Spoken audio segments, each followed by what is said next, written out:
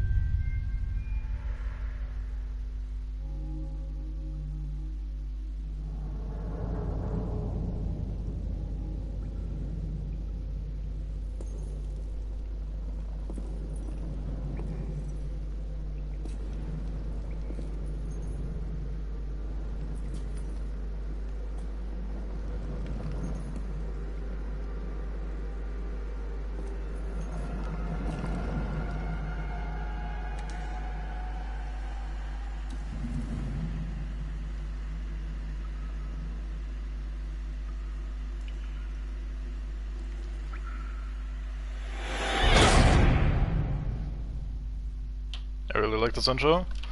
It's been a while since I watched it. I'm gonna try to not skip anything. I usually have a bad habit of just skimming through dialogue and not letting it play out. I'll try not to do that. It's... Whenever I first play a game, I will sit there and listen to the dialogue, and every now and then if I have to recheck various things, or well, at least I will read the dialogue, but unless I have to specifically check something again, I'll usually just skim through it from there and just not really bother listening to it again, so I will inevitably end up skipping some shit. Which I don't really want to do because I kind of want this to be sort of a complete playthrough, but whatever. Yeah. So, for like audio suggestion, I would say I'm gonna assume that everything is gonna be very loud, and you guys just turn the volume down. This is probably gonna be just louder on average than my normal stream settings would be, because of the way the PlayStation broadcasts should. So I don't really have that clean of a control over my microphone settings or over the game's audio settings, so I can tinker with it a little bit. You gotta let me know if shit's broken or not, basically. And yeah, we have to fight those Ook Sayers, the nasty ones. Let me see, just to tinker with some more bullshit, whether I can remove that notification from the screen whenever someone says something. Advanced settings. That is not what I want, is it? Nope, that is definitely not what I want. That is that screen. I do not like that. Okay. Seems like I can't turn that off. Like that icon on the top right that says on air with the viewer number and the chat messages, so that's gonna pop up every time someone says something. And that thing in the top left that's currently like, or that automatically gets censored, is like system messages, so if I go into the menu that will pop up to inform me that the stream is not currently being broadcast, or the screen I should say is not being shared, but it doesn't say anything of use to you guys, so don't worry about that. And once we just get started, it shouldn't really happen that often anyway. Alright, so, new game. Oh, yeah. Pale blood.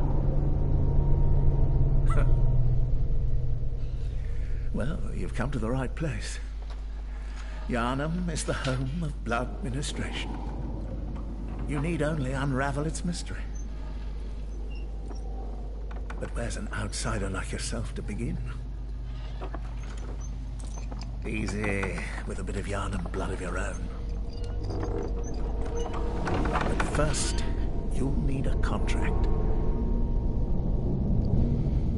you can't just say oog like that, especially after realizing that that's what the world looks like when all men say oog. You can't just be a part of that, you gotta resist, mate. But yeah, an oog counter would be alright. Alright, we be mature. I am not sure what studying thingy we pig, but we be male will be called El Cabulo again.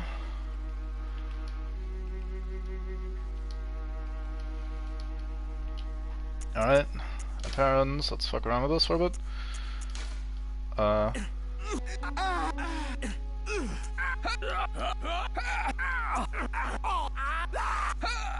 hope you have the stream on speakers, because that's probably very funny for everyone around you. Let's just be standard, fuck it. Don't wanna mess with the scale very much. Skin color. Let's be pale as fuck. Face details. Features. Let's be... I mean, that age is alright. I don't know, I'm really bad at making characters and shit like that.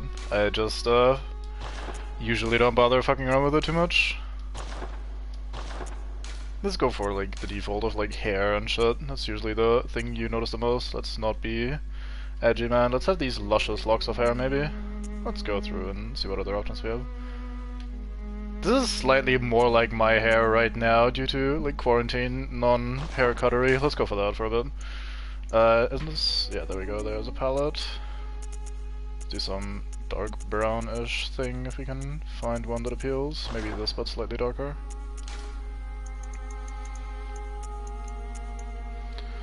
Maybe like so. I don't really care too much about brows. Do we need a beard? The beards look kind of weird, like graphically, I feel. A bit of stubble can't hurt, I guess. Goddamn. I hope I will never reach that level of deviancy. Yeah, let's just have a bit of stubble, why not? Don't really care too much about eyelashes. Don't really care too much about pupils, not like we'll ever see them. We do, however, have the option of glasses, which I think is really cool. I like that the game allows you to have glasses. The other Souls games don't allow you to do that sort of thing. These look so ass. Why would you ever, I mean, I guess they sorta kinda almost look steampunky, which almost kinda sorta maybe fits the theme, but... let's just... Do we want glasses? Sure, let's wear glasses. There you go. I think this is us. This is El Cabulo right here. Alright, so, origin. Ordinary, happy upbringing, all attributes average. There's actually, if memory serves, there's a tiny bit of lore in here as well in these descriptions. Lone survivor of a lost hamlet, high life essence and vigor, troubled childhood, suffered misfortune in youth, highly resilient as a result. Terribly violent past, rash but stronger for it, born specialist, fit for sleuthing or academia, experienced in war, a soldier with strength and skill, signed to a respectable line with faith in your pedigree. Faced terrible hardships, but now confident in your purpose, or you are nothing, talentless, you should not have been born. I haven't thought too much about a build, to be perfectly honest with you. If I'm unsure about what I'm doing, I usually go some sort of strength dexterity sort of bullshit in these games, so military veteran seems appealing, because if you have a decent bit of strength in this game, it's called skill, but it's usually dexterity, you can just kind of choose whatever weapon you find and fuck around with it briefly. I do, however, usually know what kind of weapon I want to go for, and I have one or two in mind already, so we could consider other things. I think the basic way of like min-maxing your starting class, if you want to do that sort of thing, is you think about all the like attributes that you're interested in, and on the flip side you look at the attributes that you don't want, and you just pick the lowest number of things you do want, or fuck, you don't want versus the highest number of things you do want. So like for military veteran, for example, if we're assuming that we want both the strength and the skill, then this would be basically perfect. Every build needs vitality and endurance, so that's like a given. And if we want a decent number of strength and skill, then we start with some in that. But the more important thing is that we waste very few points on Blood Tinge and Arcane, even compared to waste of skin. Like, if we're not going Blood Tinge and Arcane, and I'm not really sure we will... I usually just like my regular build man sort of guy. But yeah, if you add those two together, we only waste 13 points on them, and I think that's the lowest actually. This is 13 as well. 14 here. Yeah, I think we'll just be military veteran. And from there we can just pick up whatever weapon we want. Except for Pungent or Kane, but those are kind of the fancy pants weapon anyway. Right, let's get going.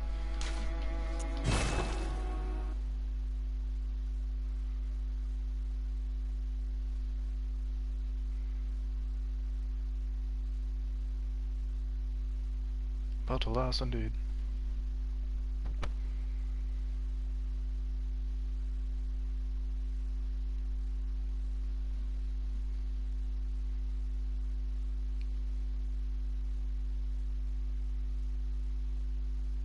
Good. All signed and sealed. Now, let's begin the transfusion. Oh, don't you worry. Whatever happens, you may think it all a mere bad dream.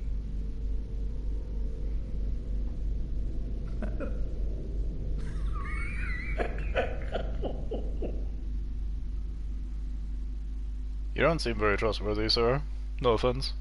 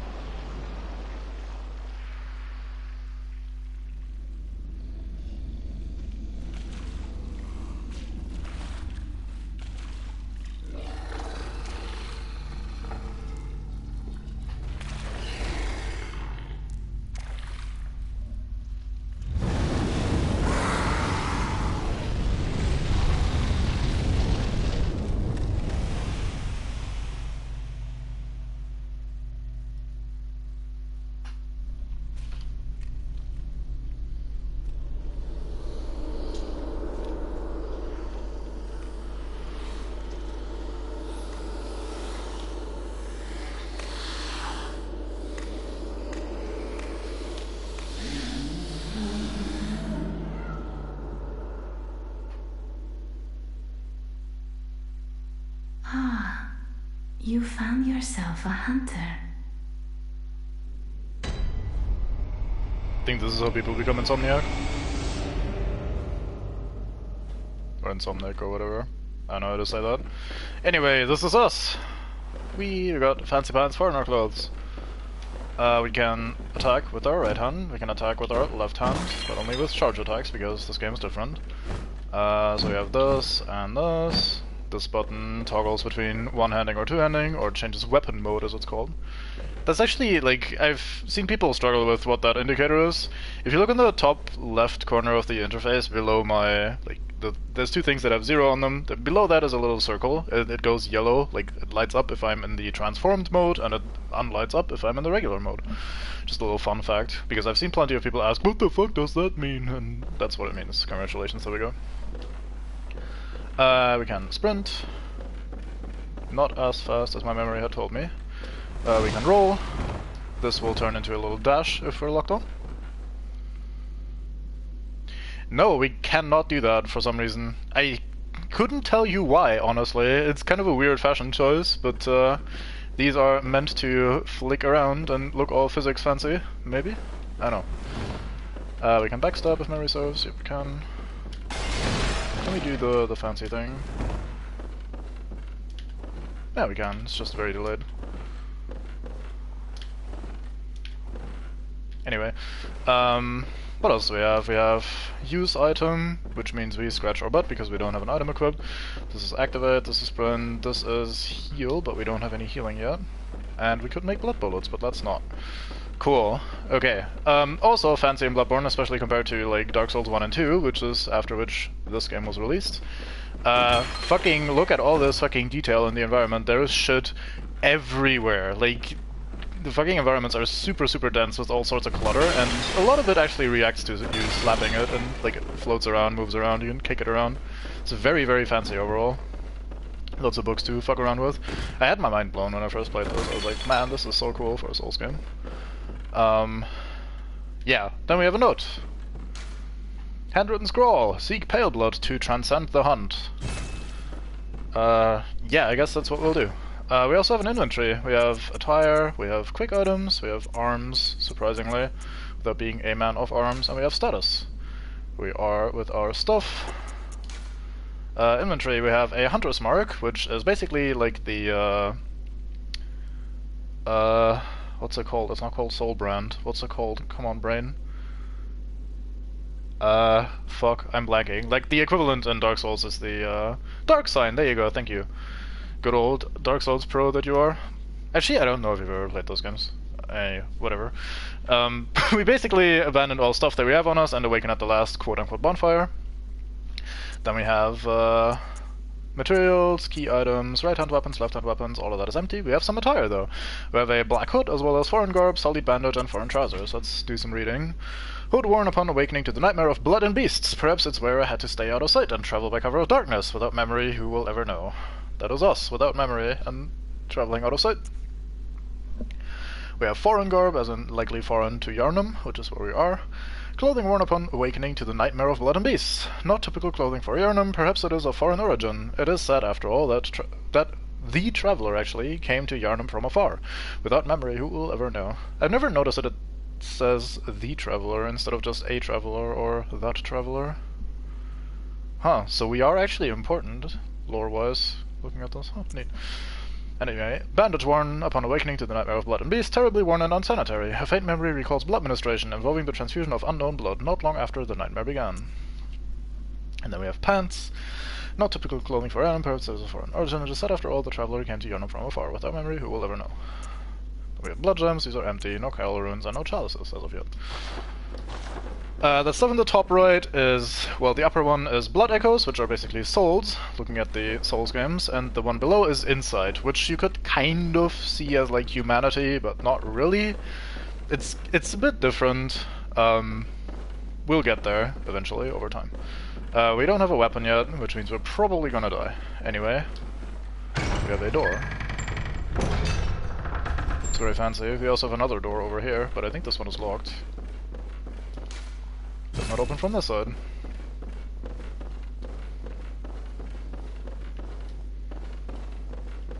Camera's a bit sensitive, but I'll probably get used to that. Oh yeah, so I'm playing this in offline mode. I do still have PlayStation Plus for a few days, but I don't want to start like in online mode for now. Maybe we'll switch later. The online for this game is mostly dead anyway. That's probably just a bunch of messages and stuff. So here are our tutorial messages. You can attack with right mouse button. Mouse button, yes, brain. I will attempt to, yes, we will likely get killed.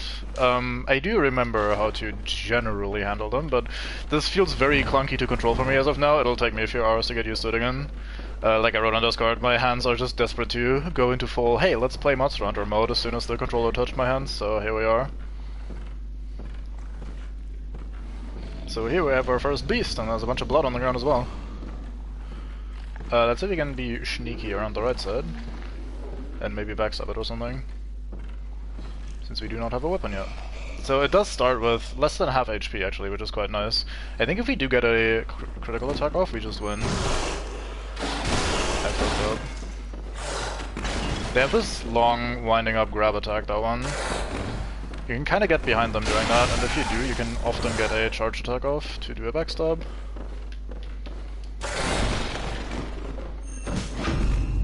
There we go.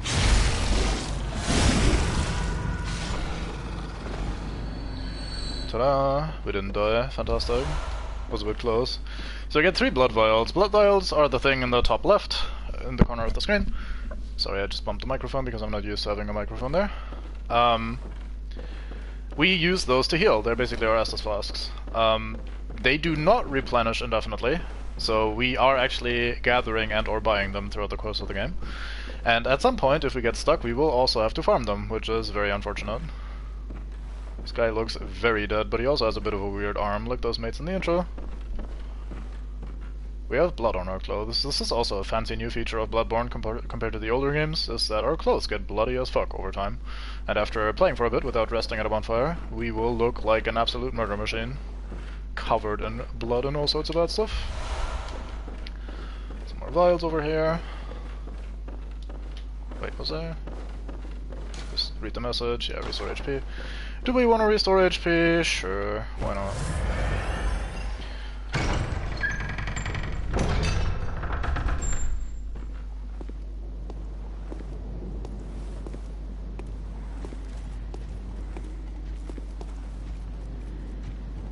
can hear a guy over there. So my trained hunt ears are like, I hear a player, let's go kill them. Get some Quicksilver bullets. Yeah, I think that's part of the point. There's that card you can use to just make yourself immune to friendly fire, as in both dealing as well as receiving it. All of the gravestones, bunch of statues, chains. So this way we cannot go just yet. There's a lever on the other side. It is right there on the other side of this gate, but we can't get there just yet. There used to be a bug where you could jump over one of these railings and get down there, but they fixed it, which is kind of a shame. Yeah, I haven't really used that card myself very much. I try to think of it like, oh yeah, just get better a little, but it is certainly convenient to have, especially if like things get chaotic.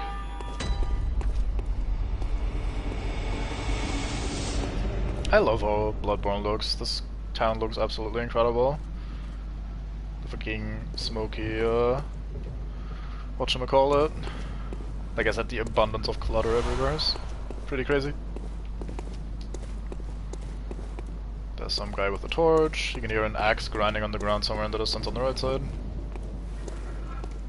Oh no, actually it's right here. Yeah, this guy. Okay, so we can kind of do what we did with the Beast Mate and also kill these guys if we ever get the backstab off. It's not as easy because they're a bit weird.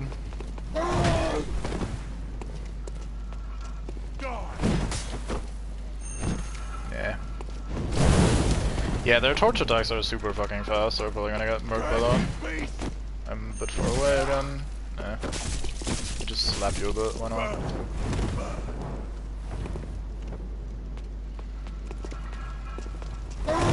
Oh, are you recognizing your people, or how do you know that they're Oogsayers? Off you go. He also has that extendo left arm with his weapon miraculously disappearing on the floor. Yeah, the clutter is definitely a choice. I personally like it because it makes it feel like more claustrophobic and like there's shit everywhere. Like this is kind of very unnatural and unreal, and it's probably the sort of vibe that it wants to give off as well, so... Yeah, it seems so. Recognizing your kin right off the bat. There's another guy there on the ground, I think. I think he's alive, but we don't have a weapon yet, so let's not bother. We'll get back down here anyway, so let's just climb the ladder. Oh yeah, this gate is locked. I should probably attempt these obvious things. Closed by device. So we have to go up here first.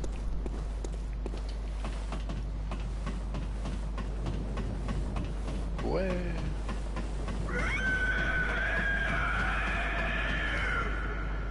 Somewhere in that direction rather. Oh well, actually it's nothing too bad. I have seen people walk right by this lamp. Could not have been me, to be honest, but I have seen people do it, so here we are. This lamp now teleports you back to the Hunter's Dream. Upon death you will awaken at this lamp.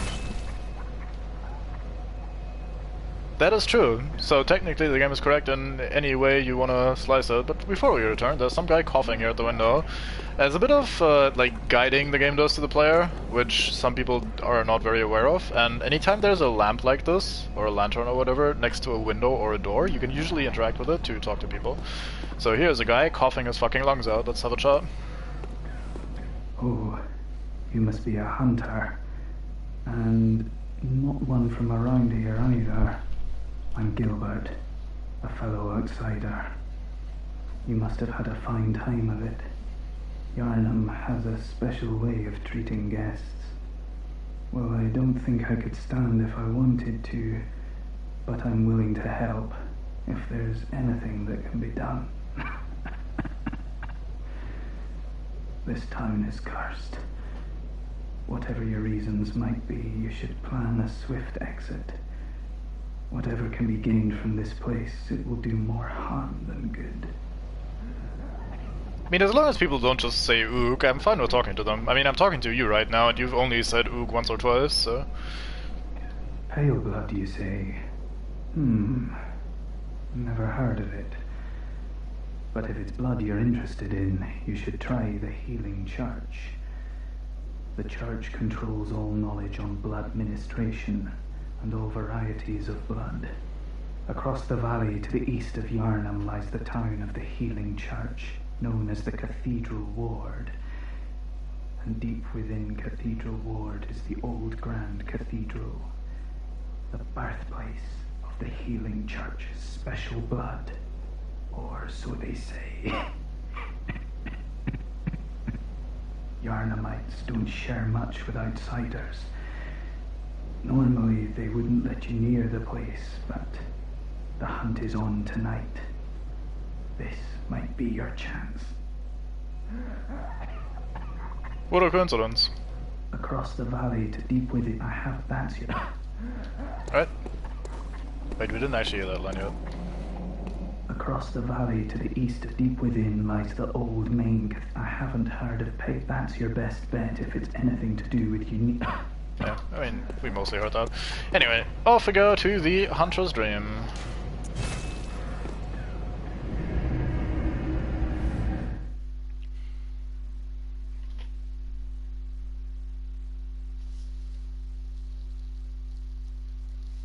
There'll be plenty of showdowns, I reckon.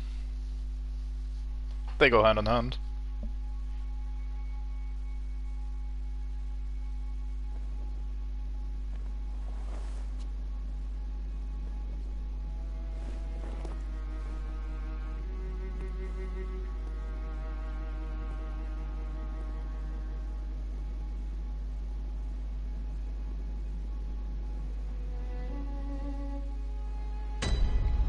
Indeed.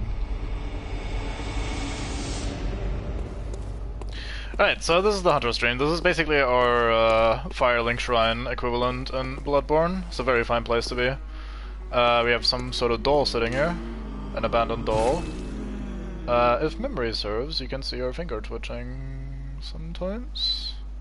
Yep, there was, I think. Probably hard to see on stream because the quality is shit. Yep, there it was again. We also have these guys offering us some weapons and starting equipment, which is quite nice, so let's partake. The messengers offer you a trick weapon. Choose one. Trick weapons are wielded in the right hand and employed in beast hunting.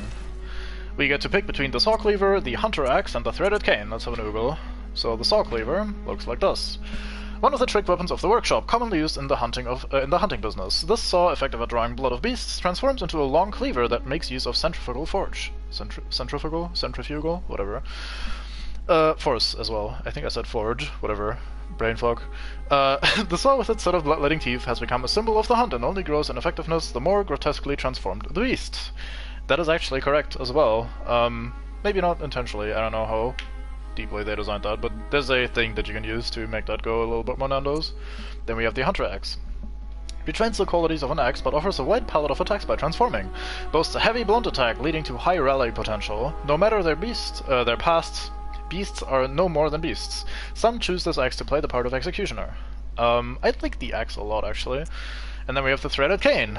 Sufficiently deadly as a rigid-bladed cane, but also serves as a whip when its blade is split into many. Concealing the weapon inside the cane and flogging the beasts with the whip is partly an act of ceremony, attempt to demonstrate to oneself that the bloodlust of the hunt will never encroach upon the soul. It's basically like a sort of, hey, I keep this shit away from me and I keep classy sort of thing. We can also look at the stats. They don't matter too much in this case. This thing scales, like the Cleaver, scales with a D in strength and an E in dexterity. Physical attack of 90 and gets plus 8 from our stats. This has 98, gets plus 9. Also does blunt damage for a change. This also scales with D and D, but has higher attribute requirements.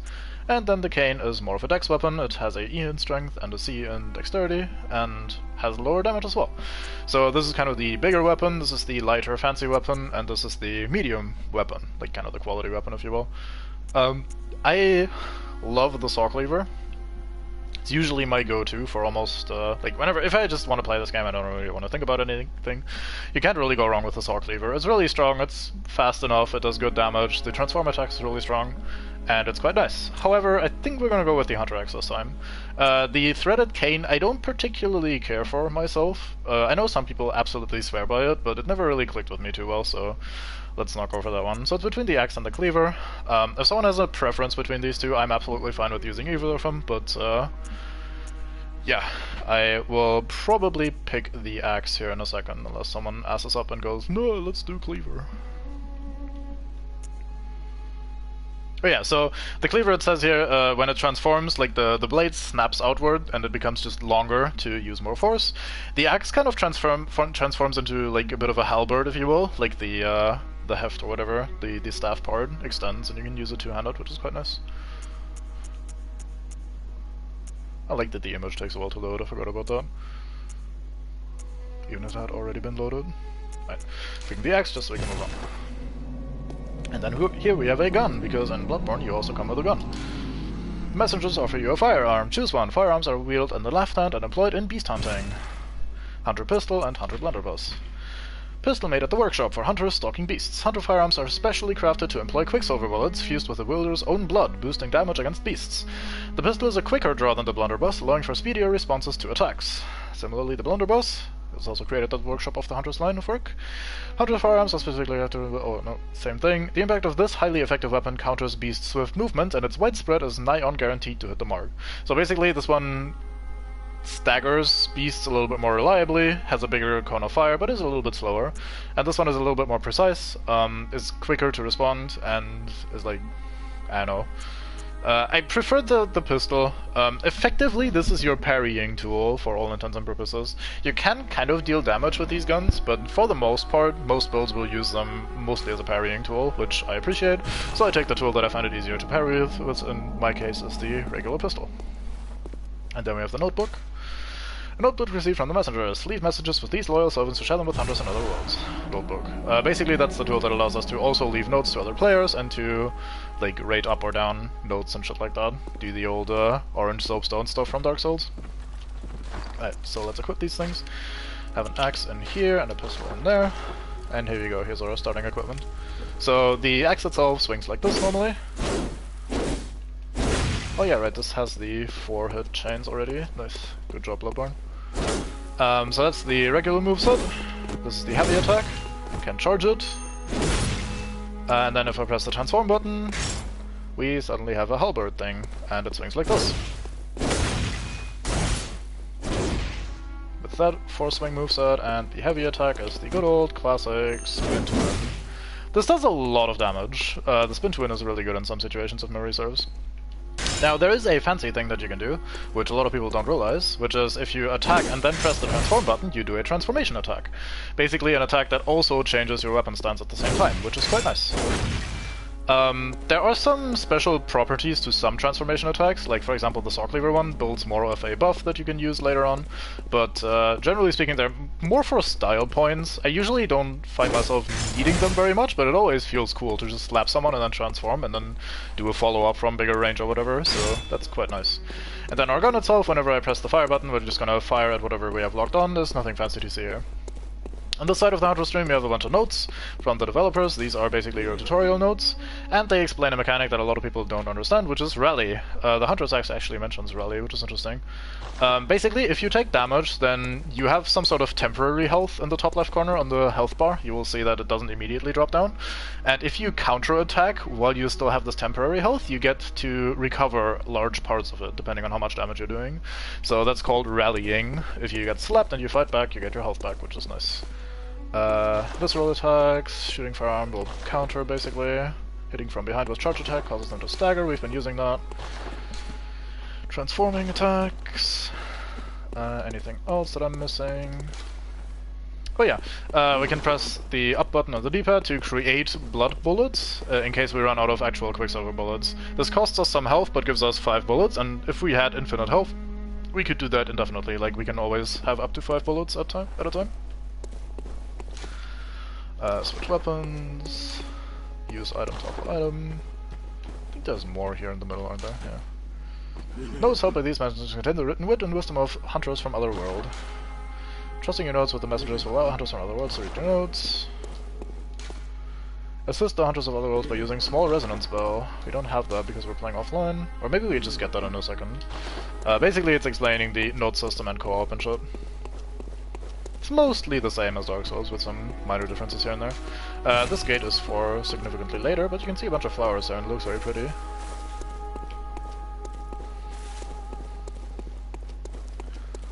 there's still a little bit more to see in this hunter stream. We have this here, which is the Bath Messenger. Trade in blood echoes with the messengers to buy and sell items. Acquire items. He sells blood vials, quicksilver bullets, Molotov cocktails, and pebbles. Let's have a look at these. Actually, I haven't read the description of any of these yet. Special blood used in administration restores HP. Once a patient has had their blood administered, a unique but common treatment in Yharnam, successive infusions recall the first and are all the more invigorating for it. No surprise that most Yharnamites are heavy users of blood. It's drugs. It's basically drugs. Quicksilver bullets.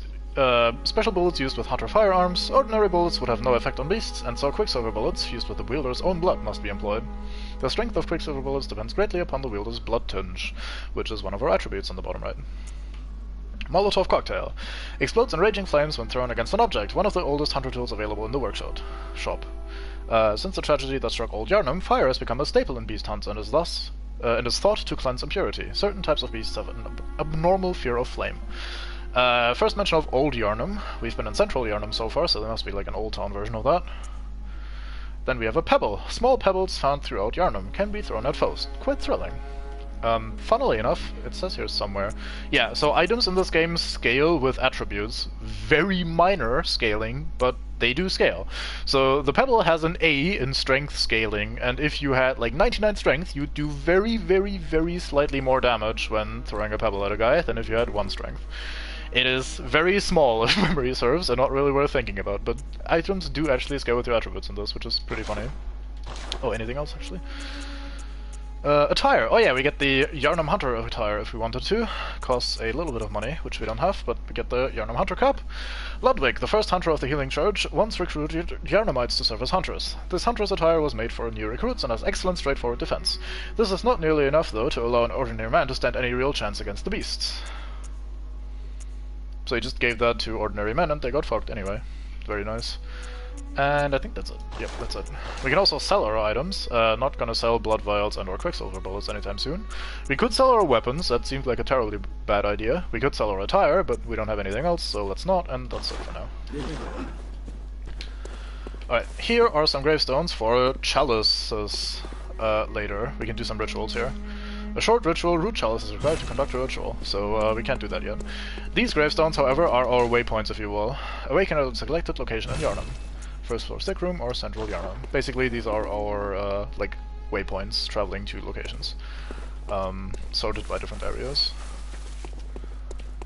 Over here is another gravestone with nothing on it. Then we have another bath over here, which is currently inactive because we don't have any insight yet. This path appears to link to the nightmare, but there are no messengers. Once we have insight, we can use that to buy and sell more stuff. Sell stuff, actually? I don't think so. Never mind, we can just buy more stuff. There's this section of the Hunter's Dream. I have seen many first-time playthroughs where people never go in this direction, and I cannot understand why, because it was one of the first things I ever did when I played this game, was come over here and have a look around. Thankfully, these people didn't actually miss out on anything too important, because it's mostly just a little garden area. There's only one thing that's interactable here, and it is this Bath Messenger stuff over here. Here's a gift. Warrant Messenger Top Hat. So over here are Bath Messengers, or Stump Messengers, these little guys, and we can give them a hat, so they look fancy. Let's give them the Warren Messenger Top Hat. They disappear, and here they are. These are basically a way to customize your messenger appearance. There's a couple of different items you can find throughout the game to make these guys look fancy, and if you leave notes, I think they also have your messenger appearance even in other people's games, so that's kind of nice. But yeah, it's just a small little cosmetics thing, so people don't really miss anything if they don't go this way, but hey. Still nice to explore all the things in my opinion. And then we have the Hunter's Workshop within the dream. With a little note that says, to escape this dreadful hunter's dream, halt the source of the spreading scourge of beasts, lest the night carry on forever. Who would possibly want that? There's some books here. If memory serves, the text on this one, like people were inspecting these very closely. At least one of the books says how to pick up fair maidens, which is pretty funny. So this guy, who we haven't talked to yet, has some interesting hobbies apparently. There's a memory altar here that we can't use yet. And here's some guy sitting in a wheelchair. Let's have a chat with him. Aha! You must be the new hunter. Welcome to the Hunter's Dream. This will be your home for now. I am Gammon. Friend to you hunters. You're sure to be in a fine haze about now, but don't think too hard about all of this. Just go out and kill a few beasts.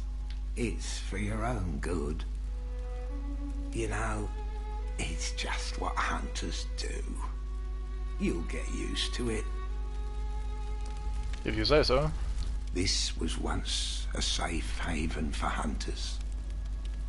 A workshop where hunters used blood to enhance their weapons and flesh. We don't have as many tools as we once did, but you're welcome to use whatever you find. Oh, thank you. Even the dog, should it please you.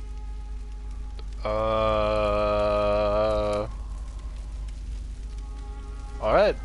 Weird old man. Then we have the workshop. Here we can upgrade our weapons and shit, which we can't do yet. Here we can also later on equip sockets into our weapons, or socket gems, whatever. It's quite alright, but nothing for us just yet. And I think that is it for us. Oh, never mind, here's the storage system. So, if you want to, you can put your items in the bin here, so they are out of your inventory. Once you get to the point where you have like plenty of weapons that you're not using, or other equipment items that you're not using, you can just store them in here.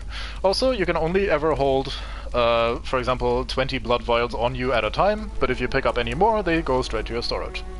So, whenever you rest at a lamp, you refill from storage up to 20, and the rest remains in here. Basically, I've never actively used this box at all. There used to be a very old exploit you could do in the very first few days of the game, where you could use this with like save game duplicating or something, or like use other save slots, some sort of data storage thing. Anyway, you could use that sort of trickery to duplicate items in storage and get infinite souls and shit. But such is the way of new games. Let's not use the doll, even if it pleased us, and instead get the fuck out of here.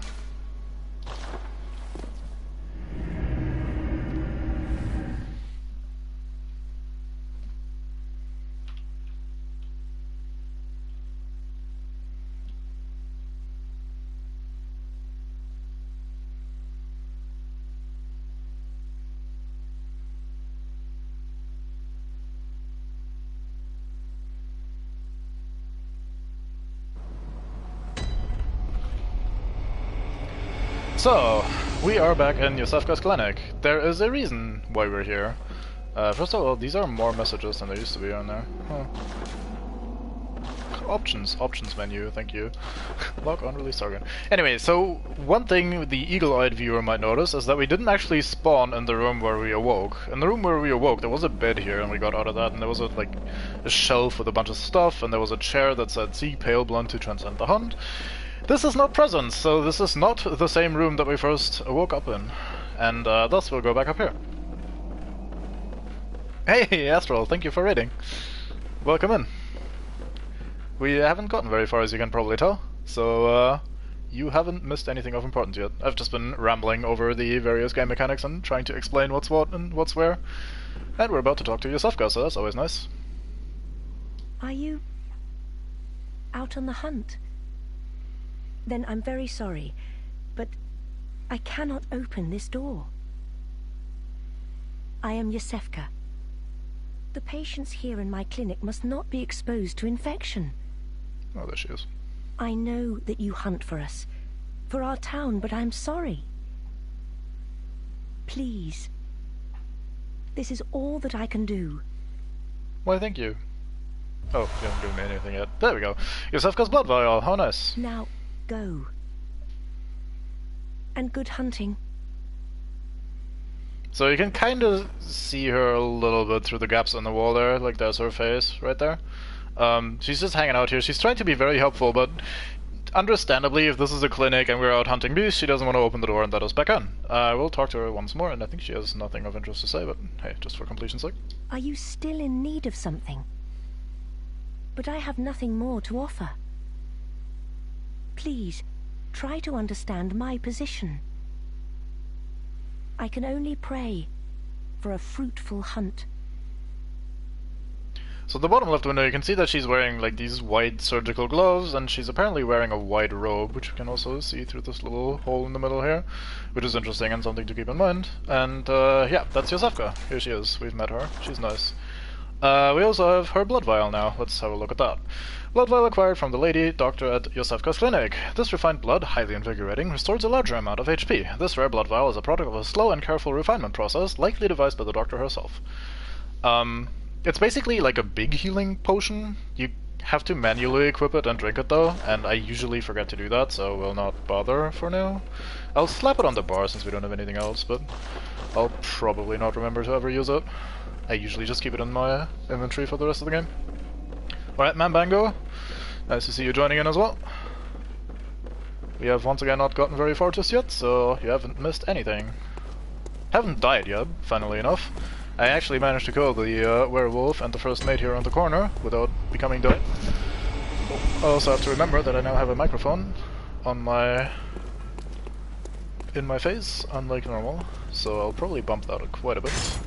We're in with the Hunter Axe, and here's our first mate again. And turns out if you don't slap him with your bare hands, he actually dies pretty quickly. So that's alright. We can also now take care of this guy. As well as his mate, that guy.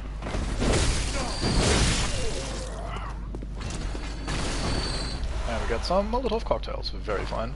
Let's slap these on the bar as well. I'll actually put these here, and then I'll put the blood here. Oops. Does this have the feature yet that I like? I don't think it does. Shame. So in Dark Souls 3 and...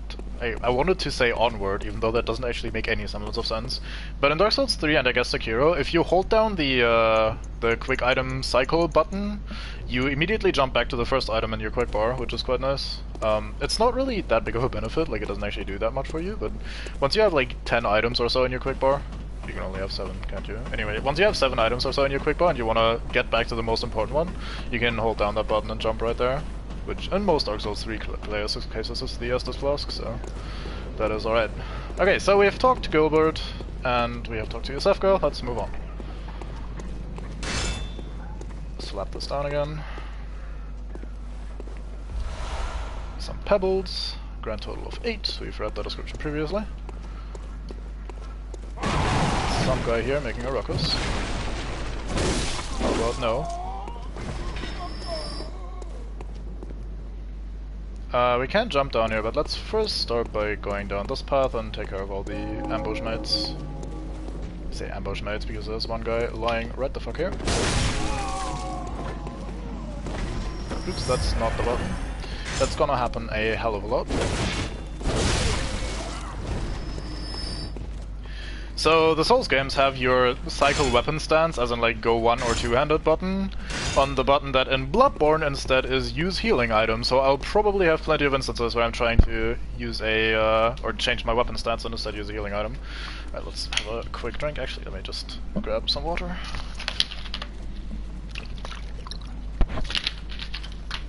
That probably sounds awful now with my other microphone. I hope not, but we'll see. If it's bad, then let me know, please. Anyway, so there's some guys here. Let's see if we can upset some of them. Wait, mates. I'd rather not have all of them, because that's kind of a good way to die, especially early on.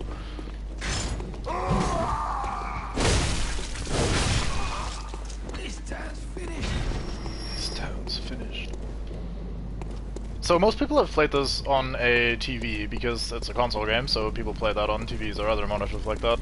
If you've never played this game with headphones on, I'd very much recommend doing so at some point, because there is actually a shit ton of very like small audio detail and shit. Like you can very clearly hear a lot of these Yarnamites talking, and you can hear what they're saying. Most of it is pretty miserable, but it adds to the atmosphere quite a lot. You can often hear a lot of like background noises or ambience noises from other characters just going about their business. Do we want to die just yet? Sure, let's go die.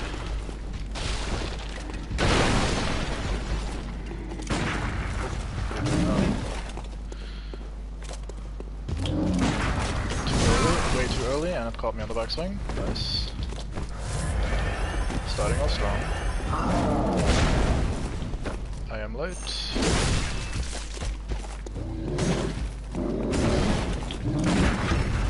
There we go. We didn't die. Fantastic. I have a habit of dying to this guy whenever I pick up Bloodborne again after not playing for a while. We got our first blood gem. Let's have a look at this. First of all, let's read the... Oh no, wait, we read everything there. Never mind. Nothing to read there, I don't think. The inhabitants of the stump appear to have an interest in adornment. Why not let them be happy and revel as babes? Oh well. What else is fancy new in here? There we go. Tempering Blood Gemstone. A blood gem that fortifies weapons and adds various properties. Blood gems are especially rare bloodstones that grow on cold blood. Blood gems are kneaded into, or netted, I guess? I don't know. Into weapons using workshop tools, but only when of matching shape. Most radical blood gems, radio blood gems rather, most radio blood gems have effects that bear upon physical attacks. There we go. Information. Basically, they're like sockets, or like gems that go into sockets in most RPGs or ARPGs that have that sort of system. Nothing terribly fancy about them. There's a lot of stuff in this passage here. Lot to inspect and see.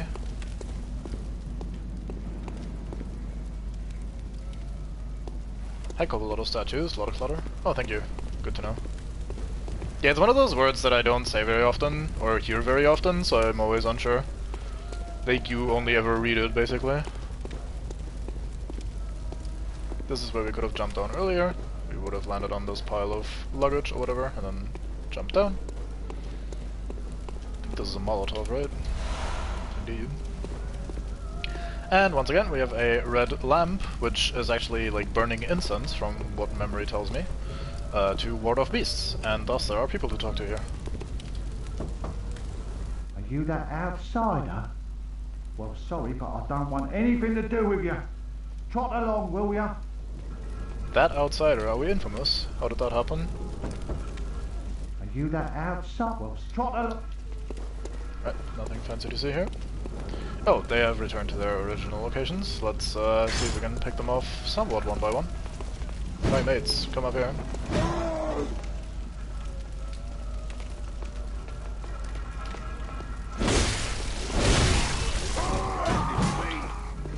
Alright, I have this one. I also have stamina, which I need to pay attention to. Ow. Can I still slap the corpse with some health back? Nope, but too late. Down with you. I missed ragdolls like this. More games should have ragdolls like this. It's always fun. Just shove a bunch of people down a set of stairs after they died. It sounds a bit wrong out of context, but I don't mind. We'll take 2 slaps, he took 1. We playing footsies. Aw, barely alive.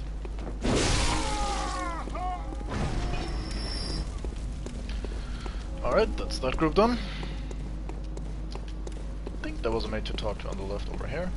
By this lovely, lovely burning beast. Look at this bonfire. Also has these bandages on his head. Its head, their head.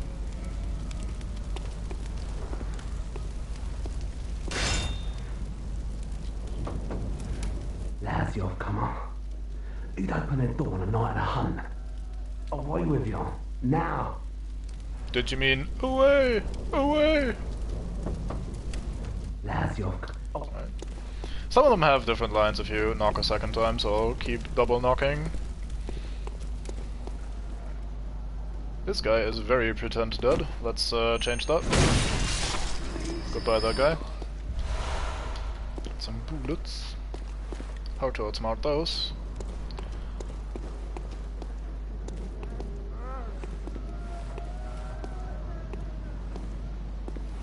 Did you just say it burns? I can hear you mumbling, Mr. Ambushman. The classic Dark Souls trap of, hey look, loot, and then suddenly there's a guy around the corner.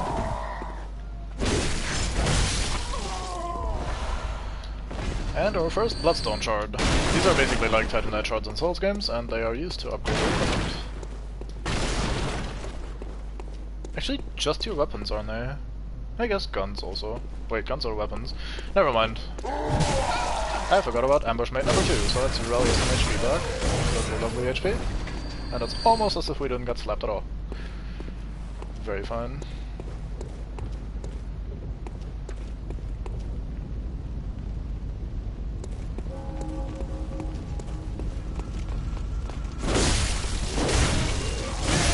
I kinda hate that we take exactly 3 slaps to kill them. 2 would be such a massive improvement because of like how we use up stamina. One's already leashing. It's fine with me. Come here then.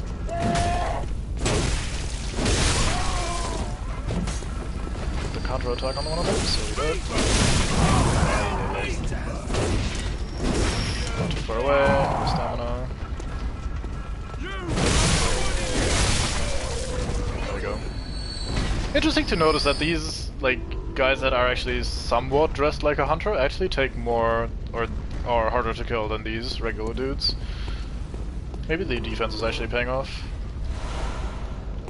Some more bullets. I think we can grab that from here, can't we? We cannot. Someone is knocking on the door, I'm sure that's fine. So there's a big old bonfire for a big old beast here, and this is usually where a lot of people start dying a lot, because like as we just saw, there's a bunch of mates here all in one place, and if you don't play carefully and pick them off like in smaller groups and smaller chunks, you very easily get overwhelmed and die. I plan to do no such thing, so I'll just come down here. I saw that we aggroed one, or 2 even.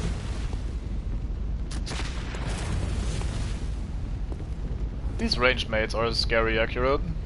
They also do a decent chunk of damage, unlike our guns, which are basically hardly worth using for damage. Alright, let's just try to bomb rush here.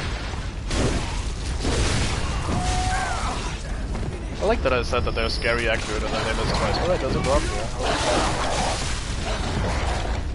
Oh, I got stuck on some door. This is fine, everything's fine. All under control, nothing bad. Ow, what?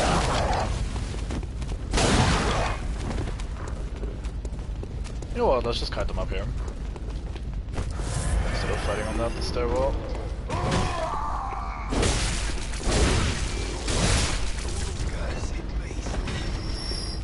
Who are you calling a cursed beast, mate? And fuck your dog. So yeah, like the Souls games, this is also not a game for animal lovers, because we'll be killing a bunch of those. And once again, they are very nasty, just like in the Souls games. Dogs have a very good habit of chasing you down and slapping you when you least enjoy them. Aww.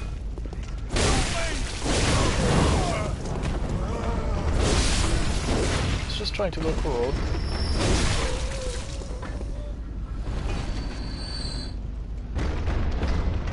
This seems safe. Yep, safe. 100%.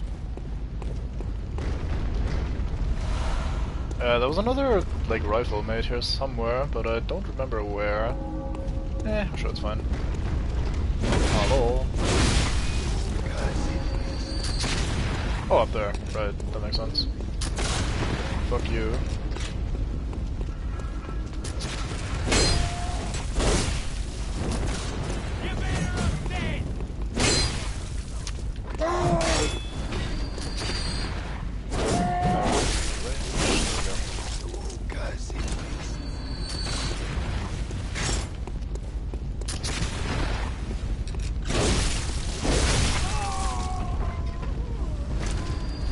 I always drop some bullets.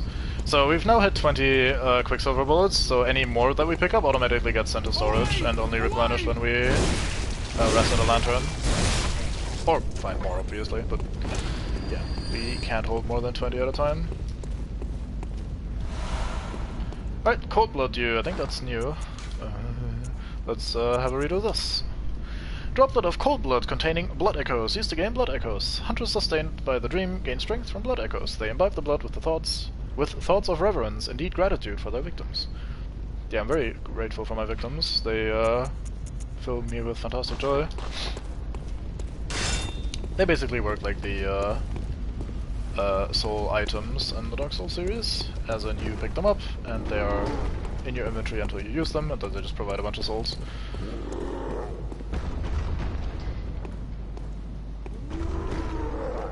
So, someone was slapping on the door. He's still doing that. Bloodstone Showers, very fine.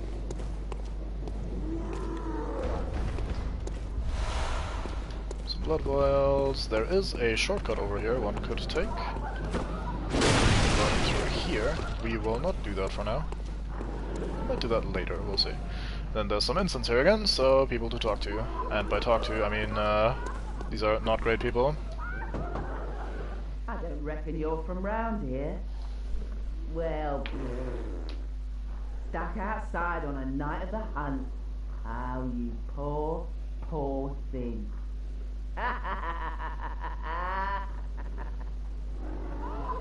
Yarnamites seem like lovely people.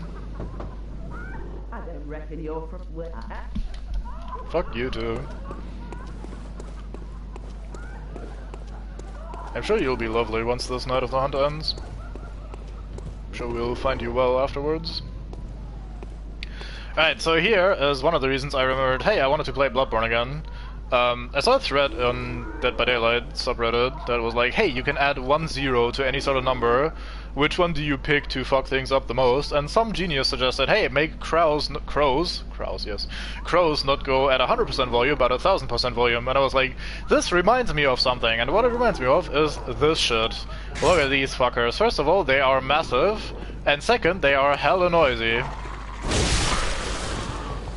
Okay, when they attack you, come on then. Fucking Satan birds. Once again, not a great game for animal rights. And we get some oil. Oil is nice. Oil urn. When this urn hits its mark, the target is drenched in oil and made extremely flammable. Fire is commonplace on the hunt, and oil urns accentuate its effect. Sometimes when hunters burn beasts, they appear intoxicated by the euphoria of purification. So, we might be pyromaniacs, like as a species of hunters. These ladies are having a lot of fun, probably drunk on some blood. Right, then we have this mate, who was slamming on the door. Who is still slamming on the door. Let's go have a look. I think we can't backstab him, I think he always turns around in time. I think he's scripted to recognize us. Yep, there we go. Ooh! He didn't get parried, but his animation reset. Interesting. There we go.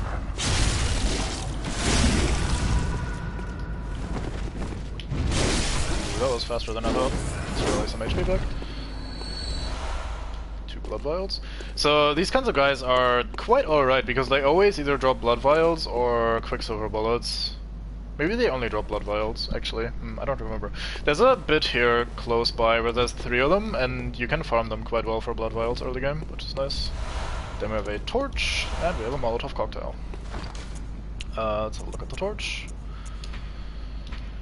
A common torch formed by wrapping a pine resin-drenched cloth around the end of a long stick. Hunters choose torches not only because the hunt leads them to the darkest nooks, but also because certain creatures they encounter are possessed of a deathly fear of flame, the second mention of some creatures being afraid of fire.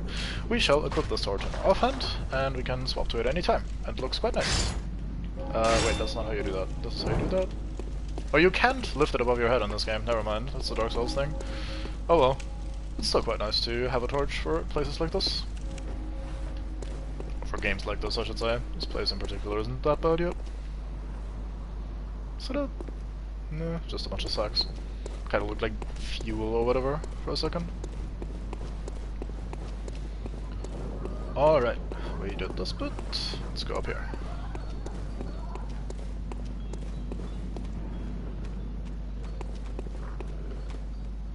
I think there's a bunch of mates up there. I think 1 dog and like 3 hunters or something. I remember that place being pretty nasty, so let's go this way first and grab the loot. More cold blood you.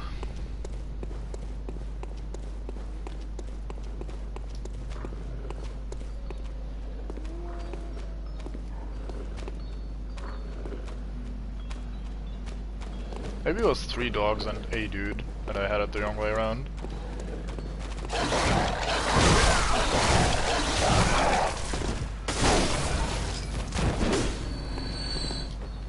So 1 or 2 days after the release of this game, I saw a guy on the subreddit made a thread that was like, I killed a dog without taking damage, ask me anything, and I thought that was hilarious.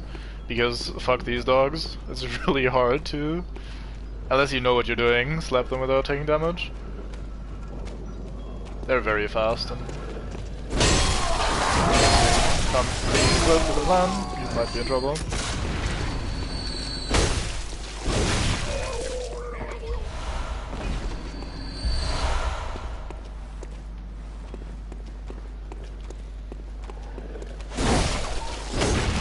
Oh, that one shot's nice. I think I did so earlier, I just forgot. 6 blood vials, thank you very much there. How very nice of you. Bit of a well. Nothing too fancy here, no incense, no dialogue. Let's go back downstairs on this side, because there is stuff to see and do, which is this building. No incense on this side, but over here we actually can't talk to that from this side. Never mind, we have to go all the way around. I'm dumb.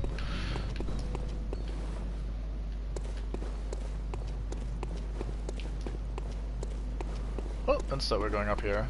How does this look again? Ooh, this is how this looks. Wind picks up as well. Very fine, very fancy. Oh yeah, it's you guys. I forgot. Almost pressed the wrong button. Can I lure these one by one? I don't remember. I mean, I have Molotovs in case shit goes wrong, so let's see. You are aggroed, I think, so let's just wait here until he comes. Yes, yes, howl, howl, you're very angry, I understand.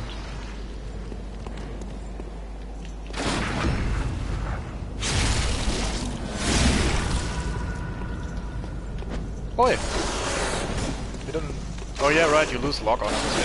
How did that miss? Excuse you. Now we're surrounded. This is not optimal. Let's try to leave. Run away, run away.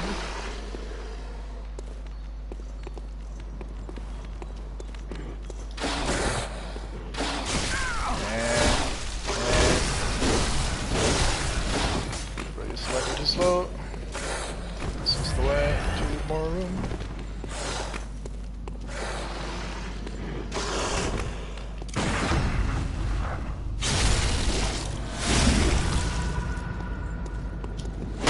Yeah, the fact that this unlocks whenever you counterattack or visceral attack someone is kind of hard to deal with sometimes.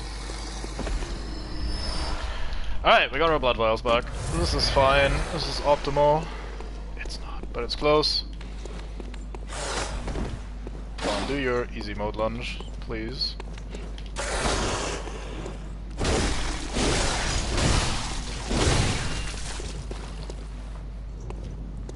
Come on, I don't even have my gun out. Nothing to fear. God damn it. No, cop! Whoa, I actually couldn't have dropped on there. Neat. Oh, you can't sprint while locked on during this. Neat. Things I learned today about Bloodborne are numerous and almost dangerous. Alright, that wasn't clean, but no one said hunting beasts was ever clean, so I think we call that a success. It's a good place to die. We didn't die, so we take those. Covered in blood. A couple of blood vials lighter, but nothing bad has happened. Everything is fine. We also forget about those 2 Molotovs that completely biffed.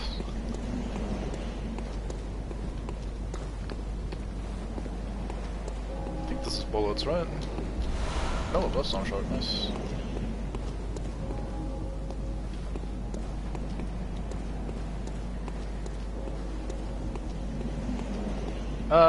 Do we want to go this way or that way? I don't remember where this leads. Let's go this way first then. Oh, right, I start to remember where this leads. Yeah, we can climb down here. Isn't there a guy here somewhere with a gun or something? I think there was an ambush here, so this is just overlooking the bonfire where we were at earlier. Some more loot. Totally meant to jump. Not an accident, I promise. Oh yeah, this still has Dark Souls 1 or Demon Souls jumping, where you have to sprint and then press the button again while sprinting, which is always awkward. Speaking of jumping, there's gonna be a bit of pain in that later on in the game. I just sworn there was an ambush here. I guess I'm just paranoid. Wonder how that could happen. Do we go around that way, or do we go around the other way? I think we go down here, fuck it. Don't have enough of a plan anymore at this point.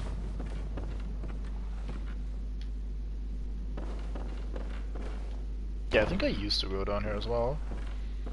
So I think I am quote-unquote on track.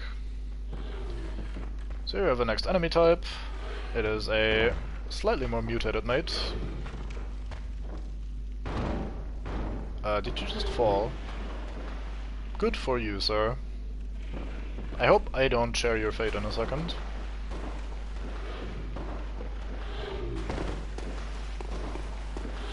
Can he actually come up the ladder? There's a ladder further in. Guess we'll find out. Let's go have a chat with his mate in the meanwhile.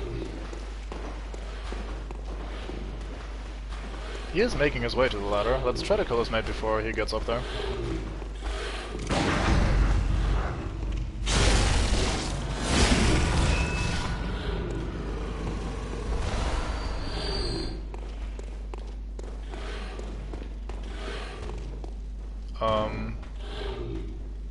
Halloween, is that you? I know ladders can be hard, but come on. I wasn't even attacking you yet.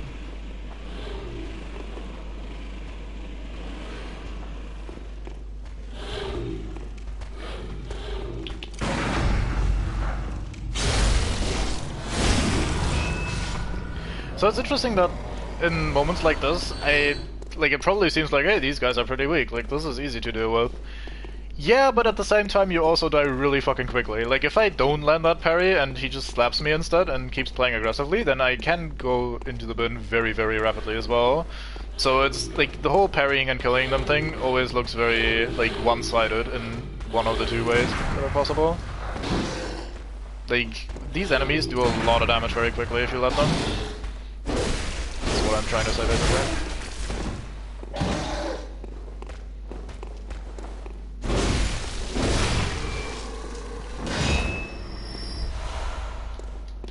So I had this habit when I first played this, from Dark Souls 1 and to an extent Dark Souls 2, of not really investing much into my HP, which is not a good idea in either of those games, but I just played them so much that I didn't really need to invest in Vitality very much. And then when I played Bloodborne, I did the same thing, and boy did it cost me dearly. Like, later on when I saw other people play it after I'd played done my first 1 or 2 playthroughs, I was like, huh, man, you really can tank quite a bit of damage in this game if you just invest into Vitality, but it's still, like, overall a fairly high damage game, I feel. Like, you just still die very quickly, especially in some of the dungeons later on.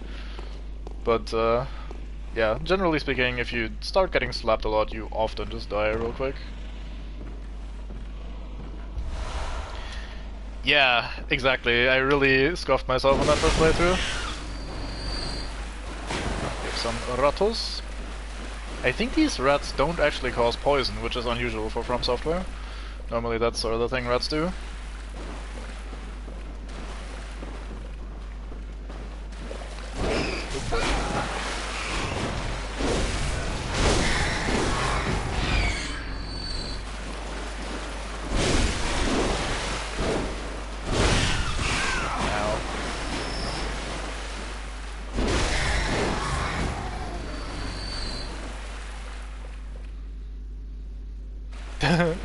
Yeah, I think Bloodborne players fall into 2 categories, Blades of Mercy users and not Blades of Mercy users, and I am one of the not Blades of Mercy users, but from what I can tell, for people that like that sort of thing, it is the best thing since sliced bread, so... I mean, it probably also does sliced bread as well, so it just probably is just straight up the best thing. But yeah, it's not me.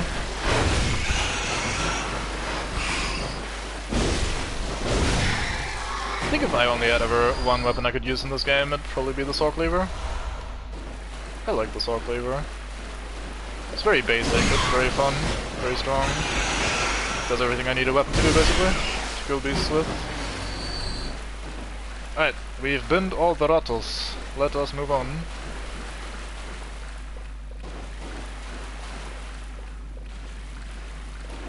Yeah, I remember you telling me that, and I think I told you about the extra damage against Eldritch bullshit on those... Was it meteorite? It was some sort of specific ore that these things are made of, or these some of these silver weapons, quote unquote, are made of. Oh, too early. No third one, oops. Way too late, like a lot too late. Go down.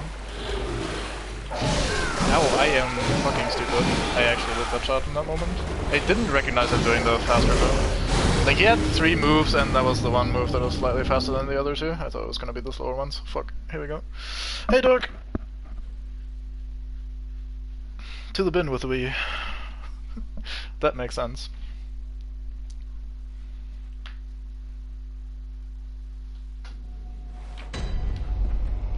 Wow, we are very far away, aren't we? Do we have anything closer? We didn't unlock any of the shortcuts yet, so we probably just have to deal with that again. Let's see. I could go back and upgrade our weapon. Let's go do that.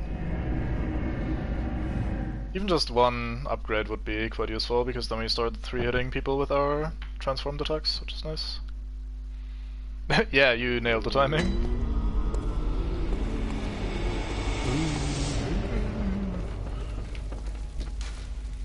Hey, Gammon is gone. Oh yeah, right, souls. Good thing we have... or echoes, my bad. Good thing we have this use multiple thing.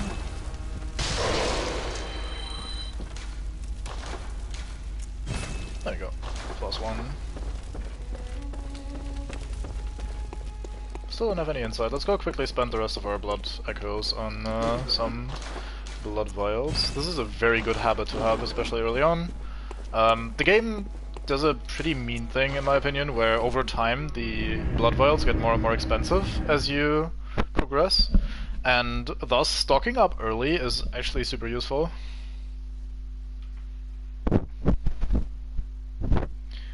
Yeah, the scythe is kind of a pain in the ass.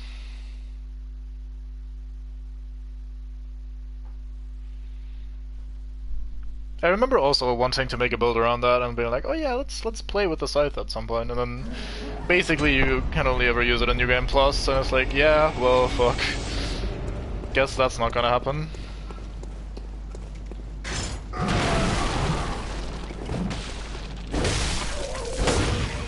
God damn, that's a lot of damage.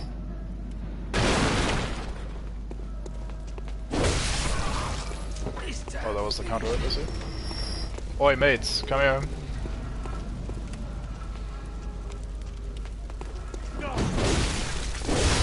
God damn, that's spacing.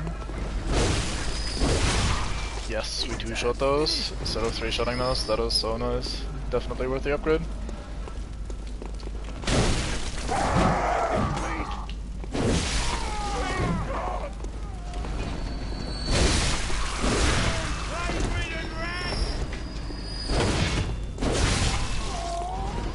I always find it scary to find this, because similarly to how we just died earlier, you die very, very quickly against a group of enemies like that. So like, as long as I can keep them away and I keep poking them at max distance and they don't hit me, it all looks super easy, super nice and chill, nothing bad ever happens. Start hitting you, and they all start hitting you simultaneously, and your health bar just goes kapoof, and then you just fucking die instantly.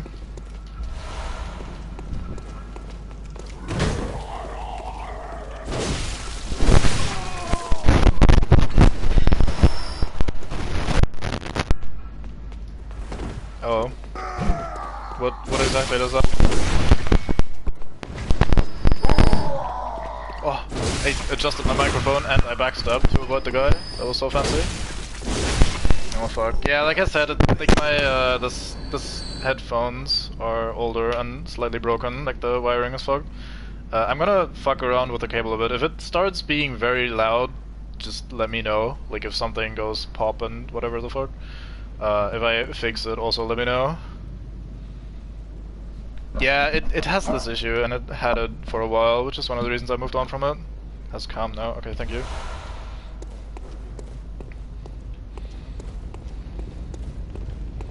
Yeah, I'm basically doing the old PS4 broadcast, like from the PS4 itself, so my old headphones, which are kind of broken, are plugged into my controller, which is then connected to my PS4.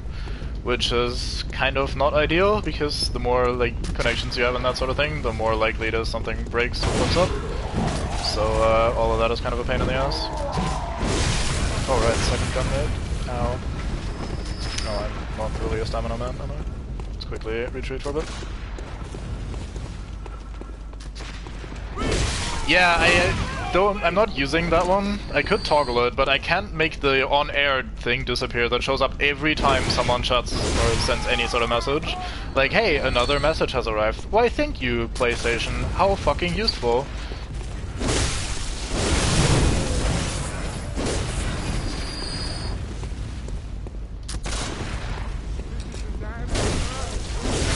Also, the settings and everything are super bare bones basic. I mean, that being said, I can straight up stream it from the PS4 without the game struggling too much, even though the game's already, like, not terribly well optimized and shit like that, so I can't really complain, but yes, it is not optimal. Alright, that is the PS4 right now. The thing also sounds like, I don't know, a jet engine trying to fuck the hell off. Like when it's trying to load from disk, it just goes maximum volume, rotor spinning, trying to achieve VTOL, as DK would say. Just not ideal. I'm surprised it's not being picked up on the microphone actually. Alright, loudest crows in the game, come on me. Come at me, I should say. Almost the same thing. Out of the air, give me that pebble, thank fuck. I swear those used to be louder, I think they nerfed them. I remember having my ears blown out every time I aggroed one of them on release. That was a good time. Or at least one of those.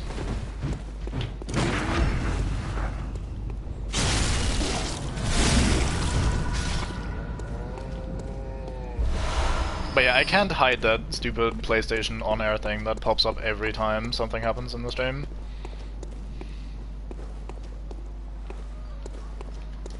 It is an accurate description in my opinion. It's the best I can give anyway. Alright, let's try to do this better than last time. At least the first part, and then we do the second part, the exact same thing as last time. Are you shitting me? There we go. Just keep swinging. Just keep swinging, just keep swinging, swinging, swinging. Oi, mate! Your nan's a slag! Or something. I'm not British enough for this.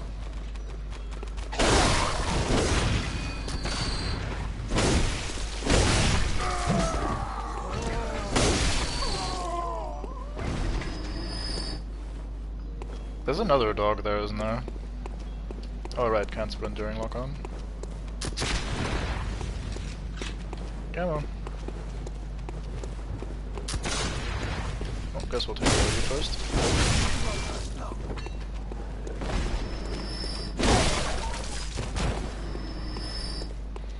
Alrighty, that was clean. Now for the werewolves. Let's hope this is similarly clean. Actually, I can probably just sneak by since I'm not really in need of binning them again.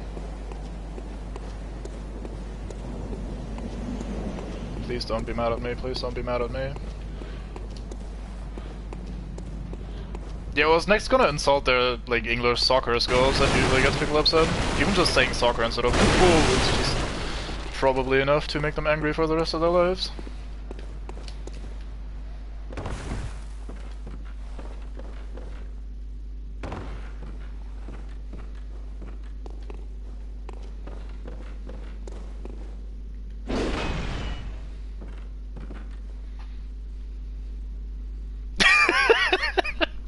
The soccer thing or the you guys suck at soccer thing?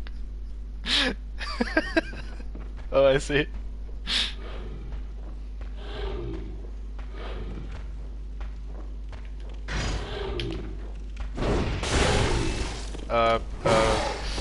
Clean, I promise. That was good. This is exactly as planned. It looked a bit weird, and it wasn't exactly what I. Never mind. It was exactly what I wanted. Like that was as planned. Executed, one might say.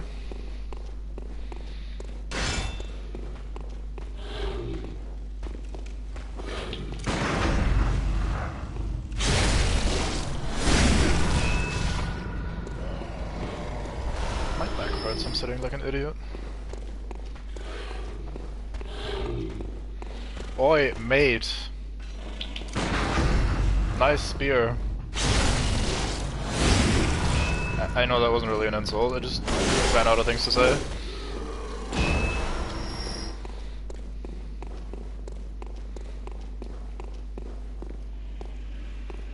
Alright, so let's try this again.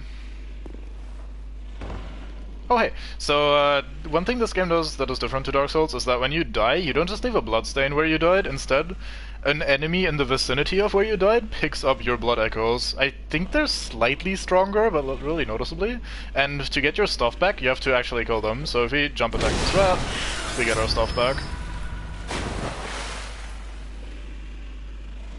Was that your body hitting the ground even though you were already in the water? What was that splash? I don't know, whatever. Alright, attempt number... I thought I heard someone stepping around, but I think he was just already turning to face me. Yeah, maybe. You lock on? That was way too early. There we go. Just keep spamming, eventually it's gonna work. Yeah, let's do it again. There you go. Done. Sorted. Skillful, one might even say. And here we have our fancy attire, the Hunter set. Not to be mistaken for the Hunter set on the shop, which is named the exact same thing, but is slightly different. So we have the Hunter hat, one of the standard articles of Hunter attire fashioned at the workshop, a fine piece of Hunter attire that provides stable defenses to anyone facing Yharnam's beastly threat. Recognizable by its withered feathers, this cap is fashioned after one of the old hunters. Oops, we can look at this as well. Allows one to stalk beasts unannounced by cover of night. And that is the same description, and that is the same description. And here we have the kind of iconic, classic Bloodborne look, which is quite nice. Always like this sort of outfit. Always liked how this looks. I like the half cape, or short cape, I don't know what it's called. Yeah, completely agree. There's also no weight limit, so I can have this torch equipped in my offhand without screwing with my weight, and I can just go, oh look, let's make some light, and then we have light, without it affecting my weight, and I have to shift items around again, so I think that was a good step in the right direction from FromSoft. Do we go down here? I don't remember, I think we do. My instinct tells me I usually come from the other side, maybe, but whatever, I'm sure we'll be fine. Let's jump down here, this looks safe. Let's heal to full just in case, you know, just in case this isn't perfectly executed, unlike everything else. You know, that was close enough. I'm sure all these quote-unquote dead people aren't gonna come to life and attempt to attack me. Wow, that was fast. How is a fucking corpse faster than my stupid axe? I want my money back.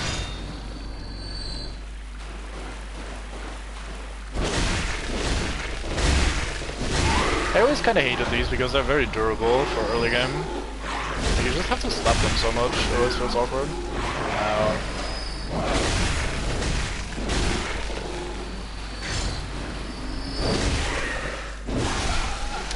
Really now? Don't even let me rally, how dare you? Mean. Where exactly are we? Do we want to go up there? Or do we go down there? I think we go up here. I'm actually not remembering this. This is fantastic. It's exactly what you want on the replay. So one thing I always found super comical is how when you climb something, speed climb something, how rhythmically and perfectly, I guess symmetrical your equipment or your coat and your cape flutters left to right. That always cracks me up a little bit whenever I climb a ladder, and Bloodborne has a couple of very long ladders to climb, so you get to see it quite a bit.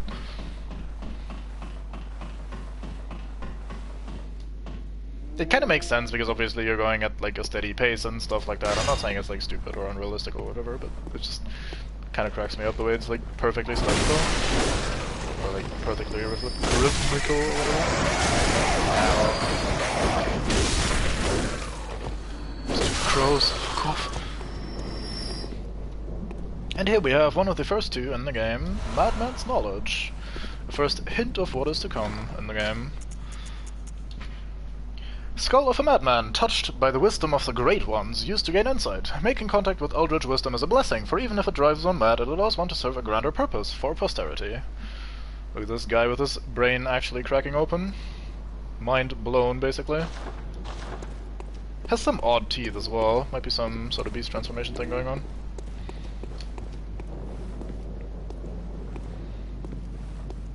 let's have a quick chat to these mates, because I think we can talk to them. Oh no, never mind, their lantern is off. Can we talk to them anyway? Wretched outsider. Cheaters. Trying to fool me to open this door. Heavens, the depths of depravity. Oi mate, you're trying to open this door? Can't let you do that, mate. Oi, governor.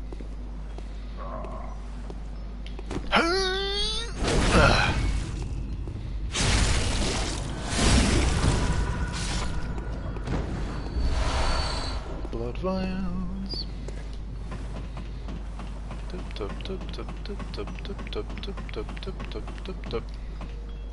And shortcut.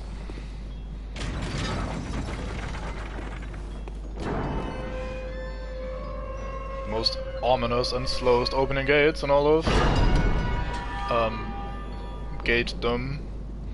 Right, and here's the fancy incense burning window that we couldn't talk to earlier because we couldn't reach it through the gate. You might notice, if you have audio, that there's a bit of a... what's it called? Music box, I guess, playing? It looks quite nice. Looks nice, yes.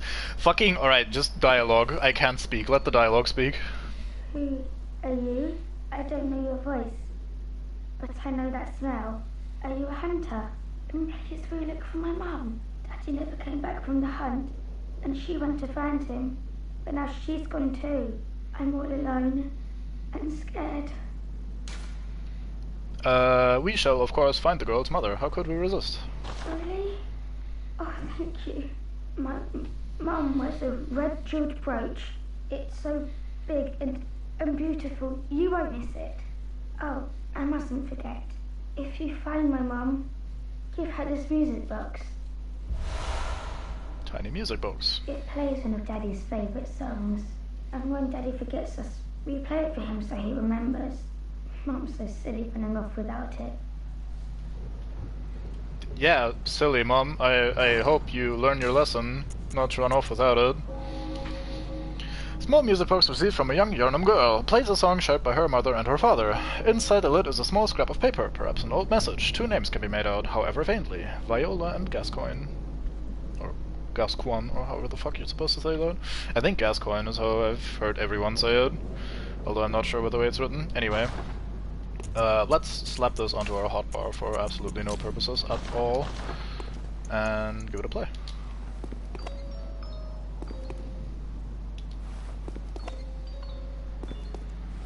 So that is actually the music that was playing, and since she handed us the music box, it actually stopped playing, which is quite interesting. Let's have another chat with her, maybe? My mum wears a red jeweled brooch. It's so big and beautiful. You won't miss it. Oh, and if you please... Alright, sure. We shall do that. Side quest. Good. Alright, let's go the other way this time.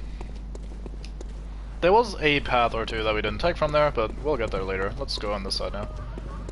Since there was this little secret drop-off spot on this side.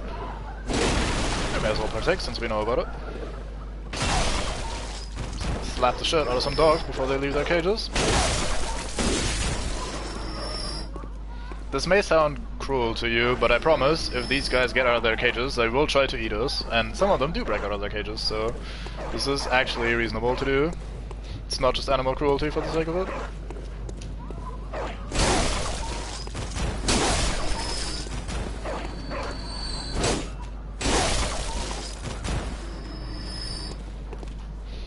Yeah, they're having a whale of a time. Probably drunk on their ass of blood. Off their ass on blood. Except that's the exact wrong way around it. One thing that's ass about these dogs and the way they attack so rapidly is that the rally mechanic kind of only ever applies to your last taken hit. So if you get slapped twice in a row, you can't rally the first hit worth of damage, only the second hit. So if these dogs bite you 2 or 3 times in a row, you immediately lose all options for rallying, basically, which is kind of ass. Well, you can only rally the last bit, basically, which... yeah, isn't terribly great. I think there's a path back here, but I don't think we're gonna go that way just yet. Or do we actually go this way? Oh god, I can't remember in which order I want to do this. Let's start with this, fuck it. This is a drop-off point for later, but we can pick up an item here. Some cold blood dew. Can never have enough echoes. Then there's a door. Let's go for the door next. Love this little tunnel here. It's quite fancy.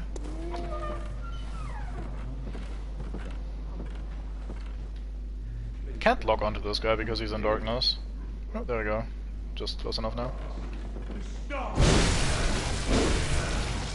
I didn't mean to trade, but I fucked up, so thank you, Relly, for carrying my ass. And then we'll... Yeah, let's just go through here first. This only opens from this side, so it's basically a shortcut that we're opening. It doesn't lead anywhere of use yet, but we are about to change that. Unless we die to this last enemy. We are working on that, actually. Stupid axe. There you go. I blame my tool, as any worker would. Get a Bloodstone Shard. And we finally get to open this gate from the other side. And have our first proper shortcut unlocked. Right the fuck here. Let's not go back though. Let's keep exploring the area and not reset just yet. So next we go around on this side. Here are 3 of these big guys, which is fun, because not only do they give a decent amount of echoes early on, but they also drop blood vials almost always. Maybe always? Not quite sure. But yeah, they give a lot of blood vials effectively, and this is where people farm early on. Oh, that was too early. I thought he did the other attack. Oh well. Come on then. That one. Okay. Let's farm blood vials by getting beat a little bit. I think that's part of the process. Give me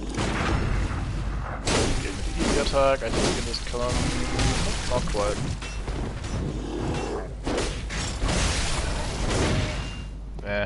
Not exactly elegant. We'll try better. We'll do better. We'll try again and do better. Here we go, full sentence accomplished. Clearly this builds well. I hate that attack. Why is it so slow? Why am I so bad at recognizing it? Alright, let's try again. Alright, you missed. That's okay with me, because my parry also didn't work for some reason. Okay, I am just incapable of functioning. Here we go. So normally, these are just like 3 easy parries and you're swimming in blood vials. Or you could just fuck up 18 times and then your farm isn't exactly working too well, but hey, whatever. We're clearing this out the first time anyway. Wait, isn't there a 3rd guy here? Or was I talking massive shit again? Okay, I was talking massive shit, there's only 2 guys here. Oh well, that's fine, 2 guys is still plenty. Back into the building we go. Where does that actually connect again? Whatever. Let's just come into this.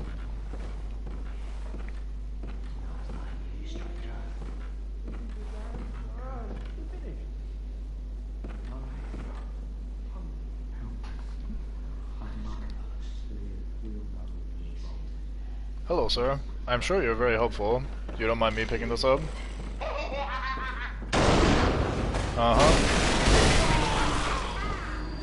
Crazy old grandpa. He looks a lot like that guy that administered blood to us at the start of the game. Maybe not the same guy, but similar guy at least. Another note. What do we have here? When the hunt began, the healing church abandoned us, blocking the great bridge to the Cathedral Ward as they burned old Yarnum to the ground on that moonlit night. So a lot in one sentence.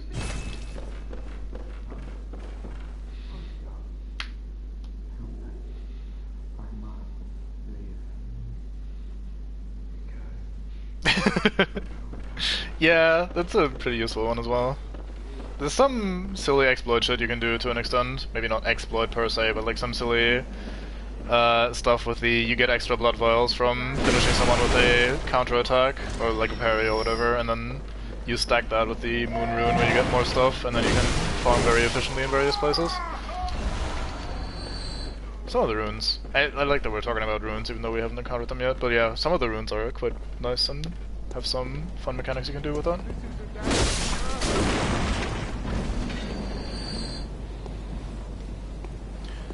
This is the 2 werewolves again. I think they can't go through this door. I'm gonna bet my life on that. Let's go. Come here then. You. growly folk. Start with a free parry, very nice, thank you sir. Mate has not even realized what's going on yet. Oh, here he goes. Oh, here he comes. Is it me? Did you just take the place of your mate? How dare you? I mean, if you guys want to keep playing this game, I am absolutely for it.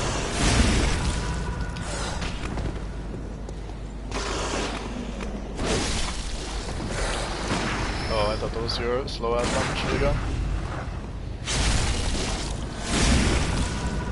Yeah, there's a rune that restores your health when you execute someone with that. And that is intended, I think. Even without stacking, it gives a lot of HP back. Do we, or don't we? I think we do. Let's go this way. Look at this fancy hat just lying around. Someone dropped that top hat. Also, fun thing, look at how fucking covered in blood we are, and if you wanna get rid of that, you can just quickly de-equip all your items and put them back on, and I think that removes it. Yeah, now we're good as new. Basically like in real life. Like, once you take off your clothes, they immediately become clean again. You can keep using them. Give you a Molotov to make this easier. I wonder why I can't get that anymore. My brain tells me that used to be easy. I've probably become the bad. Shining coins. Antidotes. Birds drop antidotes?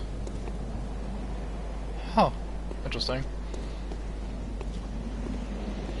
Alright, let's head on here. Let me quickly think about something. Is there anything else we want? Probably not, all things considered. Oh yeah, shining coins, we haven't read the description yet. Various coins that are particularly luminous. There are very few uses for a spare change during the hunt, but these will serve as guides through darkness. Or one could save them until morning, if it ever comes. These things are fun because they're basically like the, fuck, I forgot what they're called. The stones in the Souls games, where you just drop one, and they are guiding your way. Although in Souls you can drop them off cliffs, and they effectively quote-unquote scream if they hit a ground that is too far away. Yeah, they look nice though, I like how they look. Especially if you use them in the Chalice dungeons where it's dark and spooky and you just leave a little light for you to find your way back. Never really use them for that manner, it's just like, hey look, there's a thing here, but... Oh, we also have throwing knives. Throwing knife with a finely serrated blade, one of the old hunter Henrik's favorite weapons. Does not cause a great deal of damage to beasts, but with deft use can distract attackers and keep them at bay. We also found an antidote. Small medicinal tablets that counteract poison, used to treat ashen blood, the baffling sickness that ravaged old Yharnam long ago. These tablets only provide short-term relief. The ashen blood ailment eventually triggered the spread of the beastly scourge. We've heard about old Yharnam before. It was apparently set on fire. I think it said so here in the Molotov cocktail thing. Maybe? We read something else that alluded to fire being important. Oh, we also found the Pungent blood cocktail. Mature blood cocktail that releases a pungent odor when thrown that attracts bloodthirsty beasts. A precious tool in sadly short supply. In Yharnam, they produce more blood than alcohol, as the former is more intoxicating. Kind of alluding to what we read in the blood vial description, suggesting that people basically get high, or like get their highs off of injecting blood. Yeah, that'd be quite useful for not accidentally dropping all your change. Although then you're like at a cashier, like trying to pay for your stuff, you accidentally drop a few coins, suddenly just the fucking entire shop is being screamed at by some fool fumbling their money. Look at this beautiful sight. Perfect night for a hunt of a beast or two.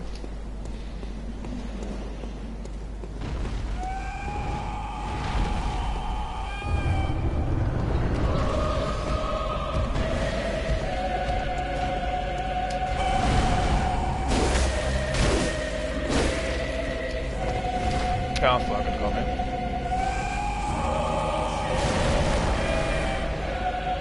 Ow.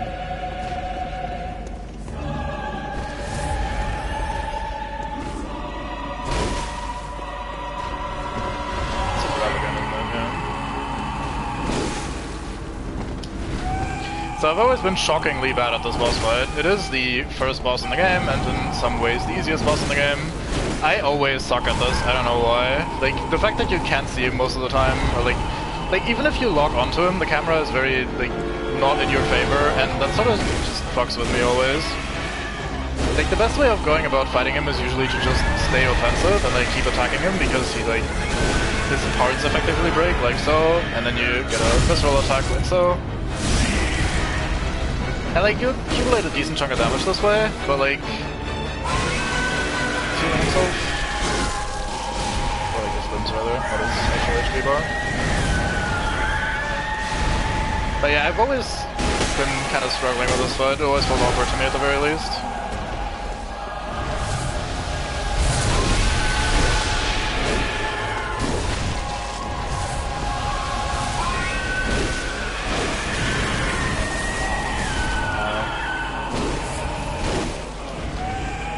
I dodged it. Like, this angle is just not really great for a fight. The bridge is kind of cluttered and shit. There's a few things you can do to make it easier. Ow, I was slow, I forgot to get the double attack.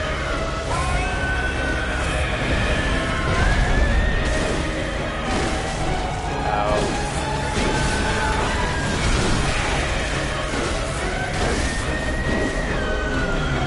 So I think this boss is kind of placed here and designed around teaching you two things. First, you don't always need to lock onto your enemy, because the lock-on camera struggles a lot here with all the clutter in the room and the tight quarters of this bridge.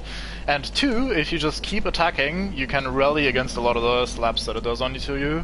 Like, a lot of its attacks don't injure you that much, so especially if you have one of the faster two starting weapons, you can just wail away at it and often recover a lot of the damage you're taking, while also making it stagger and scream a lot in pain. So it's kind of trying to teach you to be sort of offensive and don't rely too much on the lock on. There we go. At least that's my experience and my opinion on this fight. It's a little bit easier if you start the with the saw cleaver, because the serrated weapons deal extra damage to beasts. Bing. Yeah, I agree. Which is funny, because I think the second fight is a lot more Dark Souls than this first fight. So it's sort of contradictory in my opinion when it comes to that. Like, I like to play fights like this in a way where I try not to ever get hit, ideally. Like, I primarily dodge and counterattack rather than tank and just fight back. So that always makes these fights, like, feel messy and awkward to me. And I feel like the second fight specifically still hammers home this very exact lesson of, like, hey, don't get hit because he will overwhelm and kill you. Whereas this one is like, hey, you can just slap fight and it's mostly fine. Anyway, we're back, and somehow this doll is alive, so let's have a chat. Hello, good hunter. I am a doll, here in this dream to look after you. Honorable hunter, pursue the echoes of blood, and I will channel them into your strength. You will hunt beasts, and I will be here for you, to embolden your sickly spirit. Wait, who are you calling sickly? Did you speak with Gehrman? I did. He was a hunter long, long ago, but now serves only to advise them. He is obscure, unseen in the dreaming world. Still, he stays here, in this dream. Such is his purpose. Ah, the little ones, inhabitants of the dream.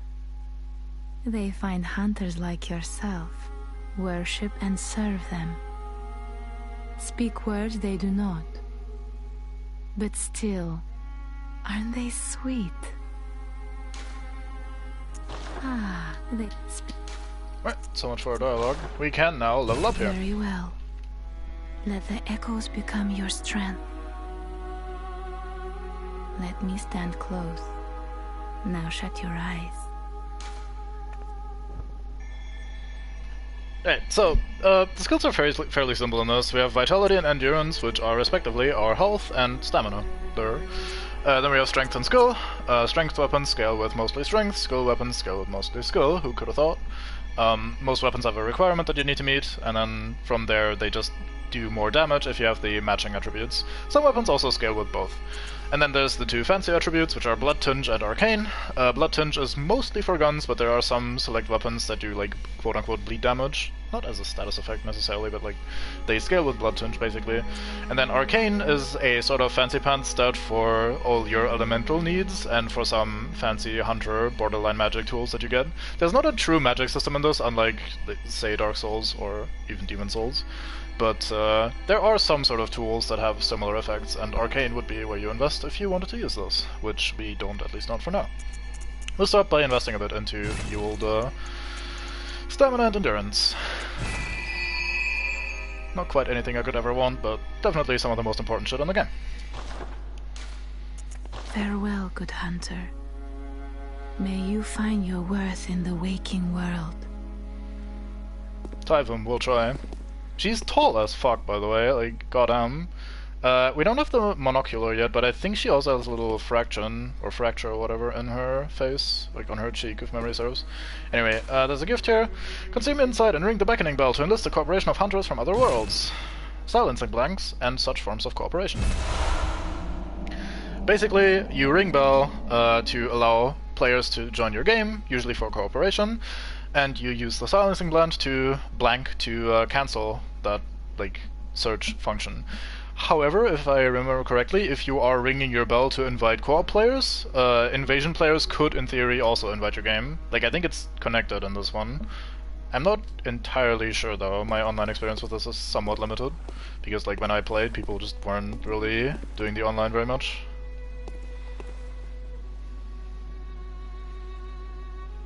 Yeah. That's absolutely fine. I don't think we've said anything that is too specific just yet. Consume insight and ring the old hunter bell to enlist the cooperation of old hunters. Also, this isn't, like, while I am trying to make this like a thorough playthrough, where I talk to everyone and hear all the dialogue and look at all the video sequences and shit like that, the cutscenes, I don't really... I'm not trying to make this as like a proper, true first-time experience. I think you should play it yourself if you're come this far into the video for some reason. Or maybe watch someone that's also playing it blind to have a proper experience for this. This is mostly just me going back to the game that I really, really love and just fucking around in it mostly. Anyway, consume insight and ring the old hunter's bell to enlist the cooperation of old hunters. This came with a DLC. I'm not sure if you need to have the DLC to receive this, but this basically allows you to summon extra NPC phantoms to help you out, because the base game has very, very few of those, and the DLC added a few extra ones, so, you know. Yeah, definitely. Like, I'm not saying, oh yeah, just spoil everything, lol. Just, in general, if we talk about something that is to come up, or like I allude to, like, tools that are akin to magic, that's nothing too problematic. Anyway, so we got our first badge, which was, actually, we have two badges already. Oh no, never mind, that's just the bell, I'm dumb. We got the Sword Hunter badge from defeating the Cleric Beast. One of the badges crafted by the Healing Church. The silver sword is a symbol of a church hunter. Ludwig was the first of many Healing Church hunters to come, many of whom were clerics. As it was, clerics transformed into the most hideous beasts. Can confirm, the Cleric Beast we just fought was quite hideous indeed, so now we have the badge, and with every badge that you unlock, you get more options in the shop. Now we have two of these messengers, one of them is holding out a little blood vial here for us, and if we do some shopping, we can see extra stuff. We now can buy antidotes, we can buy molotovs, we can buy bold hunter's marks, which are basically homeward bones, and we can buy a hand lantern, which you can slap on your tool belt, or like on your belt, and activate it to have a little bit of extra illumination around your character without using a torch. It doesn't do very much, and there used to be a... I'm not sure if it was a bug or like a hidden feature, where if you had this on, your stamina recovery was slowed by a lot. I think they changed that at some point though, and now you can just use it without issue. Fun fact, when I first played this game, I thought the idea of slapping a lantern to my character and like, ha, look, we can illuminate the darkness a little bit with that, was super neato, so I played the entire game with this thing on permanently everywhere. So this also helped make my first time experience a little bit worse. Here's the 100 Chief Emblem. This is basically a key that you can buy for 10,000 gold. Gold, yes, brain. Souls, echoes, whatever. We can avoid buying this key, so we probably will. I don't like wasting echoes on this shit, but let's have a quick look at it in the description anyway. Hunter Chief Emblem, a cloth emblem that belonged to the captain of the Church Hunters long ago, opens the main gate that leads to the round plaza of the Great Cathedral. The main gate is shut tight on Knights of the Hunt, and could only be opened from the other side with this emblem. In other words, the captain's return and this emblem determined the end of the hunt. This may shock you, but even if we buy this, we're not gonna cause the hunt to end, which is unfortunate, because it would save a lot of lives, I reckon, but hey. We can also buy the Kirk Hammer now, which is a church weapon. A trick weapon typically used by healing church hunters. On the one side, an easily handled silver sword. On the other, a giant obtuse stone weapon, characterized by a blunt strike and extreme force of impact. Trick hunter weapons forged in the healing church workshop, said to be hidden somewhere in the Grand Cathedral, were made to be the tenets of a rival school of craftsmanship. We can also buy the repeating pistol, typically used by healing church hunters, crafted with mostly metal parts and exhibiting a complex design. The repeating pistol fires 2 shots at once, making it a ravenous consumer of quicksilver bullets. Should be used sparingly compared to its workshop counterpart, as the trump card in one's arsenal. This gun actually does pretty decent damage if you're investing into a blood-tinged build, and it does actually use 2 bullets at once, as the description would imply, thus actually causing pretty significant damage, but also, as the description implies, it does eat through your supplies very, very quickly. One of the reasons I wouldn't really want to commit to a blood-tinged build myself, at least outside of 1 or 2 weapons. But yeah, repeating pistol is quite nice. The Kirk Hammer is your main strength scaling weapons, especially for the early game. It's quite girthy, and like the description implies, you can either use the sword itself or the hammer version of the thing and have a fairly versatile moveset. Most of the weapons in this game have versatile movesets. It's quite fun. I don't think we're going to be using it, but we might buy it later on eventually just to show it off.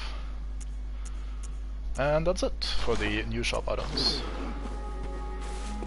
Let's quickly go up here to the inside shop, which is now open. Buy with Insight. Make trades with the messengers using Insight. Acquire items. We can buy Pungent Blood Cocktails or the small Resonant Bell. Oh right, so this one summons co-op hunters, and the one we have allows us to find worlds to co-op within, like as a cooperator, and this one summons others to us, I think. I don't know. Or vice versa. Anyway, there's a duo of co-op items, one to help out others and one to summon hope to yourself. We also have nothing for now. Never mind. I talk shit. So you might notice in the bottom, in the top right corner, we have 4 insight now, which is that eyeball symbol there. We started at 0. When we first encountered the boss, we immediately gained 1 insight. There was a weird sound effect that was like whispery, like or something, and a visual effect on the screen indicating we just gained insight from facing a beast for the first time. Haha. And then we killed it, and we gained 3 more. So now we're at 4 insight. Insight, once you have your first bit of it, allows the doll to become active. Once you return to the hunter stream with at least 1 insight, the doll will be active and you can level up. Similarly, the bath messengers will be active, where you can buy with insight, and there are a decent number of other effects throughout the game that are tied to your insight counter, as in having more insight might change things, and it can be a bit of a valuable resource that way. Garamond has not returned. Let's see if he's out in the back here. Nope. He sometimes sits on his wheelchair over here, and you can listen to him mumble to himself for some extra bits of lore. Always fun. Hydrate, I shall. Good call with all the narrating going on.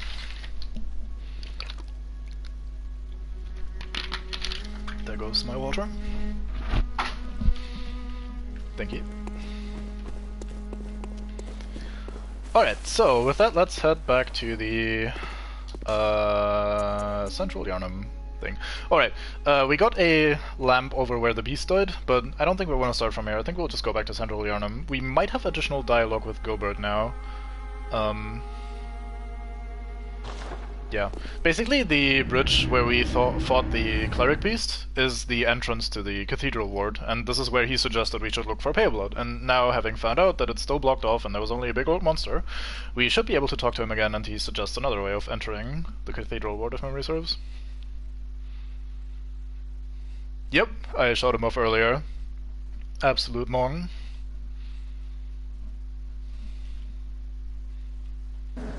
Very nasty surprise when you first encounter him. You're like, oh boy, loot! Yes, I see. But the Great Bridge is the only way to the Cathedral Ward. And during the hunt, the bridge is closed. You could try the aqueduct. There's a rather, how shall I put it, colourful area south of the Great Bridge. From there, an aqueduct leads to the Cathedral Ward. Not a place you'd normally want to visit, but I don't imagine you have much of a choice, do you? You are correct. An aqueduct, not a place you'd not much of it. Right.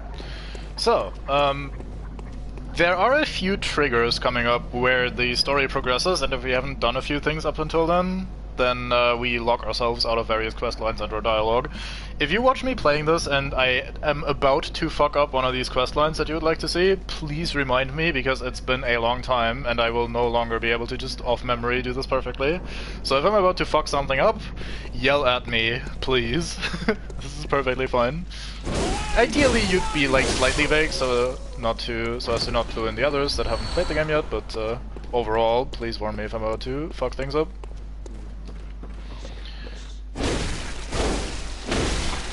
Speaking of shotgun grandpa, let's have Adam again. This guy is a really, really good source of quicksilver bullets, so every time you come here and you just run through this house, just slap him a bunch and he always gives you 4 quicksilver bullets, which is lovely.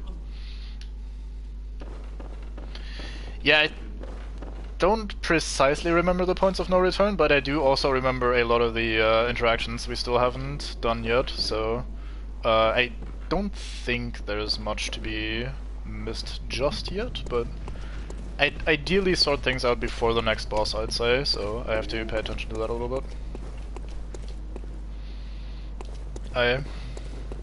Yeah, I'm not even sure if that is actually a point of no return for, like, or a progression point or whatever for those quest lines.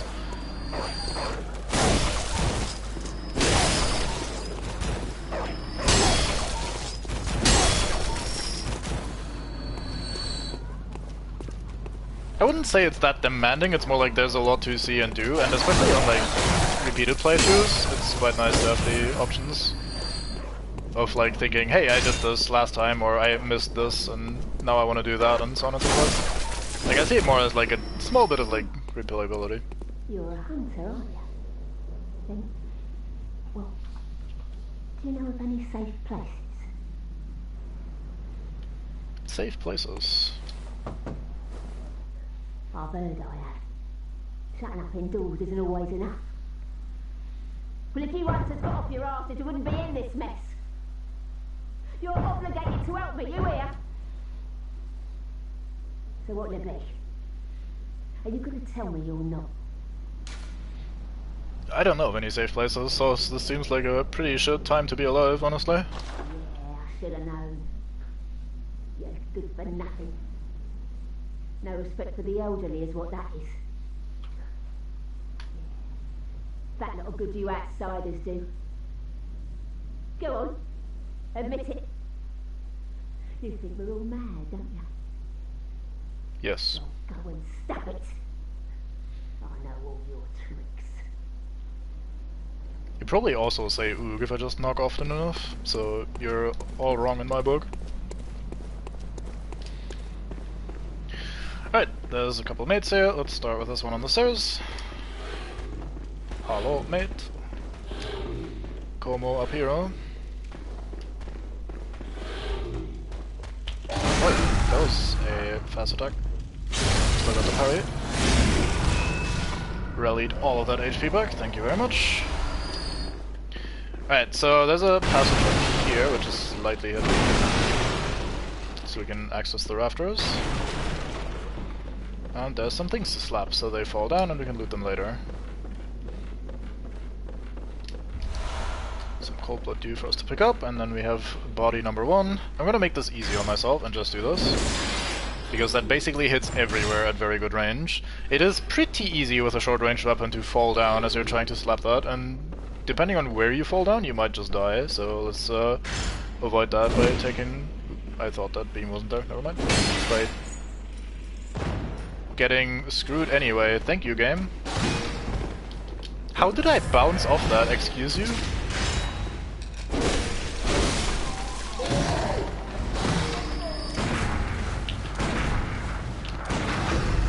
Just keep firing. Eventually it's gonna be fine. Just keep shooting.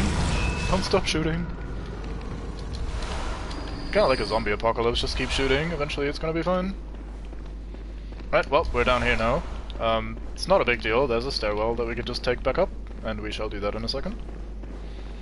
Might as well, though, quickly clear this out while we're here.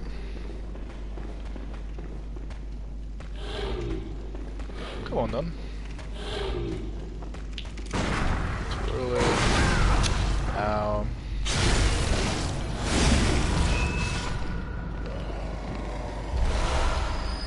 Blood vial. Bunch of tippity-tappity from the feet downstairs. Wonder what that could be. We shall find out later. Unless I fall again, in which case we might find out prematurely. Alright, let's not fall down this time. I think those are the only two things I need to slap down anyway, so we should be fine.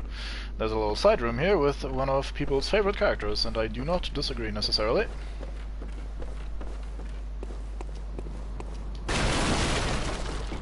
Hoi! Is that a light source in those bags? Looks a bit weird on the left. Oh. Oh. A hunter, are you? And an outsider? What a mess you've been caught up in. And tonight of all nights. Here, to welcome the new hunter. We get some bold hunter's marks. Once again, they're kind of like homeward bones. Prepare yourself for the worst. There are no humans left. They're all flesh-hungry beasts now. Doesn't that include you as well now? Still lingering about. What's wrong? A hunter unnerved by a few beasts? Mate, I died earlier. No matter. Without fear in our hearts, we're little different from the beasts themselves. Gesture. What are you still doing here? Enough trembling in your boots. A hunter must hunt. She said the line. The line, there it is. She said it. What are you... Enough. A hunter must hunt. Anyway, so that's Eileen. We don't know that yet, but I tell you it was. Also, this apparently paused the stream. Which button is it again? This one, there we go. So here's our gestures. Oh, this game has something interesting, which is awful, and nobody likes it, but it exists. It has shortcuts for these fucking gestures. If you hold down the use button and swing your controller around a little bit, it takes that motion as like an input for gestures. And plenty of people have literally lost like runs, speed runs, or challenge runs or whatever, from accidentally getting a gesture because they're like moving around and moving their controller, moving their body, moving their hands, because as one does. And then the character just sits down and you're like, well, fuck, guess I'm dead. Or shit like that. It can happen to you, and it will likely happen if you just play the game enough. So this gesture menu sucks ass as a result. Like, look at these fucking gesture inputs. Oh yeah, just let me shake my controller up, down twice. Here we go. Yeah, there we go. Fantastic. I really need these shortcuts in my life. Anyway, let's slap on some of the new stuff. Which of these don't we want? Let's not have the point gesture. Let us take shake off the kite. There you go. Very fancy. That's the one we just got. Also, what we do is we put on the old bold hunter marks. Let's also have a read of them. Dangling upside-down rune etched into the mind of a hunter. The image upon this parchment allows one to envision the rune with clarity. Allows a hunter to awaken again without losing blood echoes. A trick that seems nearly too good to be true. Swing equipped. Anything else of note? Oh, this does have a different description. A thick droplet of cold blood containing blood echoes, used to gain a larger amount of blood echoes. A strong will produces thick blood. Doubtless the product of obsession, a potent source of human strength. Possibly not wrong. These are the same though. Alright, cool. Doesn't this also have, like... I could have sworn this had quick icons? Oh, here. There we go. Personal effects. We want this, and we want... Actually, I don't think I need anything else for now. We're not online, so I don't need the notebook, and we're not using co-op because we're not online, so we don't need those either. I can slap the monocular later on that, so we can inspect some of the environment a bit better. Right, so now we want to jump down. Let's pick a spot that's not quite as deep, maybe. There are a few places you can jump with taking a little bit less fall damage if memory serves.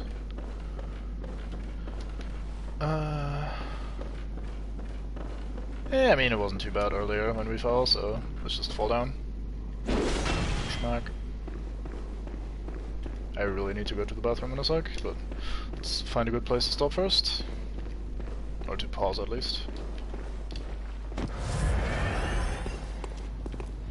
So this room is a bit of a pain in the ass. These guys have, like, guns, like that guy there, and I think there's another one, maybe. But there's also these tall men walking around, and fighting them while you're being shot is kind of annoying. Yeah, there's the second gunmate. Don't you crossfire me, I flee.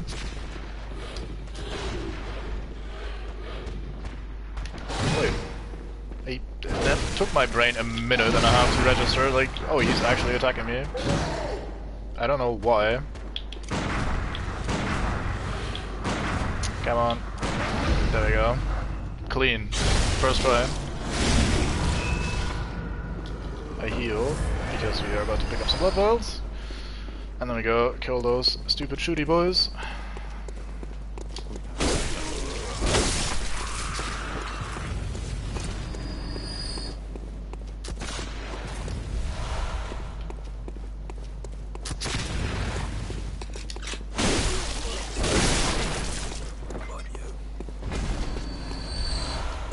Quicksilver bullets. And Quicksilver bullets. So, fun fact, if you're afraid of these birds over there, you can take a little shortcut right this way. This isn't actually blocked all the way off, so you can just go through there. I learned this in a video once, and I will now share this until the end of time. This is now knowledge, as part of the human total of all knowledge that we have, as long as we keep spreading it. It's very unimportant, but we know it now. Then I go this way anyway, because I am usually in the habit of cleaning out areas completely, so I can loot in peace. Is there anything on these rafters? There is. Are these called rafters? Probably. Maybe not. Who knows? Not me. I don't speak English. You speak English. I do a little jumpy down here. That was almost off because it slightly pushed me to the left, but not too bad. Is there anything down here? I don't remember. I want to say no, but I'm gonna have a look because I'm obsessive like that. If this game had a map, I'd probably trigger Ardman again by just spamming it constantly, just checking every 0.5 seconds if I've missed anything. Go that way in a second. As in we'll jump down there later. This doesn't have a ladder, does it? I don't think it does. I think we have to jump down. At least that's what my memory tells me. Spotty though it may be.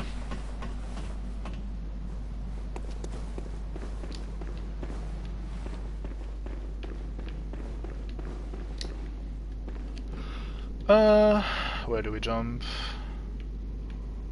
I think we jump on this pile of luggage over here.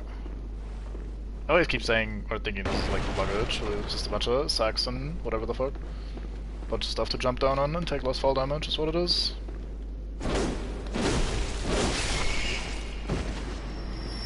Screw you, rat.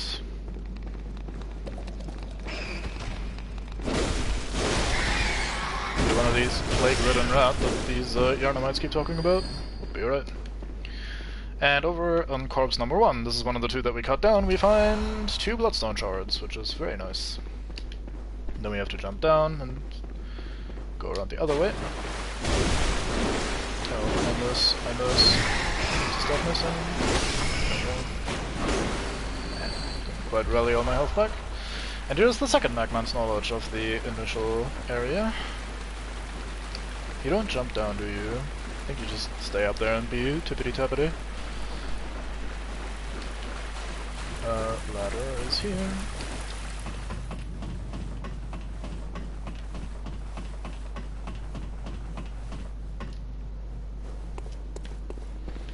And now we take the right side. Come on. Took a bit bit of fall damage. Took a bit of fall damage.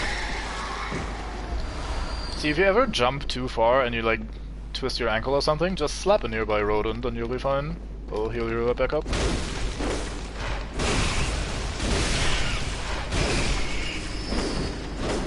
Okay. And here we have the Saw Spear.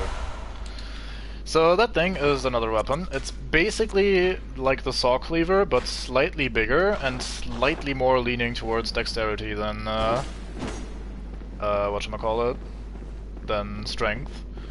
Skill in this game, so like skill rather than strength. It has basically the same untransformed moveset. I will hydrate in a second, thank you. It has basically the same untransformed moveset, like this is basically the Saw Cleaver, but if you were to transform it, it becomes so big that it now has a different moveset. Like this is slightly different to the Saw Cleaver attacks. It has this thrusting heavy attack, which is quite alright. If you charge it, it does the little slam down. The transformation attacks are pretty basic. It does either this or that. And yeah, I think that's what we got. Basically like a slightly bigger, very slightly slower Saw Cleaver. I like this weapon. I used it for the majority of my first playthrough of the game, and I'll always remember it fondly, I guess. These days though, I tend to just stick with the Saw Cleaver if I want this sort of moveset. There we go. Open this iced tea.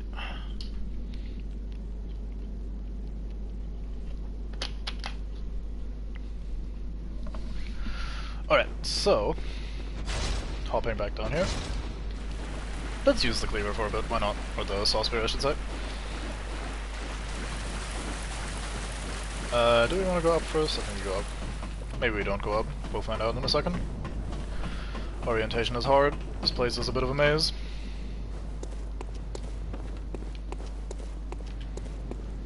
Yeah, I think we need to be down anyway, or we don't benefit from being up. Nope, that's just a lamp, nothing to loot. Do a little... Yeah, this is where we would have been if we just hadn't gone downstairs. Alright, so this pit is where we were earlier when we first jumped down from that side. That's where we picked up the hunter's clothing up there. And then we went up this ladder, and it led us to that window where we got the music box from the small girl.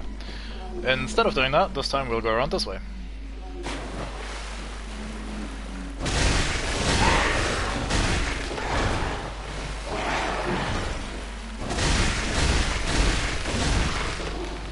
So immediately noticeable compared to the axe is just how much faster this thing attacks, and speed is very, very useful in Bloodborne, because even though most things stagger quite alright when you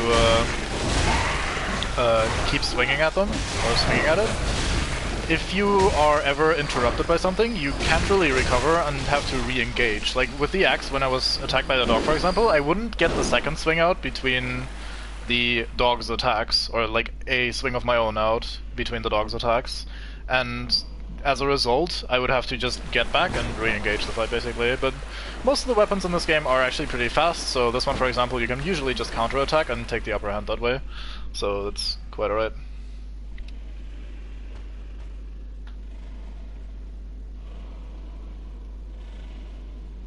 Yeah, I'm not sure if you have to do that, but that is what I will do to talk to various people. Like going into the actual chapel will be the main progression point, I think, in the early game, and I want to talk to everyone as much as I can before then. But thank you though.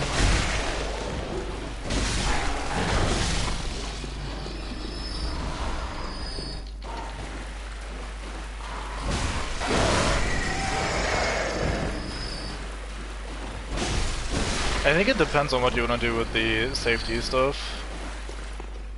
Like the final trigger for the kids dialogue is later if memory serves, but I don't know. It doesn't really matter because I'll just be trying to be thorough and doing things as quickly as possible. Or like as soon as they're available, I should say.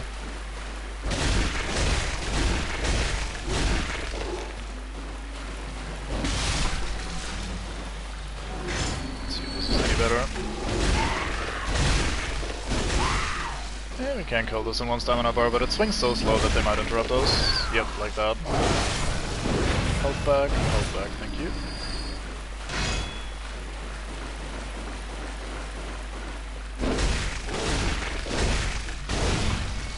Okay.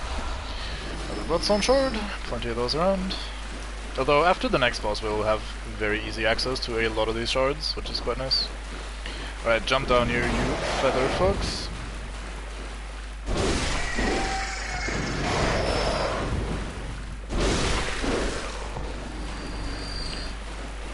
Right, let's go up here first to unlock the shortcut.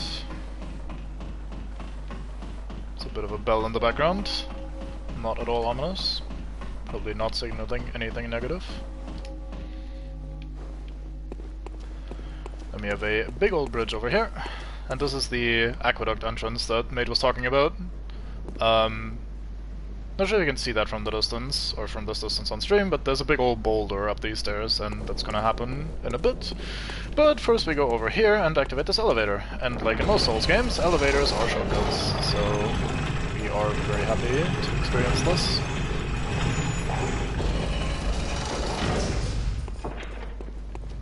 Let's quickly slap down these two guys, because they are good blood vial farm.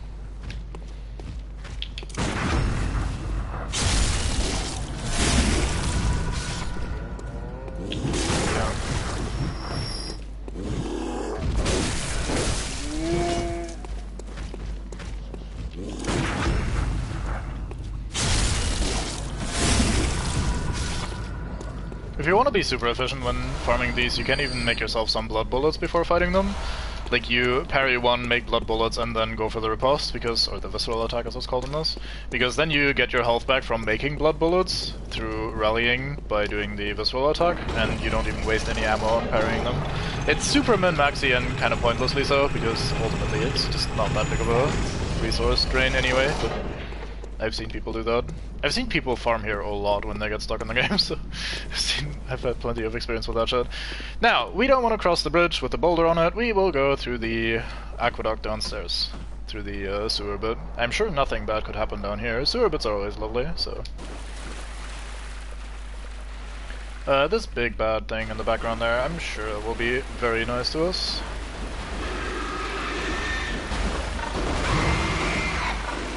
So this is Mr. Pig. Mr. Pig has a very tragic fate in this game, although my weapon is too slow to actually do it. Shame. Oh well. Mr. Pig dies. This is self-defense. Mr. Pig would have killed me otherwise. We get some blood vials, we get cold blood to you, and I think we get another badge here, if I am not mistaken. The Saw Hunter badge. Let's check that out right away. Badge crafted long ago at the workshop. Attests to one's prowess as a hunter of beasts. As we found in a... next to a pig. Like, whatever hunter earned this badge fucking died down here. The workshop is gone, and no group recognizes the meaningless badge except for the messengers in the bath who understand its profundity.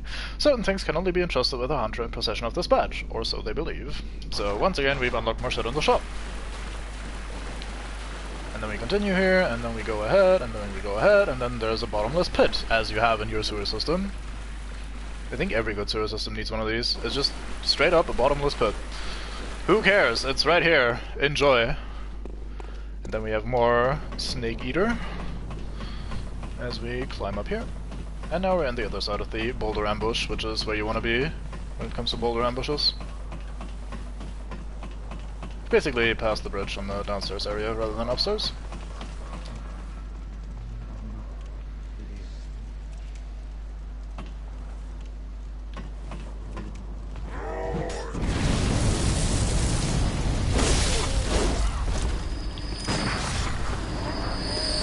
He hurt himself a lot by setting that boulder on fire.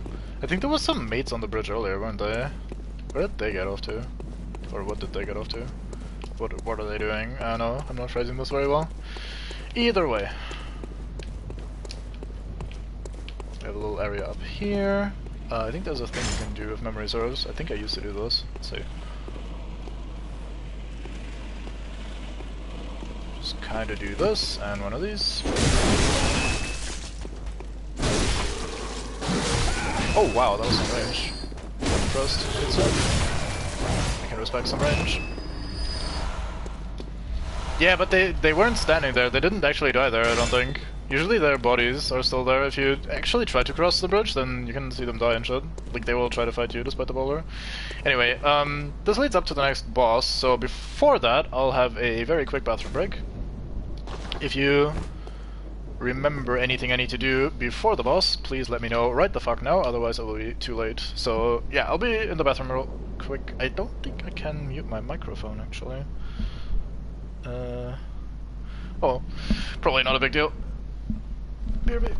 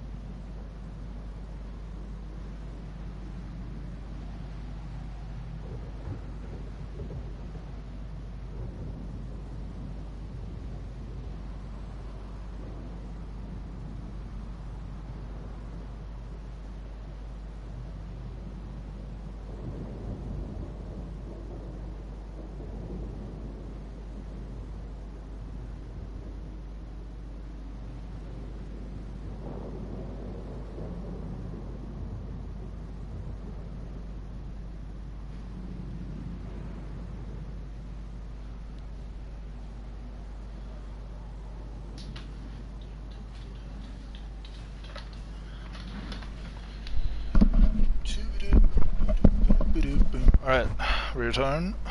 Let's have a quick drink. Hope nothing broke in the meanwhile.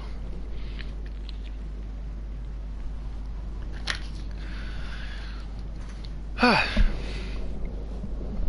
thought... Okay, so the wind picked up in the game while I was letting out air through my nose. I was like, oh fuck, I'm breathing into the microphone, as though I made that happen. But I can't even hear myself. So what is Brain thinking? I don't know. Brain, what are you doing? Please, explain, Brain.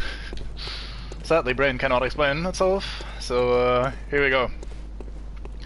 This totally not boss room looking place is entirely a boss room. Let me quickly make sure we have what we want on here.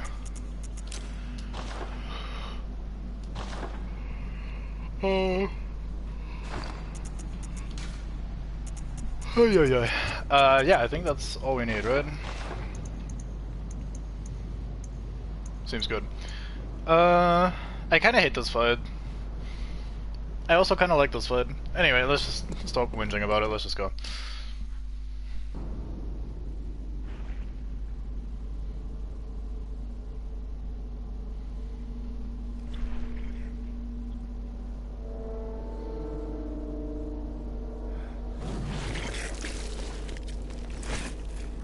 I hope my headphones are just fucking up and you guys actually have audio. Because I can't hear shit. That would probably mean you can't hear me either. Oh. Beasts all over the shop. You'll be one of them, sooner or later.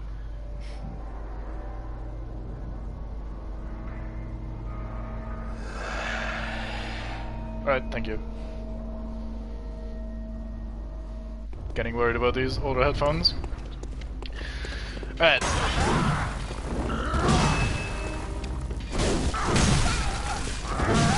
Ow.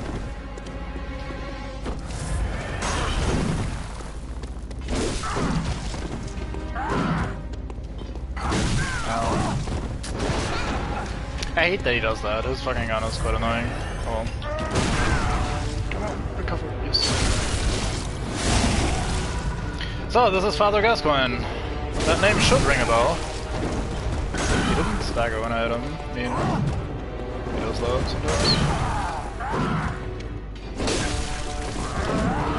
I think I want to be transformed against him for the extra range.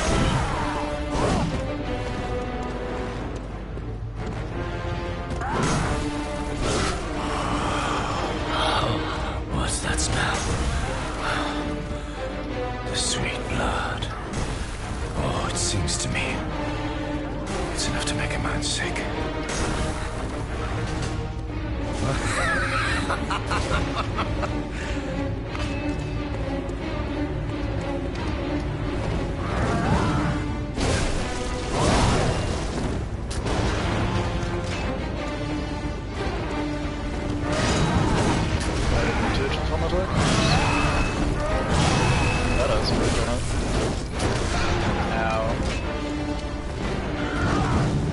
I should probably always just parry him when he does the spin to win. Like, the second one is pretty free to parry. No follow-up. I usually expect him to do, like... There we go. I usually expect him to do, like, 2 attacks at a time. Right, so since his name is Gascoigne, and we remember that from the tiny music box that we have on our inventory, if we play this song... He goes, oh, what the fuck? Oh, my brain. Because he seems to remember not just being kind of all about the blood loss.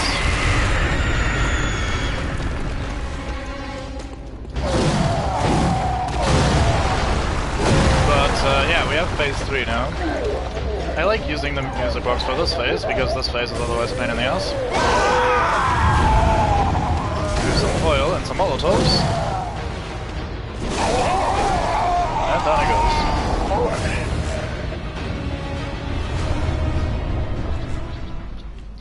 So that was Gascoigne, who was mentioned in the music box, like the little note that's in there. So you play his music, and he goes like, oh fuck, my brain, I somehow remember wife and children, or wife and child at least. That's probably okay.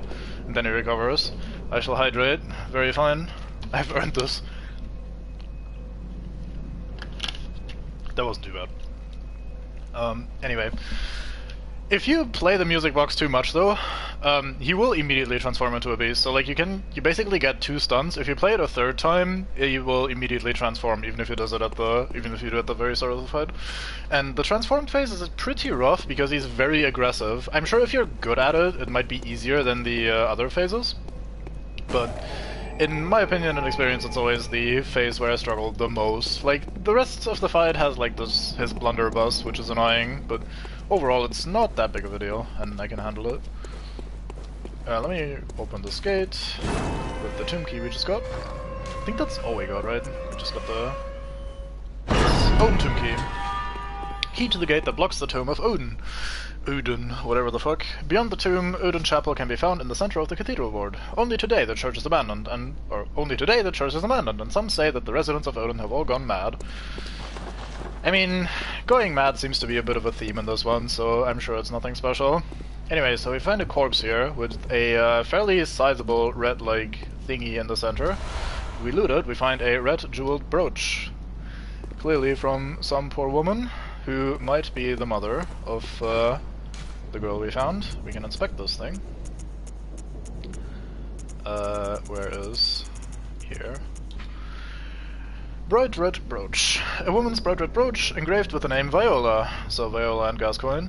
Perhaps the jewel is a gift from a hunter, used to change it to a droplet blood gem that fortifies any weapon. With the proper workshop tool, various weapons can be fortified. I don't want to do that. I think you can give it to the girl. I don't remember though, if you can. But anyway, you get a gem. The gem's alright, especially early on. Like, it's probably the best gem you can find for a while, but it's not important. Like, I'll be fine without it. So if I can give the little girl her mother's brooch, I will. I don't remember if you can. There might also be some other things that happen now. Oops, okay, so these headphones have their cable on my body, and if I move around, it will...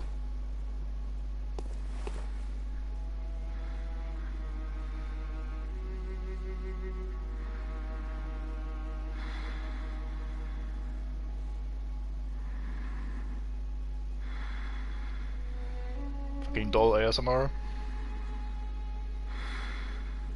It's probably something a lot of people are into. Anyway. Where was I? I forgot. It's not important. There's a few places I want to check anyway, and I'm gonna start by... Let's not spend blood echoes just yet. Let's just go to the first floor sick room and have a trip through town from here. We want to talk to Yosefka again, I think. See if she has anything interesting to say. Think we can talk to Gilbert again, maybe? Or maybe that is coming up. I don't remember. And we'll talk to the little girl again. But yeah, I keep bumping my headphone cables, so if sound goes to shit again and things become crackly, like Fandango mentioned earlier, then please let me know and I'll fumble around with it some more. You are safe, thank goodness. But I'm afraid nothing will change my mind. I cannot open the door. Please, try to understand my position. I pray for your safety. Hey Dosa. Nope, you did not miss a PC release. This is my PS4, and I'm streaming, or broadcasting actually, from the PS4 itself. No capture card involved, which is why you have the on-air thing in the top right. And the recording setup is, as a result, also slightly awkward. I don't have much that I can fuck around with in terms of like quality settings and so on and so forth, and using an older headset that is slightly broken with the cable being wonky.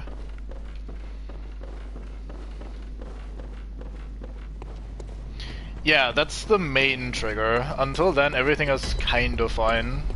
Like, as you can see, like, there's nothing new with Yosefka. I don't think we get anything fancy with Gilbert just yet. I think that's coming up still. We don't have a safe place to send people off to yet, so that's also still coming up.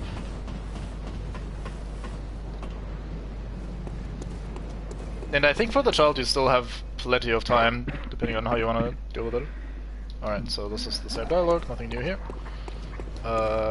Quickest way should be this way. Maybe, maybe not actually. Is it? I think it is, it's just kind of awkward. Oh yeah, this should be the fastest way.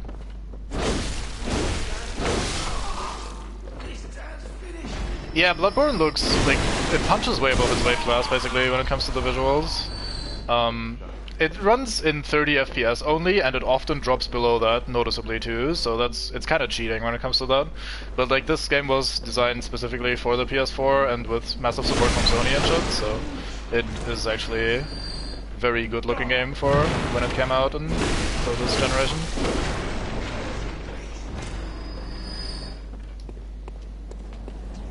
But yeah, I don't think this game will ever get a PC release, sadly, simply because of the Sony affiliation thing, maybe? Okay, I got greedy, or overconfident I should say. Thinking, I can just take these. Oh, I don't have this area paid either.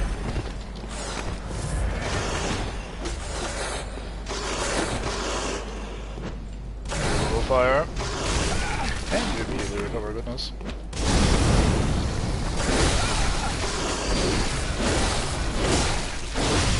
Who needs to see when they can just swing an axe? Let me quickly heal before picking up the lava. Just so we top off again. And then we gonna go down here and deal with the dogs and the mates. And that should be the fastest route back to Viola. No, not the Viola. It's, Actually, do we ever learn the little girl's name? I don't think we do.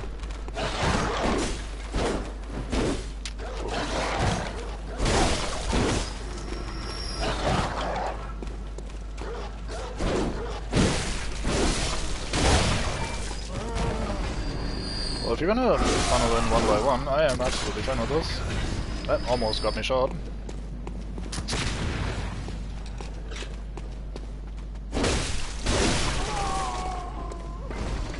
Many people would go for a PC release of this though, and I cannot blame them. I would buy this again on PC in a heartbeat.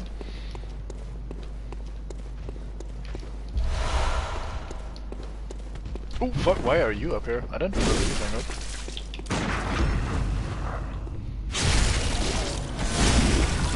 Oh. Now you died. And I get blood vials. Lovely, lovely blood vials. So I might seem a bit obsessed about buying blood vials and having them stockpiled and farming them and whatever. The thing is, as long as you're just cruising through the game and everything dies very easily, you're gonna be fine with blood vials for the entire playthrough, until you hit a boss or an area that you can't deal with and you die over and over again, and your blood vials don't replenish themselves until you eventually run out. And once you run out, you have to start farming, so anyone that has played this for the first time and struggled a little bit might experience the joy of farming for blood vials later in the game, and it's not ideal. Hello, Mr. Hunter. Still can't find my mum. So, we can give the red jeweled brooch, or we can choose to withhold this information. Obviously, withholding the information might be like, hey, we're protecting her because her mom fucking died. Might be some implications that it even was her dad going absolutely apeshit, but you know, let's give her the red jeweled brooch, let's be honest here, and hope she handles it well, ish. Mr. Hunter, was it really her? Mummy, Mummy, leave me alone.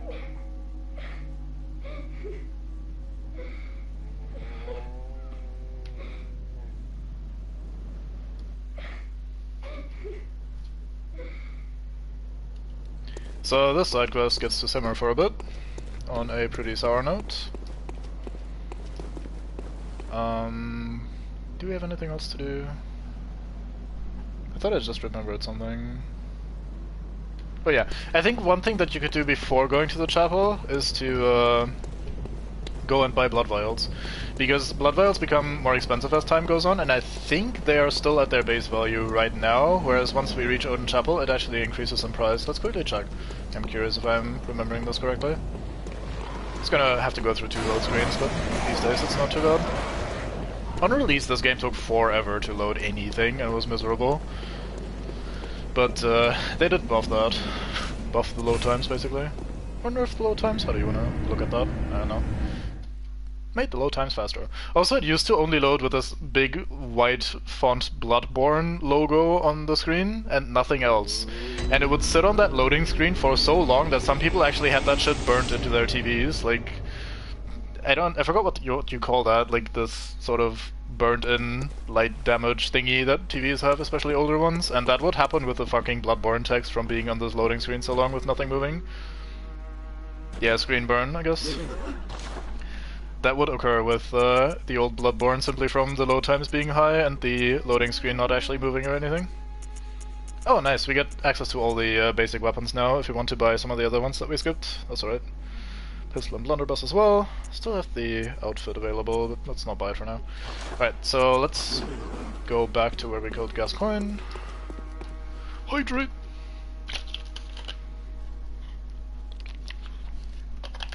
Tyvum. Yeah, I love their little noises, they're fantastic. I also like how they look. It's just a very neat little thing in general. Off to the Tomb of Odin.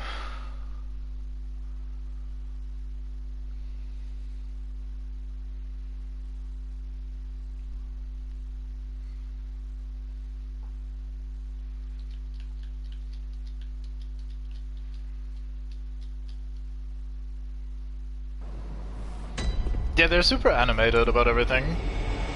They look really cute. I'm not sure if I can demonstrate this in offline play, let's see.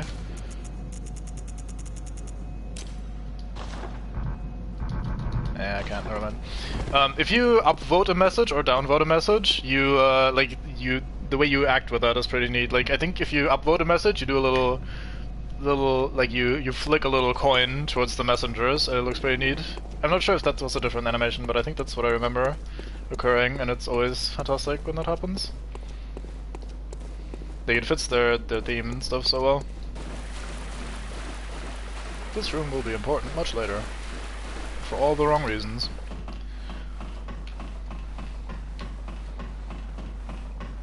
Still in a dream. Alright, here's a note. Fantastic note. The Bergenworth spider hides all manner of rituals and keeps our lost master from us. A terrible shame. It makes my head shudder uncontrollably. I agree. Yeah, exactly. Like, they look fantastic, the way they react to things. Anyway, here's some sort of tool. Probably nothing of import at all. We'll need the Blood Gem Workshop tool. This is the thing we need to socket our weapons, which is nice. Always good to have.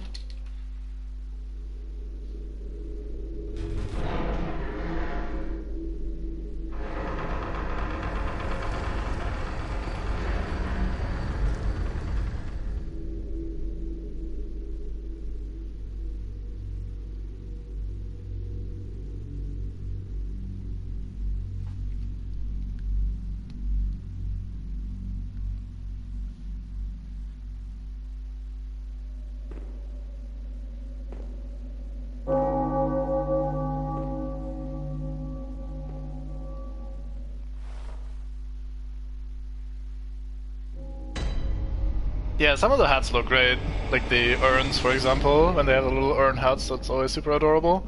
I tend to stick with my my collector's edition top hats though, gotta show off my fancy bullshit. Anyway, there's a guy here, he was kind of slightly visible in the cutscene. I didn't notice it my first time in the cutscene, and then I turn around and I'm like, oh, what the fuck? Let's have a chat with you. Hmm? Oh, you must be a hunter. Very sorry. The incense must have masked your scent. Good, good. I've been waiting for one of your ilk. These hunts have everyone all locked up inside, waiting for it to end. It always does, always has, you know, since forever. But it won't end nicely, not this time. Even some folks hiding inside are going bad. The screams of women folk, the stench of blood, the snarls of beasts, none of them's too uncommon now. Yarnum's done for, tell ya. But if you spot anyone with their wits about them, tell them about this here Erden Chapel. They'll be safe here. The incense wards off the beasts. Spread the word. Tell them to come on over, if you wouldn't mind. Yeah, this seems totally safe. You're not weird at all or creepy or anything. I know I shouldn't be asking you, but if you happen upon someone while hunting, tell them about this here Erden Chapel, if they seem worth being told, that is. Oh, and I do sincerely hope they are. Yes, we'll do. Is there anything else in this room for now? I don't think so. Anyway, I think I wanna go back real quick and see if my hypothesis is correct and the price has just gone up on blood vials. You must be thinner. Yeah, you must be this thin to be a hunter or hang out in Erden Chapel. Oh, sorry, a hunter. Right, you little burrows. Yep, there we go. Doubled in price from 180 to 360. Rip off. Huna. Welcome home, good. What is it? Huna muss hun. Very well. Let me. Alright, we shall continue down the path of wit and endurance for a bit. Wit for a bit. Farewell, good. May you. I don't think she has new dialogue just yet. We didn't really check, did we? But alas. Oh, hey, Cameron is here. Right, progression point. We were just talking about that. Come on. The moon is close. It will be a long hunt tonight. If the beasts loom large and threaten to crush your spirits, seek a holy chalice, as every hunter before you has. a holy chalice will reveal the tomb of the gods, where hunters partake in communion. Every hunter before me has. I don't think so, mate. Most hunters ignore the chalice dungeons, and rightly so. Most of the holy chalices lie deep within the tomb of the gods, and the few that found their way to the surface were lost again in the hands of men. But if the old hunter tales remain true, one of the holy chalices is worshipped in the valley hamlet. Yet the town is in disarray. It was burned and abandoned for fear of the scourge, home now only to beasts. The perfect place for a hunter, wouldn't you say? Right, will do. The hunters get, like, injected with the Yarnum blood. Like, the imbibing of blood is a big thing in general, and I think we get that immediately upon entering the town. Like, the game starts with us getting that blood transfusion from the weird guy. From one of the blood ministers, I reckon. And, I guess that in turn also makes our blood special. We're also somewhat more special than most hunters for other reasons. It's the whole thing. Like, it's a bit more complicated, and I can't just simply sum it up in a few sentences. I also need to reread up on a lot of the stuff.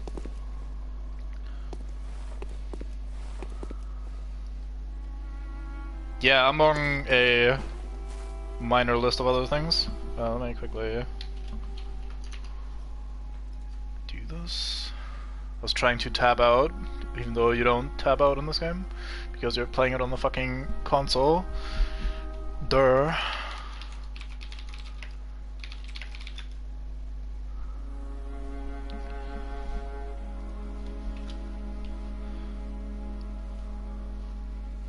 Yeah, basically, you wake up on the hunter stream. Usually people die when they are killed, but not here. Right, let's quickly check in with Yosefka. I'm not obsessing over it, I promise, I have a reason to do this. There's actually already dialogue we missed from Yosefka, because if you keep using her blood vial multiple times, she has an extra line or two. It's not very important, but it is in existence. Yeah, people have written a lot about the story and the lore and the world of this game. There's a fairly big old document called The Pale Blood Hunt, which I recommend reading for anyone interested in deep diving a little bit into the game's lore. It's quite fun. Oh, well, hello. Hi. Splendid. Let me ask you a small kindness. You're soon off to hunt, I presume? Then, if you find any survivors, tell them to seek Yosefka's clinic. Upon my Hippocratic oath, if they are yet human, I will look after them. Perhaps even cure them. This sickness, these beasts, they are not to be feared. This time the night is long. I may be trapped here, but I should do something to help. I'll even offer a reward for your cooperation. Tempted? Well, off you go then. You sound quite a bit different there, Yosefka. Are you sure you're alright? You also didn't recognize me. If you find anyone who's still human, send them straight to Yosefka's clinic. You can assure them there's no place safer. Please, do me this service. 1 second.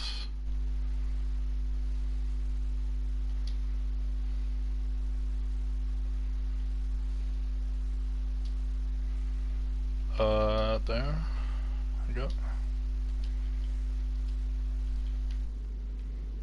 Right.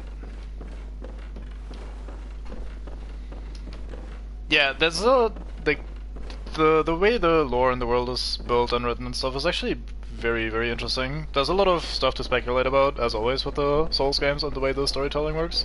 But in this one particularly, it feels like there are actually a lot of answers to a lot of the questions one might have, and all the quote-unquote over-interpreting people usually do with this sort of thing just really works super well with Bloodborne in particular. It's a really good game for that. Like, there's just so many little mysteries and so many extra little things to get into and enjoy. Very, like, I don't know how to say that, like a very full game, if you will. A lot of stuff to enjoy.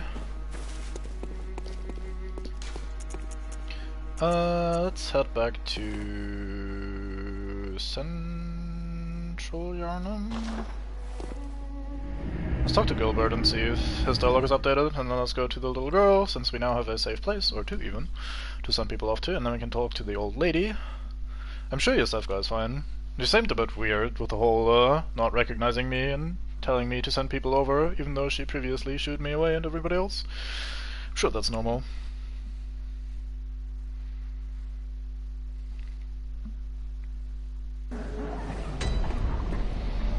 Alrighty. Time of day has also moved on, not sure if you've noticed, but the lighting here is slightly different and the sun is not in the same place if memory serves.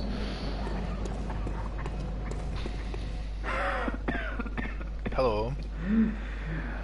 You needn't concern yourself with me. I'm afraid I'm of little help now. But before I take this, We get the flame sprayer. I made no use of it, but perhaps you...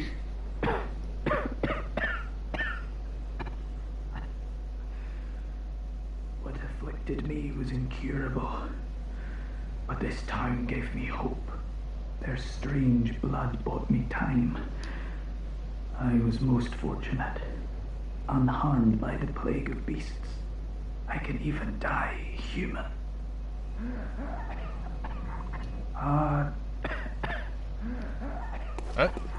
Thanks, Gilbert. So he gave us the flame sprayer, which is right here. A special weapon used by certain members of the Healing Church. Spits searing flames by using blood-imbued quicksilver bullets as a special medium. Not the most efficient weapon by any stretch, but sometimes a sea of flame is just what the doctor ordered. Besides, the Beast of Yarnum can always use a good cleansing. This is basically a flamethrower. It's not that great.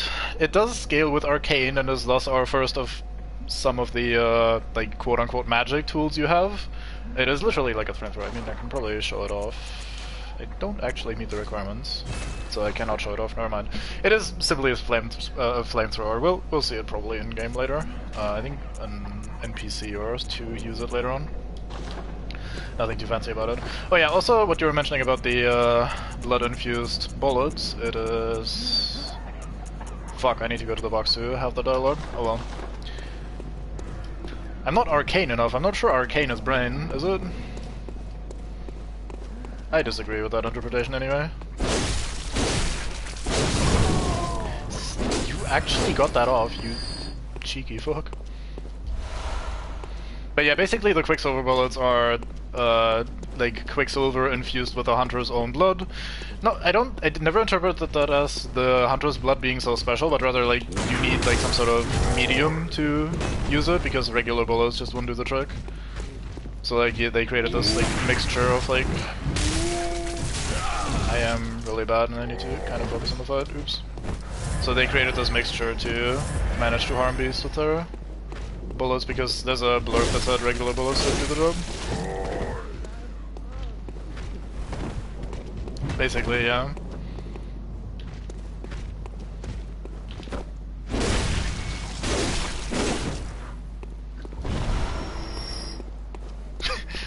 Yeah, I mean, this is very clearly heavily influenced by the old lycanthropy in every single way, or lycanthropy, however you say that.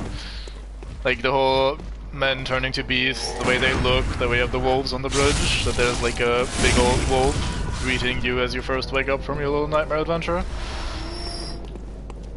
The old werewolf thing is basically omnipresent in this. We have two places to go. One is over here. Which is slightly awkward because we have to fight more dogs, but such is life. Good miss, good miss. Fook. There you go. Wasn't there another one? Oh, maybe it's in this corner. Yes, in this corner.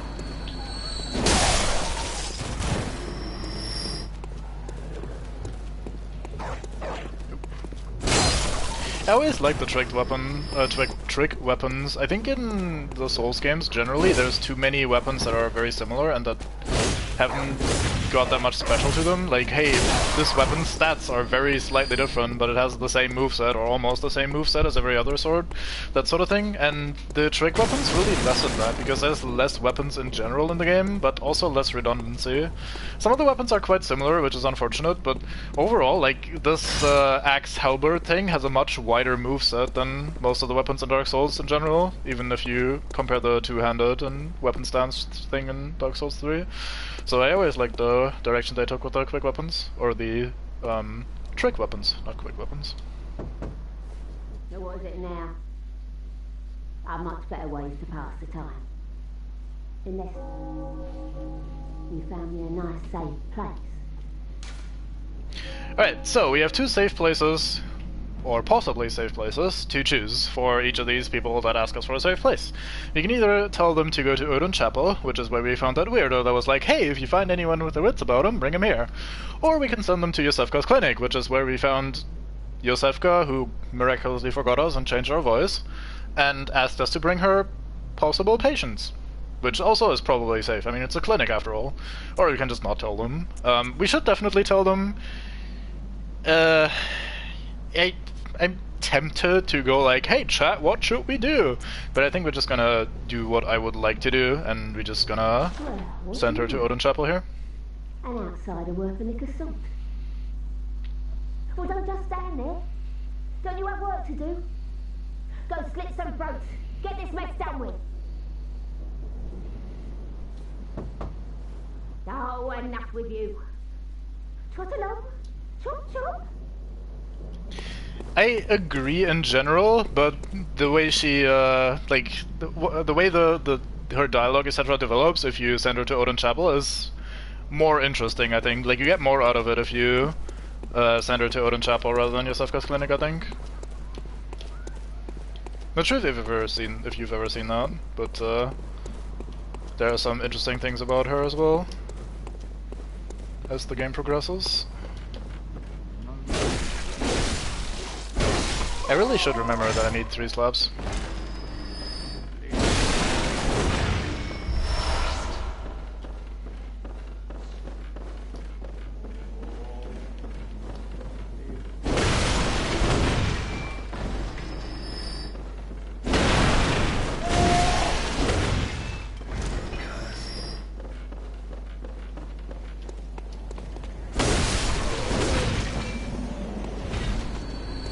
We're gonna have to get past the werewolves again, that's gonna be a fun time.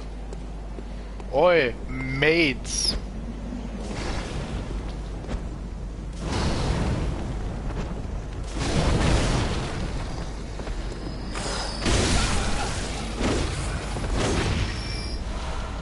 Well, fair enough. Not too hard if you just toss some molotovs. Fire solves everything. Oh hey lads.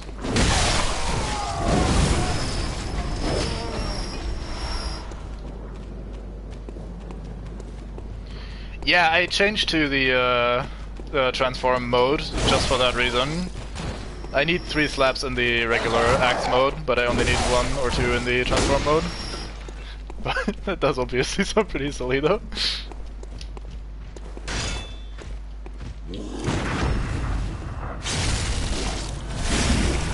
There we go. Drop me the loot.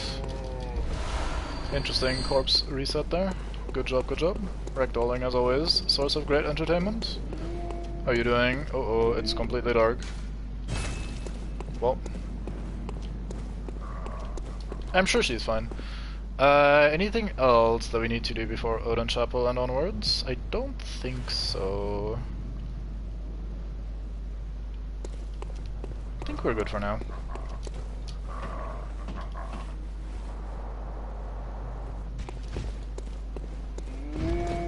Yep, I agree. It is definitely a big issue.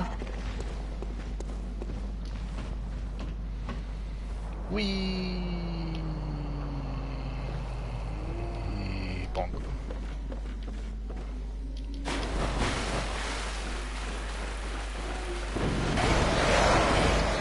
We'll just quickly run through here. Not really much of a need to deal with these guys again. Quickly talk to Mr. Pig.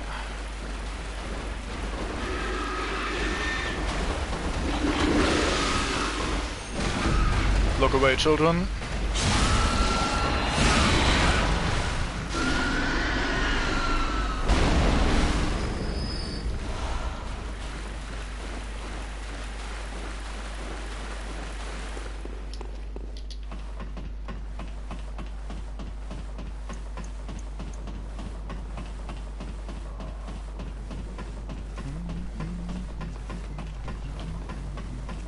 Yeah, they run away. I can hear them on the bridge right now. Yeah, there they go. They're probably trying to avoid the boulder rolling down. Oh, he didn't hit himself this time. God damn, sir. Relax.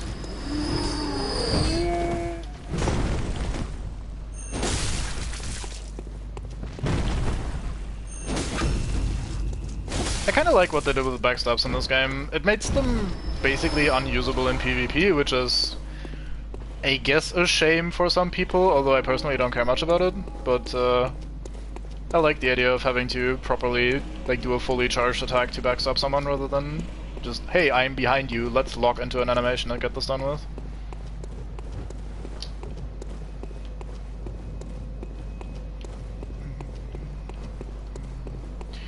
Alright, and we're back. Do I have a reason to go to the Hunter stream? I don't think so.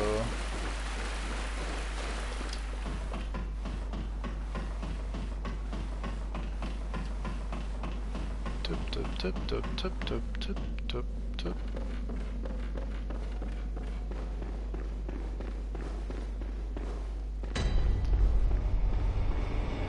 Hey, here she is. Hello.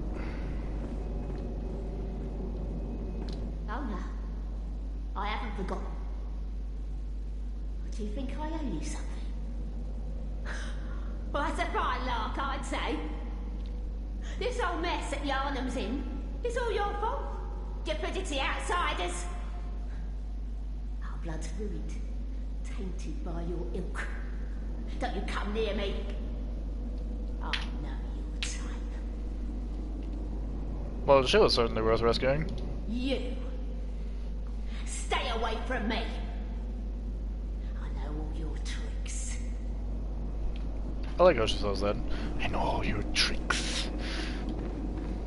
Ah, the hunter. Thank you. So that old girl, you told her about this place, right? Well, she don't offer me much in the way of conversation, but still, I'd rather see her alive anyhow. Triumph, yes. If you find any saints, send them along. Right, I will.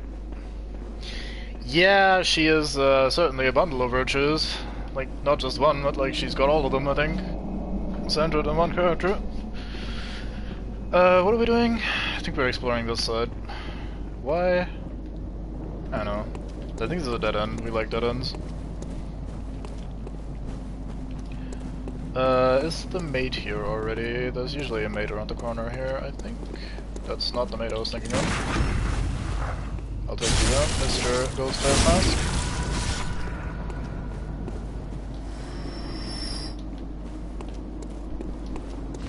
Nope, the bird's here. They're too early still. I fucking hate these birds. I almost died to birds.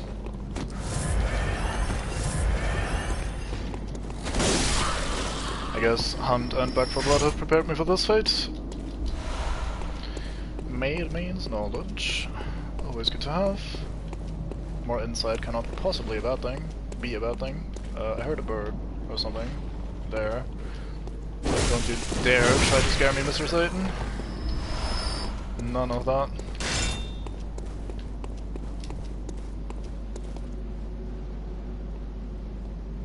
That's an odd looking lamp. Why do you have that? Iniesta!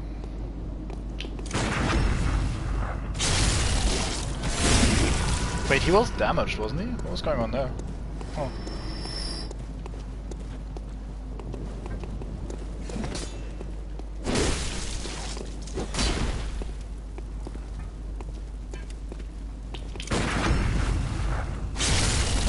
I kinda like how these guys look. They're a bit creepy, as are most things Bloodborne, but they got some style with their lanterns and walking sticks and shit. There's the wooden shield. Closed by device, that's the gate. Can't get up there, you go around the other way to get up on these roofs. There's an item over there, but that's not important.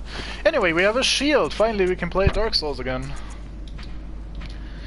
A crude wooden shield used by the masses who have arisen to join the hunt. Hunters do not normally employ shields, ineffectual against the strength of the beast as they tend to be. Shields are nice, but not if they engender passivity. People have taken that line and overinterpreted it to hell and back as some sort of herder. You play Dark Souls with shields, you must be bad. Look, Miyazaki himself says you shouldn't play Dark Souls with shields. Can't have shields if they make you passive. I know, I just thought it was a neat line when I first saw it. Like, hey, not useful against beasts because they're very burly and they destroy you if you try to block with a tiny wooden shield. Got it.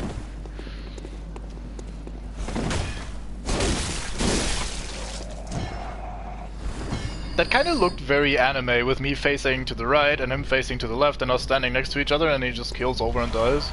I didn't want to ruin the moment, so I just stood there for a sec. There's another one here, isn't there? Yeah, there you are. Como here, mate. Mate. Iniesta! Ow.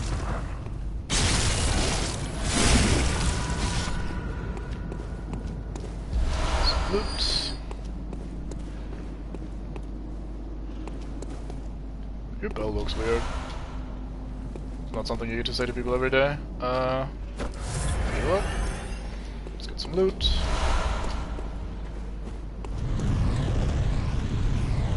What the fuck is that? Are you implying that this could not be some sort of protagonist outfit?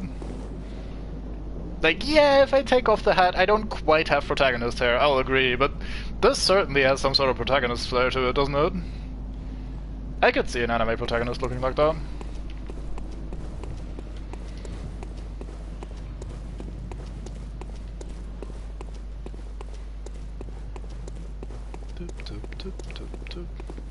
Alright, this area, I remember.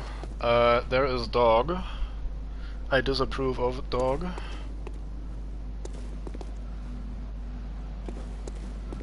This is where I'll have to sadly concede that I'm not exactly an expert on anime, so I have not seen or heard of Vampire Hunter D, I don't think.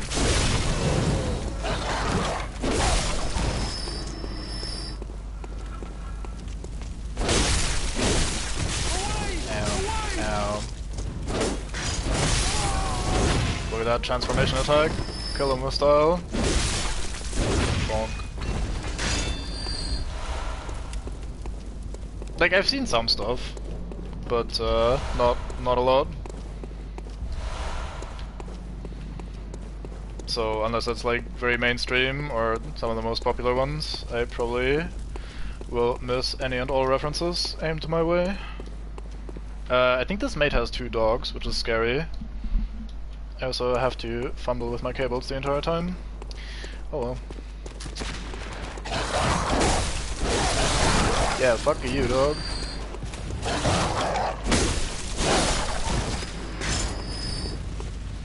I knew about you in advance.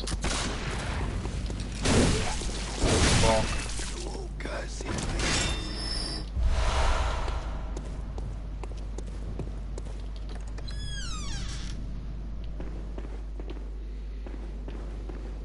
I think there's an item up here. There is. Also a lever.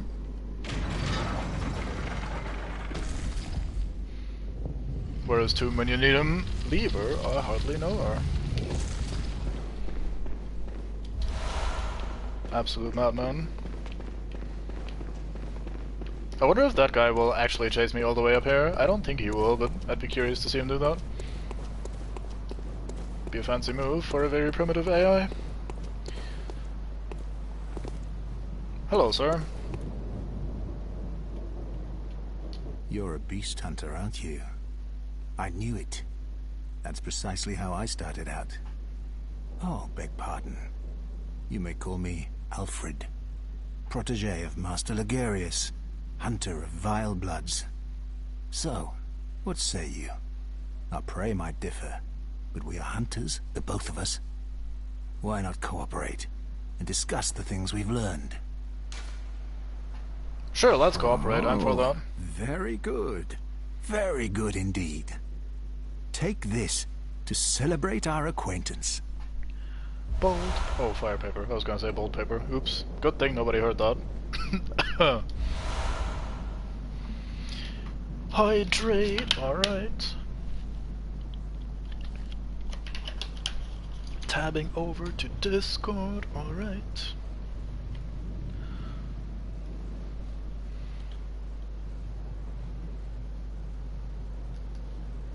I can entirely see what you mean. Yep, that very much seems to be the style. I attempt to tab back into the game Beast hunting once again. is a sacred practice. May the good blood guide your way. Little did I know that there's no tabbing in when you're playing on console. There must be oodles for us to share. Go on. Just tell me what piques your interest. Sure, let's oodle. About the Healing Church, tell me about it, mate. As you know, the Healing Church is the fountainhead of blood healing. Well, I'm a simple hunter, quite unfamiliar with the ins and outs of the institution. But I have heard that the holy medium of blood healing is venerated in the main cathedral, and that counselors of the old church reside in the high stratum of the Cathedral Ward. If you seek blood healing, and the church is willing, you should pay them a visit. So he doesn't have that many lines here of dialogue, but basically all of them are loaded with lore, and it's kind of overwhelming when you're first playing it. Especially, I think, this one coming up about Byrgenwerth, there's a lot to hear here. Byrgenwerth is an old place of learning, and the Tomb of the Gods, carved out below Yharnam, should be familiar to every hunter. Well, once a group of young Byrgenwerth scholars discovered a holy medium deep within the tomb. This led to the founding of the Healing Church and the establishment of blood healing. In this sense, everything sacred in Yharnam can be traced back to Byrgenwerth. But today, the college lies deep within a tangled wood, abandoned and decrepit. And furthermore, the Healing Church has declared Byrgenwerth forbidden ground. It's unclear how many of its scholars remain alive, but only they know the password that allows passage through the gate. I bid you farewell. It has been a pleasure. May the good blood guide your way. I praise the sun and whatever the fuck your dialogue is. I can't hear Byrgenwerth without also thinking Byrgenwerth, blood-soaked murderers, like whatever the fuck the guy says. That line is just pretty good. It's kind of stuck in my brain. Anyway, there was a guy down here who did not find his way up to me, which is fine with me. I shall jump down with you. Does he look slightly more beastly than the others? Whatever.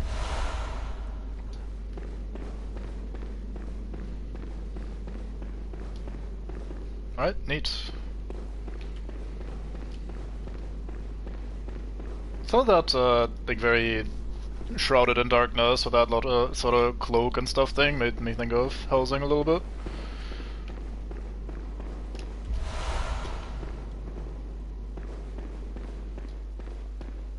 I figured. Alright, there's one of these werewolves down here. Come here then. No, please do a very slow thing that I can't really fuck up. I said please do the slow thing so I can't fuck up. Mate, please, I need it. I'm too bad. Help me. Never mind. Guess I can just slap you while you're facing the wall. 2 Bloodstone Showers, nice. Oh, it's dark. Let's bring out a torch. So another fun fact about my first time playing this, when I first played this, my the TV that I was playing it on was super dark. In places like this, I could see absolutely fucking nothing, aside from maybe highlighted objects, like the wolf itself, for example. So I had to play with a torch, and honestly, I think that made for a really cool experience, because in these kind of areas, I always had to just ditch my gun and instead pull out a torch and shit like that. I mean, the others did cooperate for the most part. Maybe he could be like his brethren. I would have, no fucking arguments against that. Oh, isn't this where you drop down? I thought you dropped down into something here. Never mind. There's some antidotes here, maybe. Right? Come on, brain.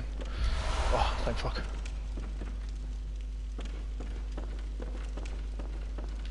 Vampire hunger. Nice. Oddly fitting.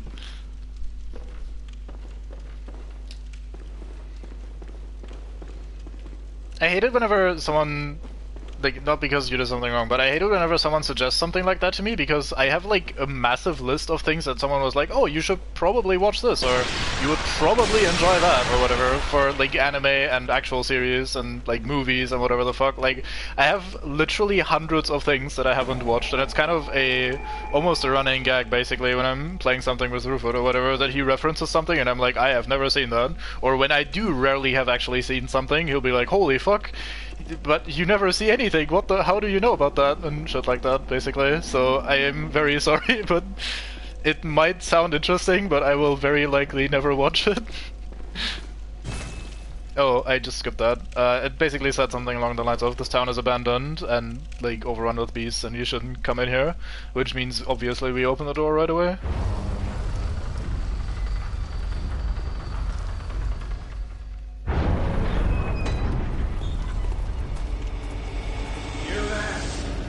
Hunter! Didn't you see the warning? Not really, I clicked it away accidentally. Turn back at once. Old Yarnum, burned and abandoned by men, is now home only to beasts. They are of no harm to those above. Turn back, or the hunter will face the hunt.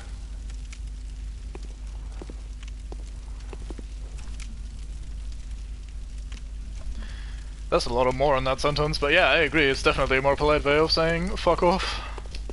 Fine man, though. Although he might shoot us a bit. This place is pretty shitty, but it's especially shitty if you're scared of, like, supernatural things, like if something that shouldn't be bothers you very heavily, because if we look up, we can see a floating statue that the designers forgot to remove from the level. It's right there, it just exists there. It has always existed there and they haven't removed it. So this place is scary and I don't know how to handle it, so we'll just slap this guy a bit maybe.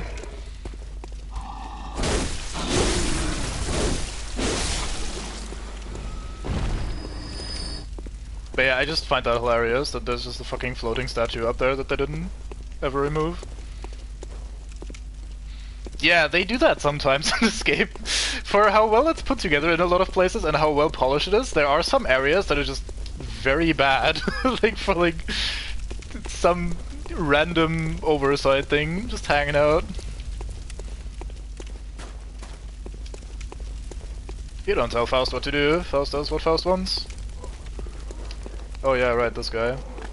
So these are wandering nightmares. They're basically the crystal lizards of this game. I don't remember if they reappear if you relog. Let me quickly find that out, because I will forever be curious if I don't try. Some Souls games you can relog to make them respawn at their initial position and then just farm them that way. Or, well, not farm, but like get them that way. And other games, they just stay disappeared until you rest at a bonfire. So let's find out which one this is. Oh, I could have gone to offline actually.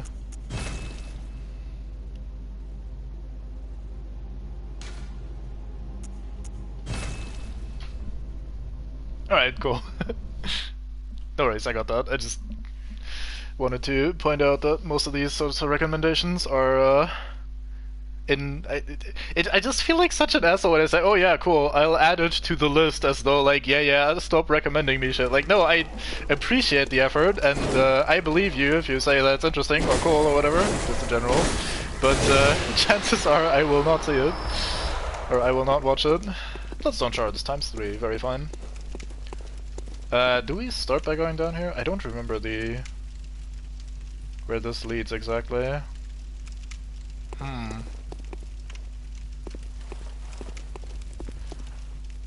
Let's just explore, fuck it. I'm sure this is fine. Bloodstone Showers. Yeah, I think I always do Old Yarnum at this point. Although there are a few options. Anything else on these rafters before I jump down? I call everything a rafter, as you may have noticed. Like, oh, there's a beam to bounce on. This is clearly a rafter. Look, there's a seam in the environment on the right side there. Shit game. Refunded.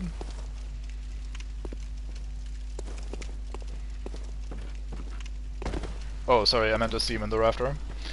So, this place is Old Yarnum, as we have found out multiple times from now, and as we read in the lore, it was torched to absolute shit, because there was a plague here, called Ashen Blood, I think, and they couldn't get it under control, and thus they had to burn everything. And the description of the torch and I think the Molotov both indicate that there are monsters that are really afraid of fire, and these are monsters that are really afraid of fire. Now these guys have a cloth over their head, and so they don't fear the fire as much as the regular ones. But the ones that can see normally are deathly afraid of fire, and they won't actually attack you, I don't think, if you have your torch out.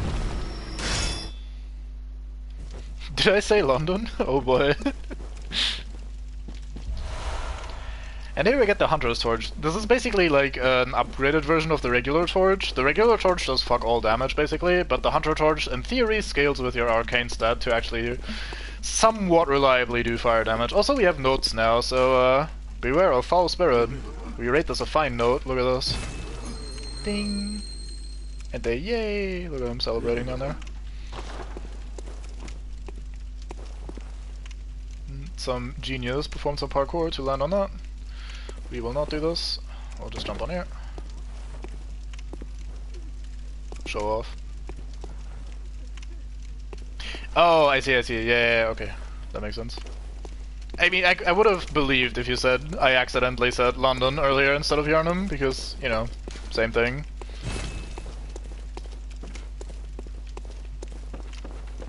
You get a semi-useless but not completely unimportant item up here if memory serves. But I don't remember what it is. What do you find up here again in this tower? Oops, I accidentally reset the camera. This does something interesting. If you're on a very long ladder and you stop moving the camera, it pans up slightly higher than you can normally see, which is interesting. Oh, it's just Cold Blood you. I guess I remembered wrong. And we're back at the start.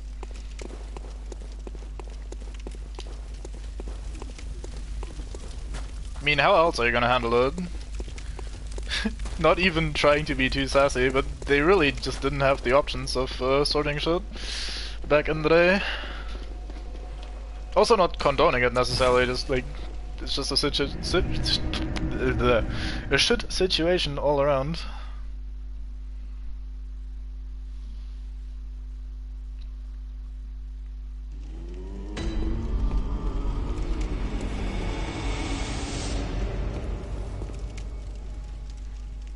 Yeah, fair enough. I wanted to do a thing, but my brain is entirely made of holes right now. We could upgrade our weapon a little bit. Actually, we can fully upgrade a weapon as it leads to +3 for now, which is alright. We can use this tool to have access to weapon upgrades, that's nice. Oh yeah, we found the alternate hunter set. We've never showed this off yet, let's go do that. This comes with a top hat and this cloak, and the rest is the same. It looks like this. Also very fancy. I personally prefer the other set. Like, this chest piece is great, and I like the angled hat more. Like, it's more stylish, but definitely also an alternative to the other one. Definitely, yeah. The top hat alone just kind of slays it. But, I don't know, I have a thing for the angled stuff, and like this coat here as well with the, or cloak, whatever. The shoulder thing is quite nice. So I'm gonna stick with this for now. We might end up, once we unlock some more outfits, we might end up doing some Fashionborn. I buy objects if memory serves. I think I want... yeah, let's just start buying some of the stuff that's left lying around. I could pick up the Kirk Hammer and show that off. No, we're not strong enough, never mind. Let's buy this outfit as well, just so we have it.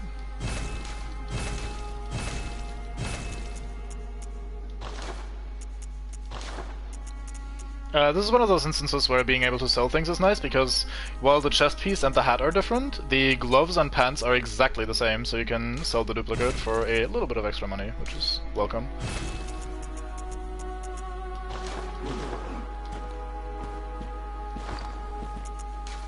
Nice. I like the... oh god, what? I forgot what these items are called.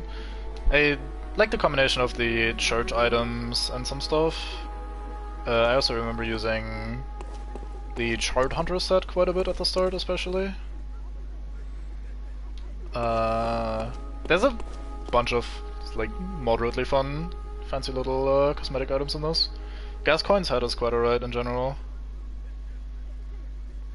Anyway, let's see. Is Gehrman hanging out in the garden? Since we're in the Hunter stream, may as well check. See if there's anything fun to listen to. Nope, does not appear to be the case. I could go spend my insight, but let's not do that. Let's instead just fortify a weapon. Do we stick with the Hunter's Axe for now? Sure, why not? Let's just get that to +3. Getting weapons to +3 at the start of the game is fairly easy because the Bloodstone Shards are very easy to come by. There's plenty of them lying around at the start, so you just get a variety of weapons to +3 and fuck around, so we might get some more going in a while. And now we can add a gem or two. This one is physical attack up +0.7 and this one is +1.1, so in total we have increased our attack damage by exactly 1. Nice! I never really got into the whole blood gem system. Alrighty, good luck. I never really got too much into the blood gem system. You get the best blood gems from the Chalice dungeons and you can kind of like farm them, and some of them are very, very strong if you're min-maxy about that sort of shit, but I always found like it was a major waste of time. I hydrate as instructed. But yeah, I never really got into farming for blood gems. It felt like, I don't know, like just not a great time. Off to Cathedral Ward. So there was a branching path that I didn't take that I did want to take before going to Old Yharnam. I remembered as I went down there. So let's quickly check that out. I think we might even call it a stream afterwards. It's been almost 4 hours. I mean, I'm in the mood to keep going. We'll see. I'll just call it when I feel like my sanity is slipping completely. I'm already reaching that point where I'm not really good with words anymore. You request Bloodstarved, alright, cool. Request denied. No, we'll see. I'll try my hardest. But yeah, you can probably tell from when we're having one of these talky bits that I already struggle with new words. More so than usual anyway. So not sure how the amount of reading and stuff that we're doing is gonna be working out.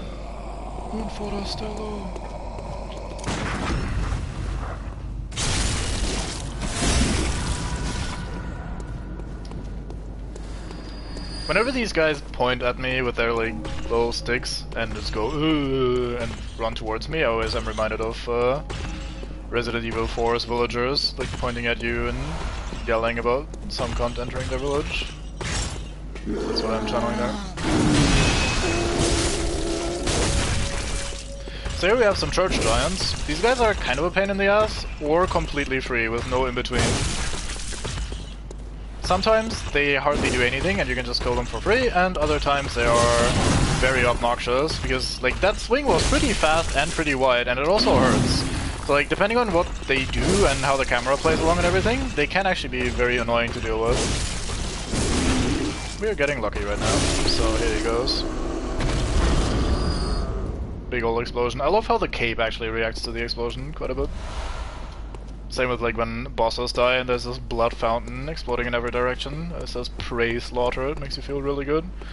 Don't mind the strollers, by the way, like the baby strollers here. I'm sure that's normal, or carriages, or whatever the fuck they're called. Probably not carriages, actually. So this gate is locked. Only a special emblems opens the main gate. This is where we actually enter the Cathedral Ward proper. We would have to buy the key though, like the emblem blah something, whatchamacallit. I forgot what it's called. Whatever. The one that costs 10,000 blood echoes in the shop. We're not gonna buy that, we can circumvent that door. But we could go that way if we wanted to right now. If we just... oops, fucking... sorry, bumped the microphone again. If we just wanted to farm some money and spend that money, we could do it. Right, mate, come over here, so I can win your friend in peace. You come here,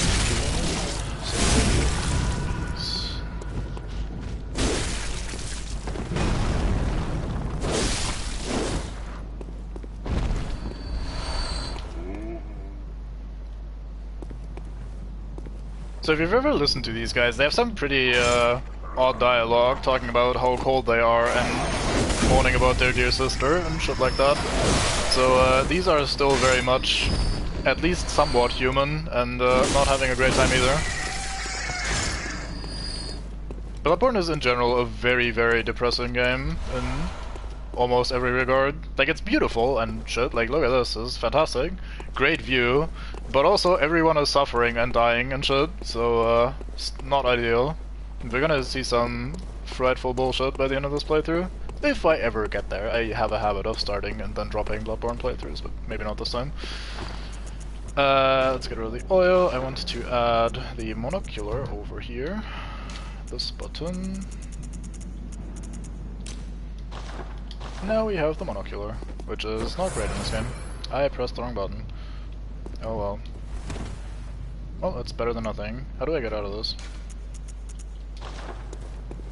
Oh well. Giant foe waits ahead. This is a fine note. Look at them party down there. Fuck you, bird.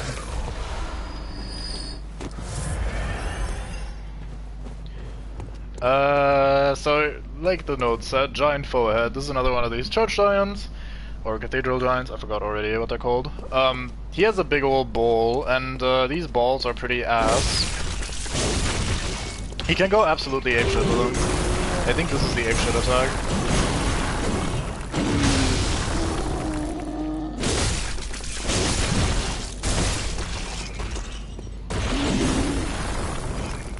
These are very ass to deal with. My most reliable way of sorting them is doing basically what we're doing right here, which is to bait an attack, run the fuck away, let them go Nandos, and then hit them during recovery, but only when it's safe, basically. Like, I like to play it very slow and steadily against these guys, because it's very easy to overplay and get absolutely mauled to shit. He's not obliging with the apeshit attack, sadly, so this is taking a bit longer.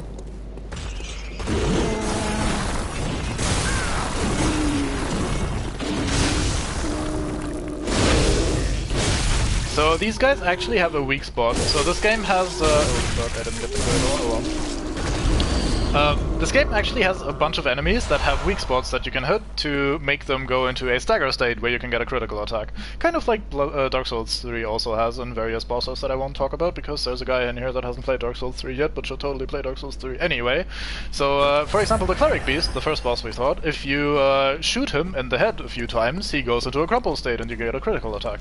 These guys, when they do their big I go apeshit attack and then kneel down afterwards, their like shin bone or something sticks out of their leg and you can hit it for a weak spot, which will also then cause them to crumple, like that guy did, and you can get a counter attack, which is quite nice. So there are weak spots in this game and you can hit them to stagger people. Not everyone has them, like not all bosses or regular enemies have them, but here and there there's some mixed in just to keep it interesting. Give you an extra place to focus on. I must roll. I'm sure rooms like this only exist to make players happy. Like, who doesn't love doing shit like this? It's so fun.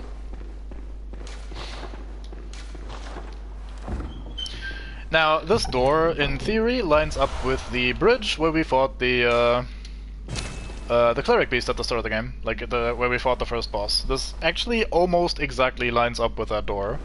technically, like, people have, like, hacked the game and figured it out. Technically, it doesn't quite line up. Apparently, there was an iteration early on in the game's development where these two doors actually connected and you would open them. Either you would go through the Cleric Beast and then up here, through the Cathedral Ward, or the other way around, like we are currently going. But at some point in development, that was supposed to be a thing, and they have decided against it. So now, this door says closed, and you will never find a way to open it. There is no key, there is no lever, there is no mechanic that will ever open it. It will always say closed, because it will always stay closed as well. Yeah, let's quickly relog to grab the Wandering Nightmare that was here, like the Crystal Lizard.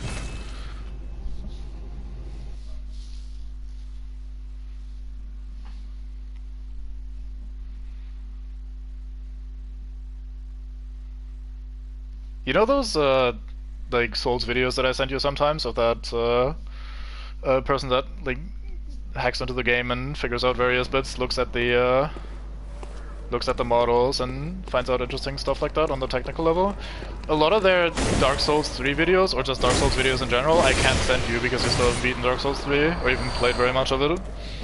Like, I see some of those and I'm like, oh yeah, that's so neat, I want to send this to the guy that I keep sending random videos that hasn't complained yet about the amount of random videos that I'm sending him. And then I remember, oh no, I can't, never mind. Hurts. So yeah, I think we just got roughly... Wait, that was 6? The other one was 9? I think we got like 15 shards or something, let's see. Where is upgrade material actually? Brain? There, 18. Yeah, we have 18 shards again already after having just put a weapon to +3, so if you do that little side path that we just did, you absolutely have enough material to just make 1 or 2 weapons to +3 immediately. That's what I meant earlier when I said the game is not exactly stingy with that at the start.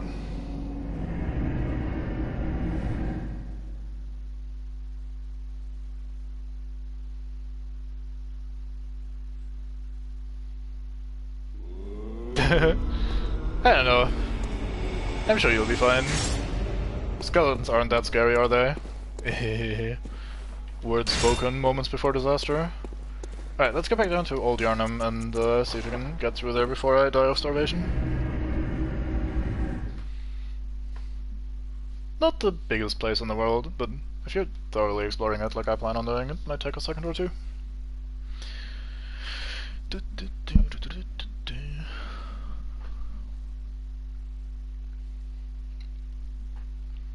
I need to remember, like, one of the weapons I'm interested in using is in the DLC, and I'll have to remember how to get there quickly and early-ish so we actually get to use that weapon.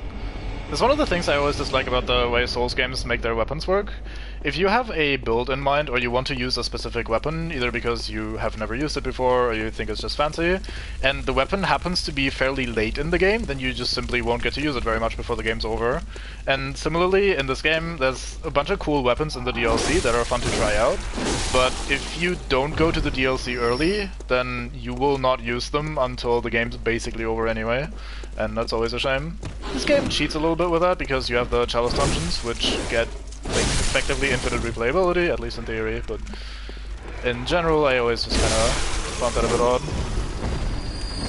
Like this DLC, for example, for Bloodborne is very hard. It's probably the hardest content in the game, so going to the DLC early just to pick up a weapon is a little bit risky, or not exactly the easiest thing to do. But like I said, there's like 4 or 5 weapons in the DLC alone, and that might be worth trying for.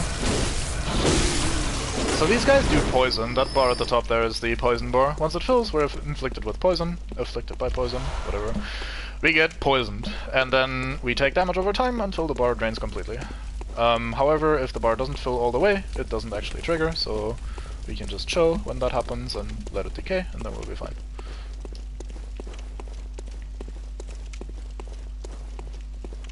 Loot, loot, loot, loot. Alright, so now we were told not to be here earlier, and you will take step 2. You are a skilled hunter, adept, merciless. I've got the blood, as the best hunters are. Which is why I must stop you.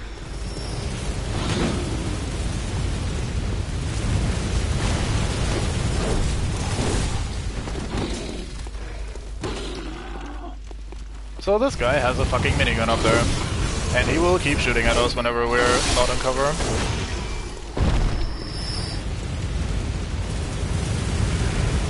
Like, look at this guy with his fucking gun. Nasty.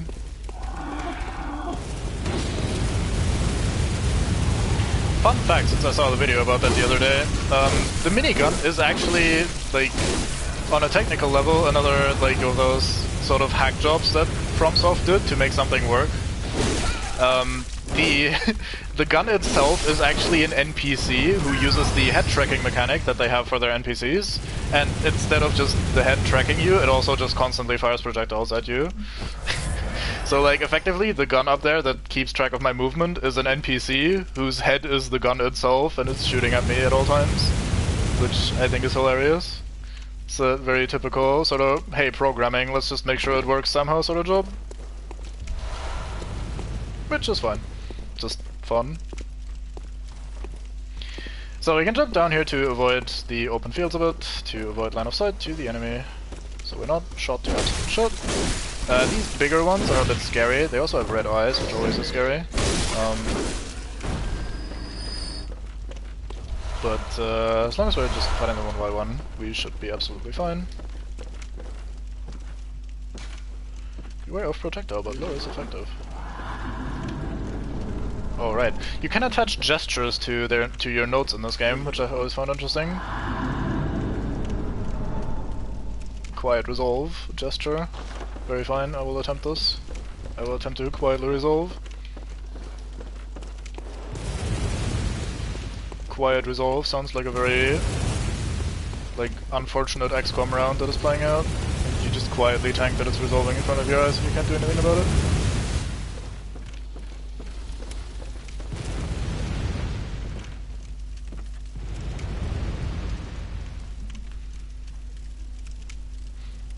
Yeah, I mean, like I said, I wasn't talking shit, I just found it funny. Like, how do we make this work? Well, just make an NPC that does the thing, and just have his head be the gun, and use the head tracking to follow the player. Like, it's just funny, I don't know. It works really well, in my opinion. Like, the gun does its job, in my opinion, pretty perfectly, so... not an issue, just funny.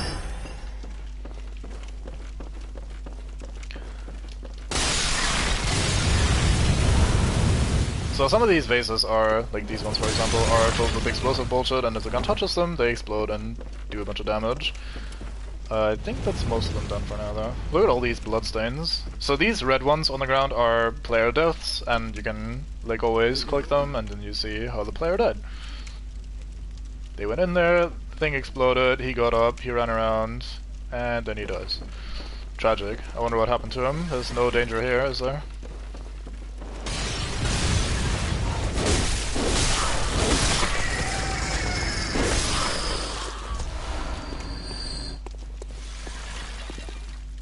Is there anything else on here? I don't think so. The thing about this gun is that as long as you're moving, especially if you're sprint moving, it doesn't really track you well enough to hit you. Like, you just need to stay moving, and then whenever you get into cover for a bit, the gun resets and gives you some seconds to fuck around, and then you can start sprinting again to avoid it, like that. And unless you're fighting out in the open, which sometimes forces you to move in unfortunate ways, you should always be mostly safe as long as you just keep going. Hello, big guy.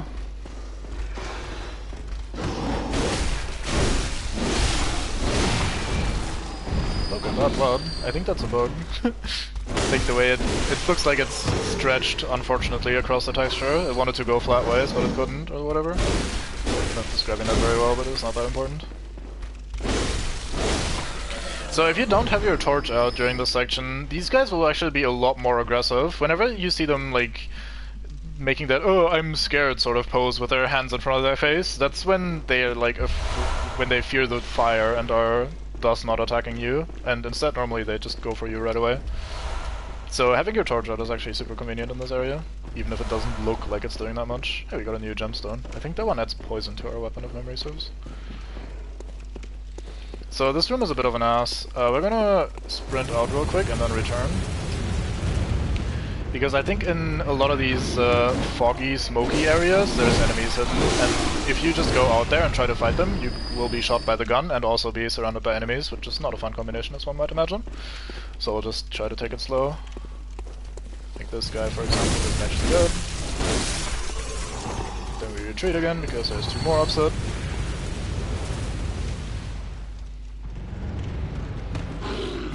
I did that really poorly. I saw that coming from a mile away, but I still committed. Like this, oh fuck, I'm afraid sort of thing.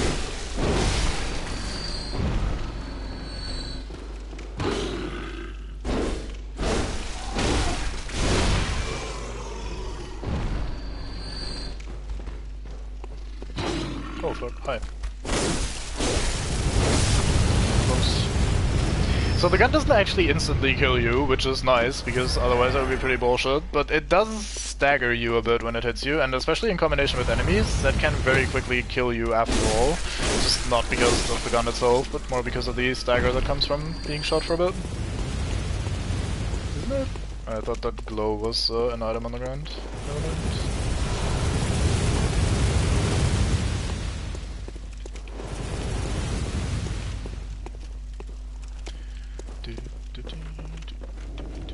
So, this is our... oh fuck, ow. Not a good place to stop. So this is our first instance of NPC hunters that we're facing. These guys are absolute assholes in Bloodborne. For some reason, they all have max stats in everything.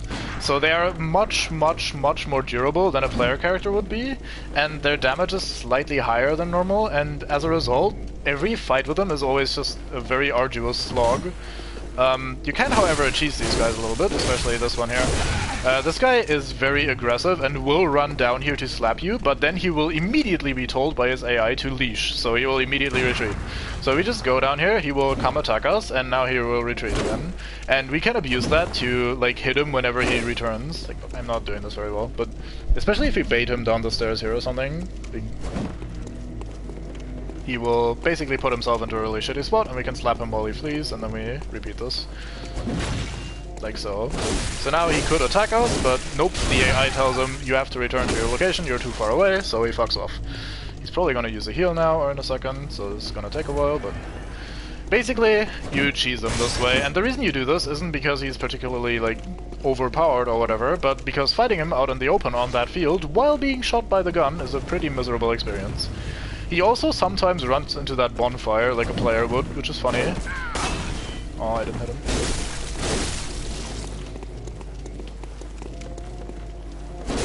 Like, you can kind of sort of block him like that and just slap him down the stairs, and then he's stuck for longer. Very cheesable, man, this guy. They usually only have one blood vial, if memory serves. Ow. You shot me, ow.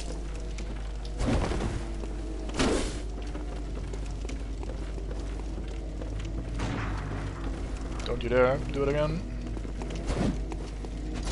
Go.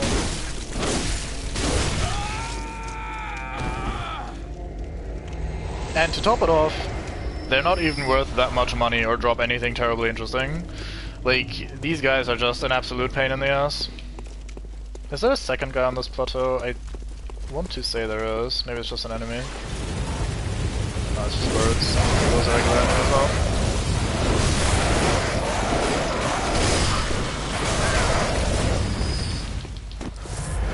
Yeah, they're like true assholes. Everything about them sucks.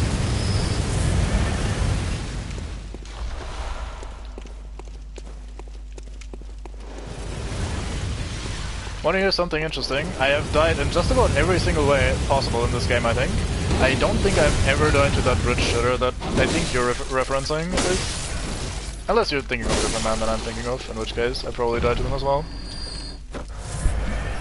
Oops, sorry.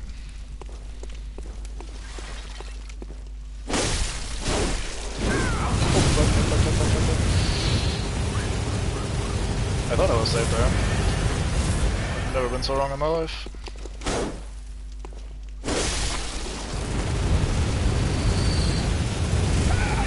Well, just want the loot, give me the loot.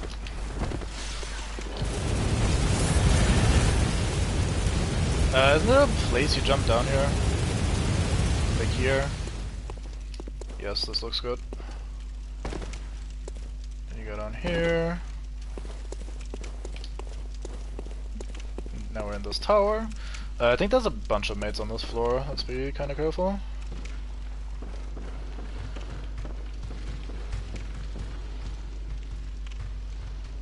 I can hear one in this corner.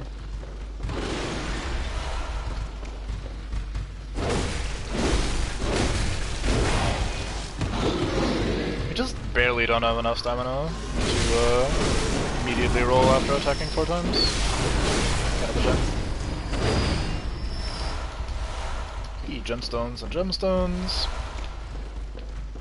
So the way these gemstones work is that in some places on the map they will be guaranteed to spawn. Like in that chest we had earlier, there's always going to be that gemstone in there. Similarly, if we had broken the brooch, it will always give us the specific gemstone that is in that brooch. But the main way of getting these is to farm them off of enemies that can drop them. Various enemies have basically drop tables, like in ARPGs and stuff, where items just drop randomly, and you basically figure out which enemy type drops the kind of gem that you need, like both in shape as well as in the stats that it has, and then you're quote-unquote supposed to farm that until it drops one that you want. They have like different sizes and rarities and shit, and it's a whole thing. Like I said earlier, I didn't really ever get into that, and I don't really enjoy that system very much. I kind of enjoy the Souls games as not like looter shooters, for lack of a better term. Like I like that it's not focused around just grinding for upgraded rarity items or like items with slightly better stats or whatever. So the gems have always kind of a little bit at least rubbed me the wrong way. Thankfully they're completely optional. You can absolutely beat the game with just the gems that you get by default, just by looting everything thoroughly. So like they're just an enhancement, they increase your damage. And yeah, the really good ones increase your damage by a lot, but you don't actually need that to win the game or whatever, so it is absolutely fine, even without grinding for them. So that's what kind of makes it fine. The red moon hangs low and beasts rule the streets. Are we left no other choice than to burn it all to cinders? I think the answer is yes, looking at what happened to this place. And over here we have the Charred Hunter set. Yep. I like the Charred Hunter set, I think it looks cool. Let's see. It does not come with a hat, but we have this frazzled actual cloak. I always liked that one. I like that our hat is covered in blood and the rest of our body is clean now. I kinda like this look. I'm probably gonna switch back to the default hunter gear, but let's look like this for a little bit, just for kicks. Let's also check ourselves out in the hunter's dream, because the lighting is a little bit better there.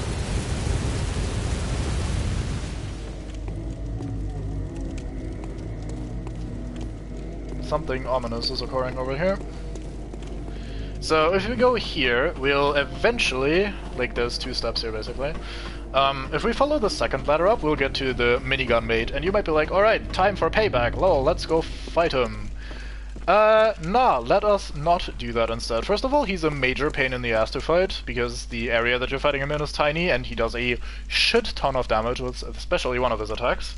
And also, we have other plans with him, much later, much later, but much later, and plans. Is it? Wait, how much later is it actually? No, it's not that much, is it? Oh well. Anyway, like we have other plans with him later, so we're not gonna kill him. As I said earlier, he's actually a good man, so we don't need to or want to kill him in particular. So we have this church building here. If we had gone around the outside, we would have just entered through here, and then this guy would have jumped onto our heads, and then we go around there, and then we enter the church building. This way around, we're gonna basically backtrack that. We're gonna go through the rafters, because everything is rafters, and we're gonna probably fall to our deaths, but that's just life. What would life be if it didn't occasionally involve falling to our deaths? Get some madman's knowledge, very understandable looking at where this is. What sort of madman must one be to exist over here? Who the fuck knows? Apparently that guy. Drop over here, and we can go this way, and there's an item over there. The monsters are not happy with our presence. Do a little jump, and we get a messenger item if memory serves. Yes, we get the Bloody Messenger Head Bandage. So we can slap that onto our little messenger guys, so they have like bloody bandages around their heads, which is cute-ish. Not what I prefer. We might fuck around with them later though. I like to gather all the items if I can, so just gonna pick that up either way. This room is a bit of a pain in the ass. There's a lot of enemies down there, so we are going to have to struggle a bit. I don't remember where you jump down here without taking as much damage. I think there was a place where you're intended to jump, kind of. Maybe not, let's say you. Okay, nothing of value was said. I think if I can, I'm just gonna drop down on this side of the building, because it's closer to the exit. Oh, I didn't think you could go here. Alright, neat.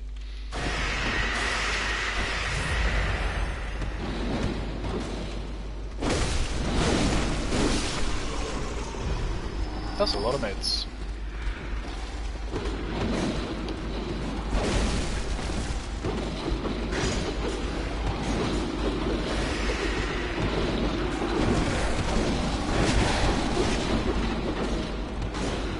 Sound is basically bugging out from all these men being here.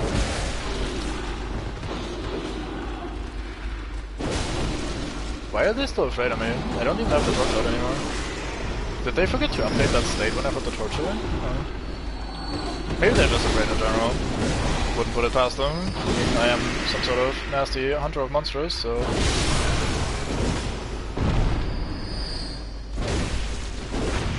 This is one of those situations where the hunting axe is just fantastic. These wide swings are super useful to keep a horde at bay like that, especially if they're not super aggressive about it. Like you can just kind of keep them at an axe's length and keep swiping. Everything's gonna be fine. You're gonna attack all right now.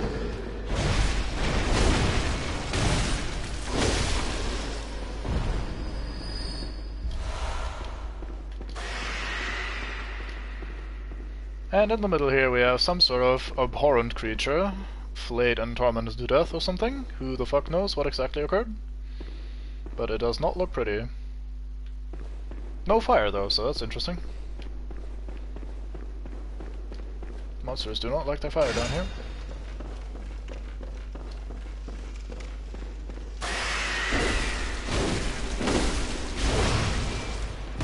We're missing basically exactly 1 damage to finish this guy off. Also, I should have attacked more too early. Oh well.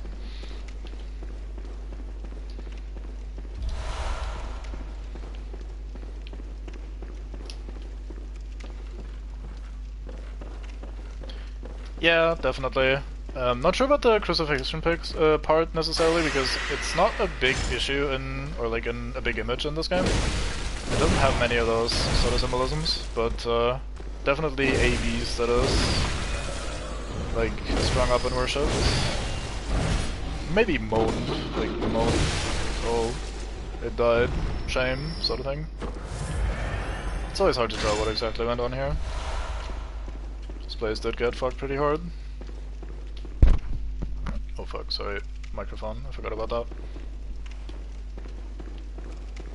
Isn't it right, correct, like right side up, sort of thing?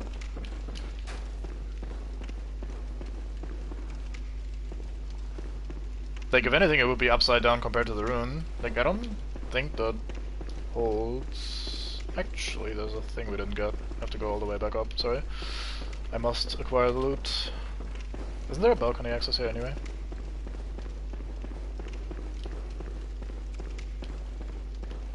There is.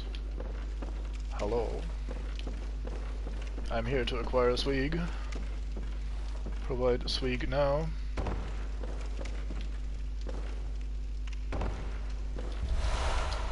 Cold blood doom. Yeah, but I mean, if you're calling this an upside down hanged man at this point, like, what is a regular man then? Or like a reverse upside down hanged man? Like, what? I mean, this just looks like a normal. Well, normal. Nothing about this is normal, but you know what I mean. Like a regular, strung up and flayed sort of person. We have some ritual blood. I think that's the sort of thing one needs for Chalice bullshit. Let me see. Material used in holy chalice ritual. In a holy chalice ritual, one of the basic ingredients used to satiate a holy chalice is this incoagulable. I know what it means. I just can't pronounce it. Incoagulable, whatever. Blood. When all is melted in blood, all is reborn. I never noticed that line actually. Interesting. Oh well. We get to see some bullshit here.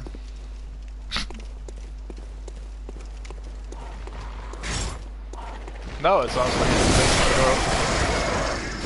I'll take the game's words over yours.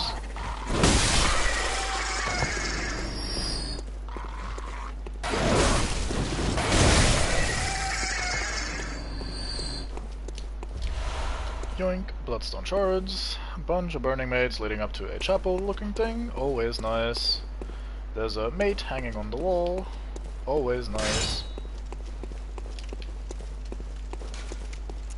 Like, look at this guy, pretending to be sneaky. Do we see any of the others? I think there's a handful more, but I don't think we see them from here.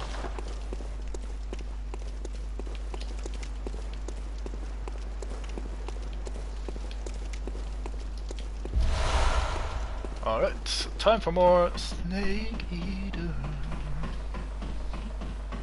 If I remember correctly, this one was fairly long. Could be worse. And this leads back up to this little area where we cheese the hunter. Up there's the guy with the minigun. And instead, we just go back down immediately. It's basically just a shortcut in case we die. We can just run back down to here, which is pretty quick if you know what you're doing, and then you go down the ladder, and then you're basically where you need to be. So, very alright. And then we go in here.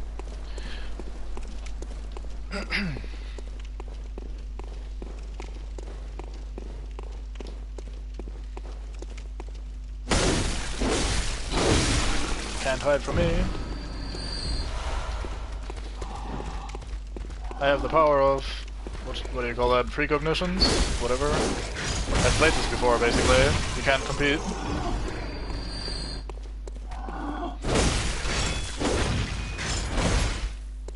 Fuck you. Nice.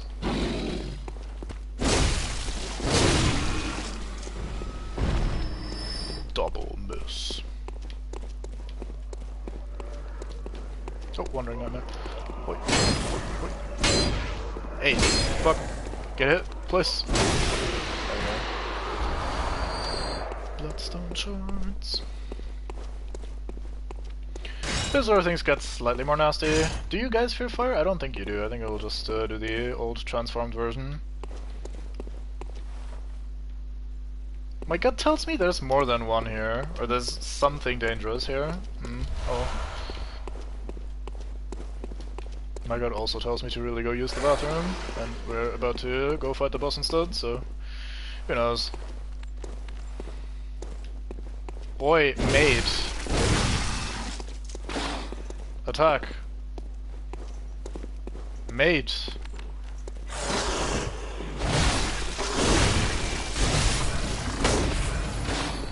Nice try. He tried the grab from off screen, cheeky fuck.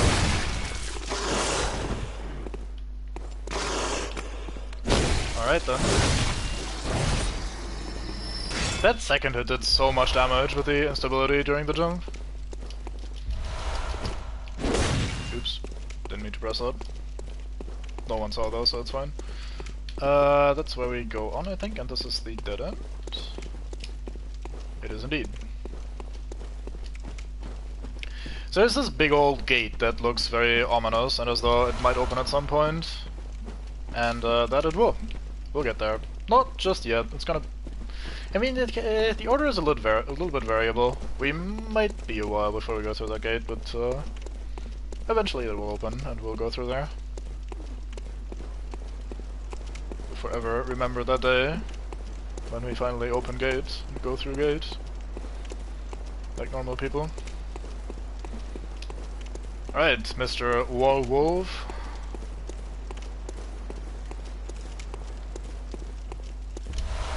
Some beast blood pellets, which are quite alright to have. Ow. I should have tried fighting that close quarters. I should have baited his attack first and then counterattacked. Oh well. Alright, let's investigate this door. I'm sure. Oh my god!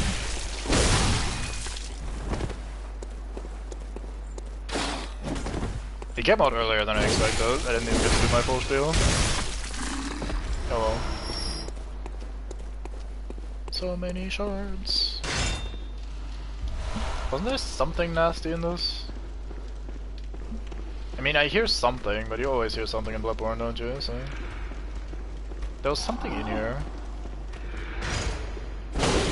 Maybe there's a graphics bug or something. I seem to remember there being something of note in this tower. There's also the shortcut home, but who cares? Hole in the floor.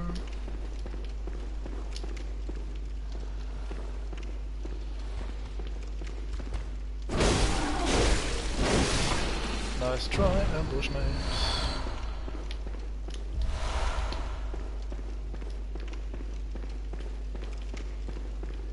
Camera is not having a great time in here. This is the shortcut. This leads back to that initial drop that we did, right at the start of the area. So now we can get back even more quickly. Fire paper.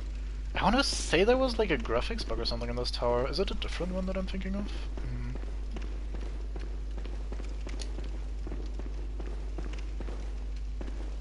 Like there was something... whatever. Maybe we'll stumble across it later in the playthrough. I'll not sound like a madman until then, I promise. Let's just move on.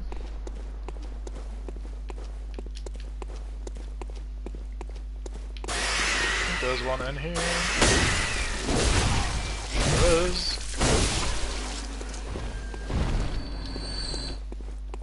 And then I think there's like a blue werewolf or something around the corner. Yeah, there you go.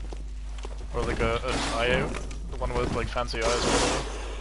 There's a special one here somewhere, I think. It is this one with the red eyes? I don't remember. I want to say there are blue eyes ones later. I don't know, maybe I'm just hallucinating. Like I said, I'm probably gonna sound like a madman anyway.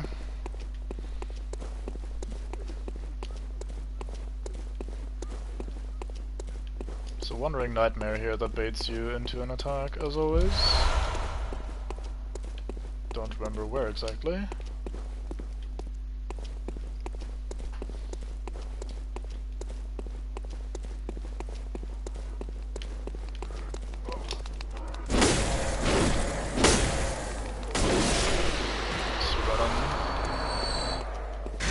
Fairly successful with these so far. Only had to relog once or twice. Old Hunter's Mark, not terribly important. Nothing over here except a whole lot of statues, as they are in Bloodborne, almost everywhere. This one looks very fancy, chained together like that. Mostly normal looking people though, like not beastly or weird yet.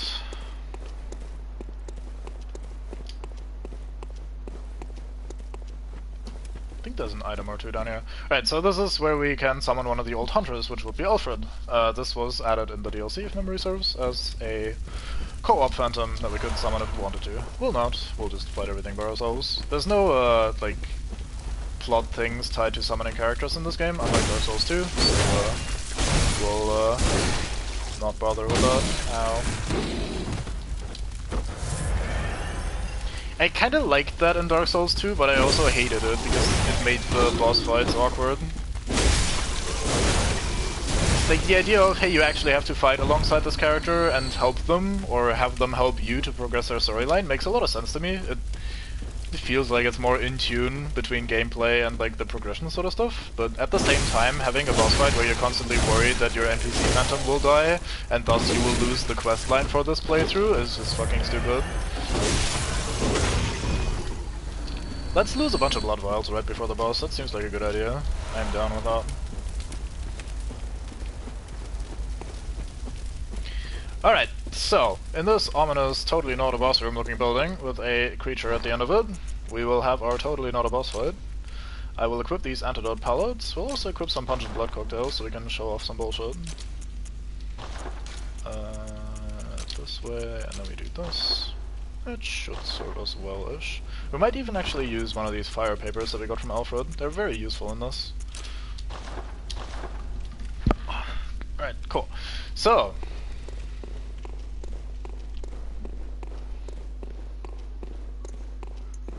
let me actually de-equip your Safgar's Blood Vial. One less thing to worry about. Where? So, this is the Bloodstarved Beast. Where indeed, alright, Cyber?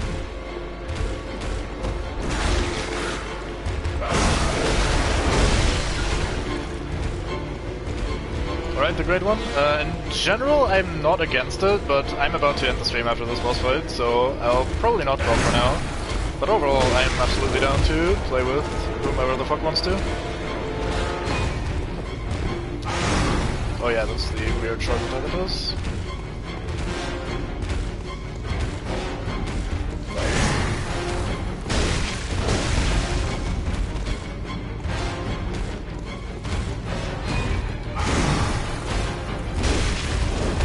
I think you even get a, like if you dodge this properly and stand in the right spot, you even get a full backstab on him if I remember correctly. You can also parry a lot of his moves. And one thing that's interesting, it's actually a Bloodstarved Beast, so if you toss a Pungent Blood Cocktail like that, it will actually go for that. Like, he now faces like, oh yeah, gotta check that out, there's some blood right there, I want that. And you can use that to create some openings. I've seen that used a lot in like challenge runs and shit. Or like the speedrun uses that as well to go faster for racers. Yeah, barely.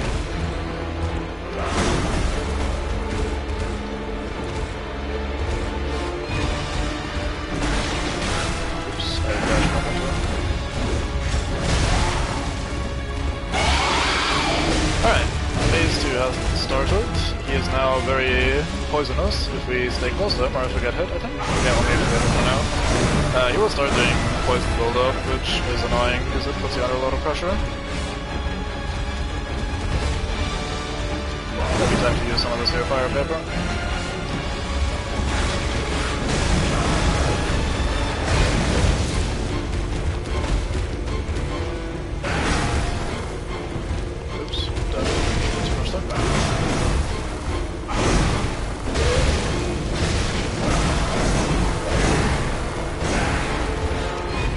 It is very angry. It is also blood-starved, so it's probably more like crazy than angry per se.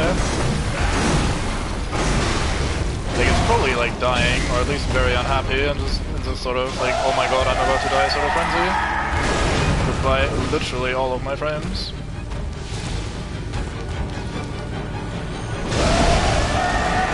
The old spin to run, just for show.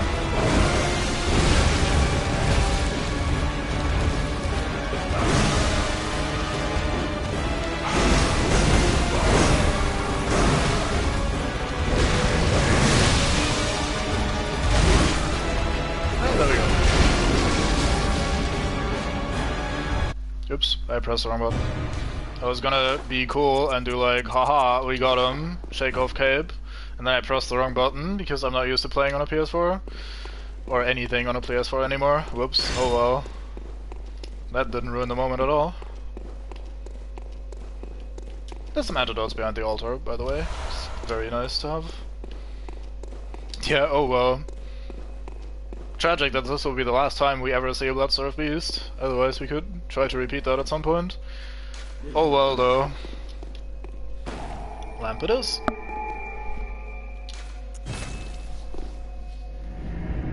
I like that fight. I am absolutely fine with the poison stuff. A lot of people dislike it, and people once again fall into two categories with the boss fight. Either it's like the one boss they never can reliably beat and they always struggle with, or it's the boss they find totally easy, and I am more on the second side of that. I've never had much trouble with him. I think the part that gets me about him is the flailing of his, like the flaps on his head or whatever the fuck you want to call them, because that looks like his arms, and it's harder to make out which of his like limbs are actually coming for you, and when is he actually attacking and shit like that. So that always makes it a little bit awkward fighting him. But overall, I think he's a fine fight. Alright, Atomic's there. Welcome, welcome. You two join at a very unfortunate time, because I'm about to call it a stream for today. The Bloodstone Beast, which we just fought.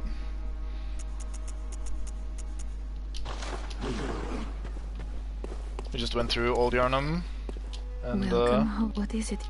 Gonna call it. Very well, let me. It's gonna. Where do we want to go with this build? Let's go like this, because I like my divisible by 5 numbers. There we go. That looks pretty. Let's ignore the Blood Tinge Arcane stats though. Farewell, they're not pretty. Hunter. They're also optional. May... Anyway, that's gonna do me for today. Thank you very much for watching. Hope you had a good time. I will maybe not continue this tomorrow. We might do something else. I might just take a day off. We'll see. I'll inform on the Discord as always. Time for watching, and bye bye.